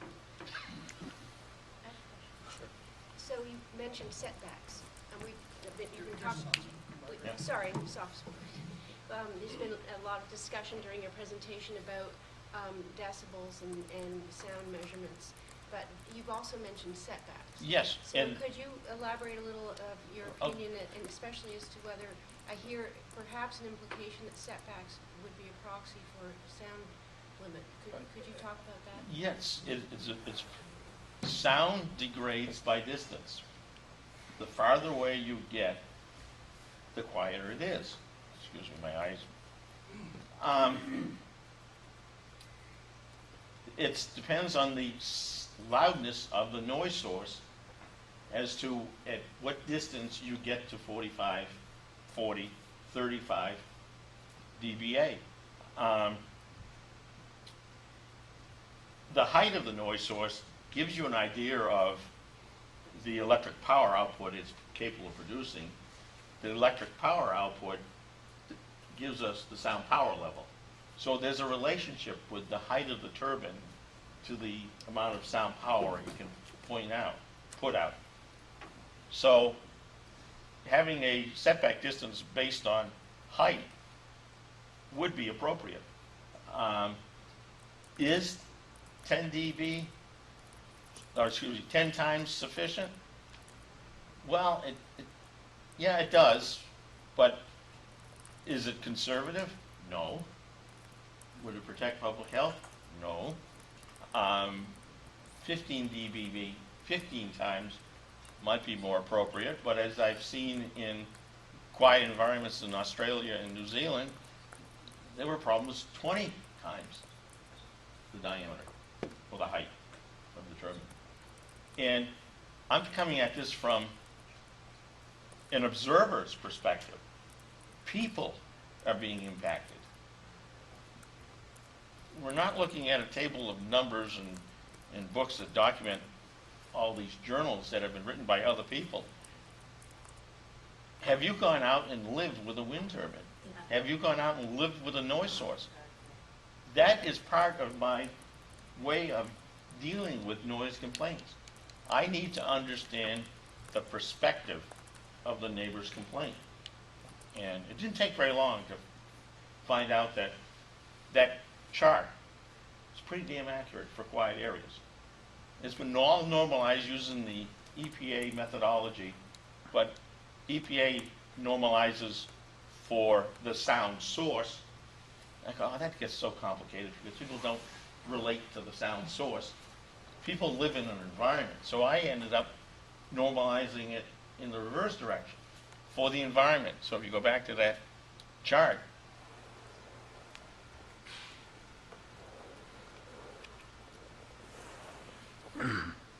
what happens is this is for a quiet rural environment.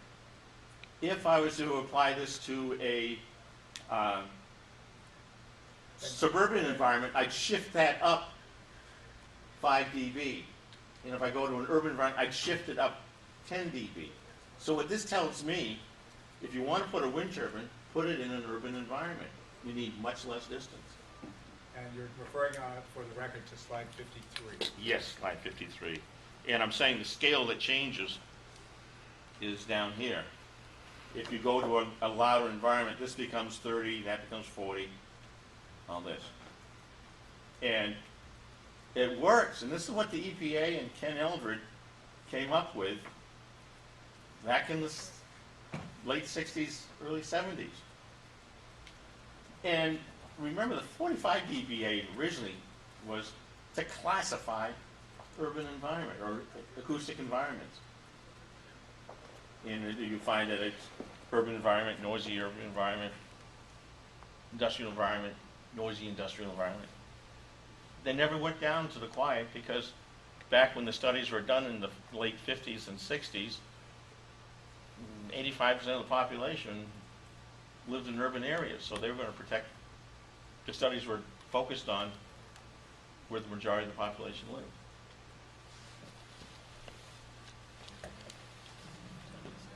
Yes, Tom Nauer again. Tom, good. A couple of times you've mentioned the name George Hessler. Yes. And in the October 24th filing from VCE, page 7, there's reference to a 2011 report to the main PUC that was funded by the U.S. Department of Energy and was prepared by Hessler Associates. There's two Hesslers. There's George Hessler and the son, David Hessler. David, okay. And I think David Hessler has been involved in Vermont more than George Hessler has. George is my contemporary. David is not. But George, he had a dramatic change when he saw that baby return to the house and start crying. He just, there's something to this. And it's not adequately pointed out in the letter. A colleague of mine, Rob Rand, was participant with that Shirley Wynn study, and he just pointed out it changed George. And this is people, when you look at people and you sit in their homes and you talk to them and you listen as they do, if I'm prone to motion sickness, so I say if you're prone to motion sickness, beware of infrasound. If you're not, boy, there's some nice homes out there to buy at 50% on the dollar. Well, I appreciate you distinguishing between the two Hesslers. Yes. I had noticed the name David on the report that I reviewed. Yeah. So you had pointed to one statement or one conclusion in the report in the October 24 filing, and I'm wondering whether you think the best practice guidelines overall are something that this board should look to for information, or whether you were really just focused on that one piece of information. Well, it's just incremental information that just keeps saying we've got to be careful, because I ended up seeing a movie in the 50s. It's called Lifeboat, and it affected me when I was 14 years old, and there was an ocean liner sank, and there were 35 survivors, and they all swam to one lifeboat, and the lifeboat could only hold 30 people. And so people got in, and so 30 would be in, and 5 would be overboard, and they'd change them out. Eventually, after weeks, they had to sacrifice 5 people. And I ended up saying, as a noise control engineer, I'm never doing that. To say that I'm protecting all the citizens who live near a noise source that I'm involved with. It's not right to say, well, we got 95% protected.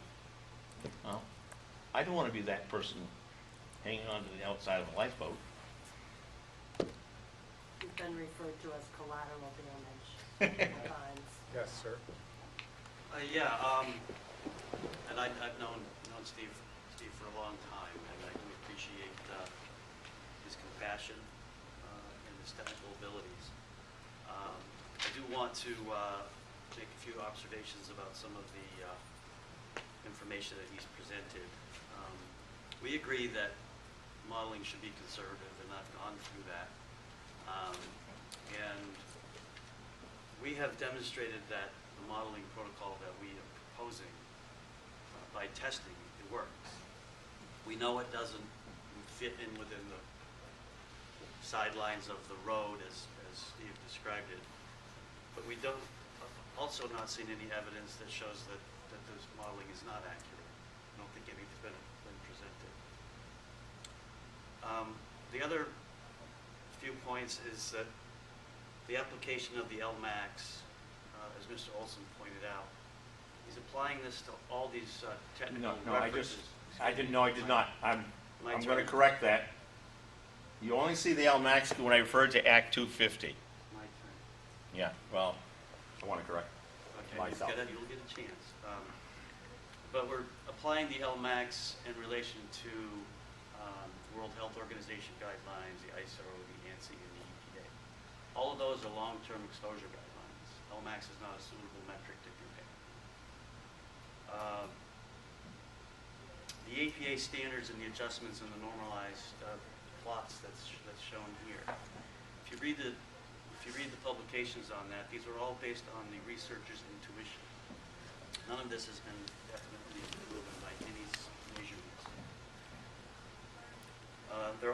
All these reference documents are based on reactions to industrial and transportation noise sources. All these sources are independent of weather conditions. They're not necessarily relevant to wind turbines. The Supreme Court case that advocates use of the LMAX or condones it or accepts it, my understanding is that that's a Supreme Court case involving a pass-by of a large dump truck very near a residence. It doesn't seem like a very good case to base a wind turbine project on. It's very specific, pass-by of a large dump truck. So I really don't think it fits. As far as first-hand observations, I agree that if it's possible to do first-hand observations, you're going to learn a lot more about the sound. Unfortunately, with the measurement protocols that are required for wind turbines, it's really not practical. And what's more is that we now have the capability to record, measure sound data, audio data, very detailed information at numerous locations all at the same time for long periods. These can all be evaluated and verified by others. The problem with the first-hand observation is a very limited time span to represent what's happening at different locations at different times. And the biggest problem was it cannot be verified by anyone else. So those are some of my reactions to what Mr. Ambrose is saying. I agree with his intent, and I admire his compassion, but some of this stuff is just not applicable and just not workable for what you're trying to do. Thank you. Thank you. Mr. Blomberg? I'm right now looking at table 1 of the WHO document, the WHO Night Guidelines document. And it does use an LMAX metric for inside for a number of health indicators. It is not for all. I totally agree that some of these are a yearly average, some of them are not. But table 1 clearly shows, and do you have table 1 on yours too? I don't know if you have table 1, but table 1 clearly shows an LMAX metric Go up one. used. Go down one, rather. No. The other way. Right there. There. LA Max inside. So there are clearly health effects that are correlated to the LMAX metric. There are some that are correlated to other metrics. That's not in dispute. But there are clearly ones with the LMAX metric.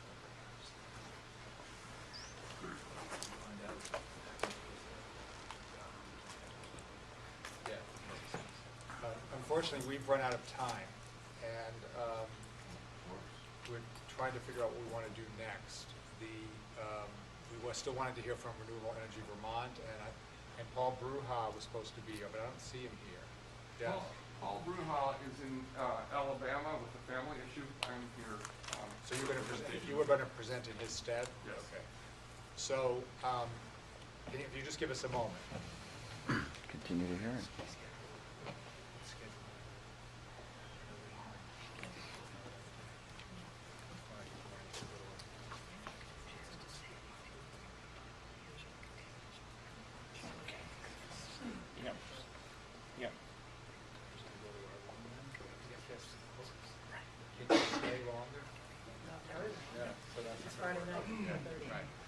Yeah, so we're going to have to end this right now, and the hotel has another thing scheduled for this room. We just checked, because we wanted to know if we could stay later, and they said, no, we can't. So we'll schedule a follow-on continuation of this, and we'll send you out a notice. May I just say one closing thing? Yeah. I am not adverse to continuous monitoring. Not adverse to what? Continuous monitoring. It's just that having a witness monitoring, it just means so much more. And recordings do not duplicate binaural hearing in the field. It's just one microphone listening, and you do not have a sense of direction. All right. How will we let people know? Well, we'll send another notice out, like we did for this one. Thank you very much. Thank you. Oh, I'm sorry, yeah? Yeah, I'm sorry. I just wanted to say that Rev could cede its time. What's your name? Olivia Campbell Anderson from Renewable Energy Vermont. I had just wanted to ask a question about the process ahead, but if you have already decided to schedule another workshop, I You're don't the want to. you're the entity that we would be. I don't want you to schedule another one for workshop you. just on behalf of Renewable Energy Okay. Vermont in respect of everyone's time. Okay. But I'm Then I'm not sure we will just for Mr. Bruja by himself. I mean, because that's the only other entity left. But I did want to ask a question about the process ahead. Okay, go ahead. What is it? Oh, What is your question? So the question was about the schedule ahead. So separate from another workshop, we haven't discussed or had any clarity about whether or not the board would consider a pre-comment period on a filing. But what I think, we haven't scheduled anything else for this at Yeah. this point. Maybe the solution is to allow for additional written filings on what everybody's heard today, and then not have another workshop. I hear people nodding. I mean, I see people nodding. Would that preclude people who didn't respond the first time, with people that... Anybody who wants to file something responsive to what we heard today. We've already got and read all the stuff that's already been filed. There's no need to repeat it. But maybe some new things came out today that wasn't in the written filings, and people have some reactions to that they'd like to put forward. We could have a written, you could file a written comment. Yes.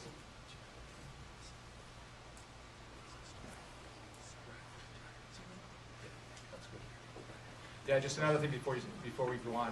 The formal rulemaking itself hasn't actually started. Once we file our formal rule, there'll be additional time for commenting at that point too. And there'll be another public hearing. So this was supposed to be educational mostly, and I think we got a lot of education today. Yeah, Ms. Gamache? Yes, thank you. I'm sorry, your name, please? Representative Mariana Gamache. Could you be quiet, please, sir? Thanks. Sorry, we can't hear the Still people. have people speaking. Thank you. Yeah. I very much appreciate an additional workshop, the way you have described. I think this is an extremely important issue. And I understand the limitations of time. So having another date for additional information to be given, this is very instructive and educational, and it needs to be pursued in light of the regulations that are going to be. Well, I guess we're going to provide a date for everybody to file written comments. If people feel the need for an additional workshop, they should lay out in their written comments why, and what they would hope to hear or present at that, and so that we can make a decision about whether it's worthwhile. It's very expensive, not just for us, but for all the parties to participate in one of these things. And so Yes, I can sensitive to appreciate that, but I also take into consideration the fact that this entire subject affects many people. It affects the people that are going to be involved in any kind of industrial turbine development, and it needs to be done right. I agree with that. So- The question is, how much time do we need to spend on it, and that's what we're going to ask people to comment. And as much time as it takes. I understand the expense, but We have a deadline, don't we? and I'd just Yeah, like to we have a deadline. clarify. There isn't a- Deadline's next summer. Didn't understand the shorthand of, we haven't actually formally started the rulemaking. The rulemaking process requires by statute various other steps that are analogous to what you're suggesting, including a formal public hearing that will be reacting to an actual proposed rule. So I think actually that will be even more helpful. And then, of course, more rounds of comments. So built into the process is the sort of thing that you're advocating for, which we agree with. And also, I think we need to set a deadline for the comments that are in reaction to what was presented today. May I? There seems to be a real imbalance. I don't think it's intended, but in terms of time allocation, the folks who are on one side of this issue, if you will, from my observation, have gotten 3/4 of the time of this meeting today. Most of that time was questions from the people with the yellow vests. Right, but that is informative, Mr. Chairman, and I agree, but we're not done. You haven't, I've served on a select board 15 years, and we continue our meetings, and you can have a free meeting room at the State House, sir. We're willing to continue, we just want to make sure it's worthwhile. So Okay. we're going to ask people to file comments on what they've heard today, and if people feel the need for an additional hearing, they need to say why, that they need to ask for that and explain what they think needs to be covered that we haven't already covered. And then we'll take that up, and maybe we will schedule another. You lose the But we also dialogue. have some deadlines, and there's going to be more public hearings on an actual proposed rule. Right now, there isn't anything proposed, so by us, and that will happen. Thank you for giving us a good physical environment where we had the space, access to a restaurant, restrooms, could be heard you. Thank you very much for that. Well, thank you. So I'm sorry we were out of time, but like I said, we'll set a date, we'll set out a notice for the date, and for comments, and then we'll get your comments, and we'll go from there. Thank you.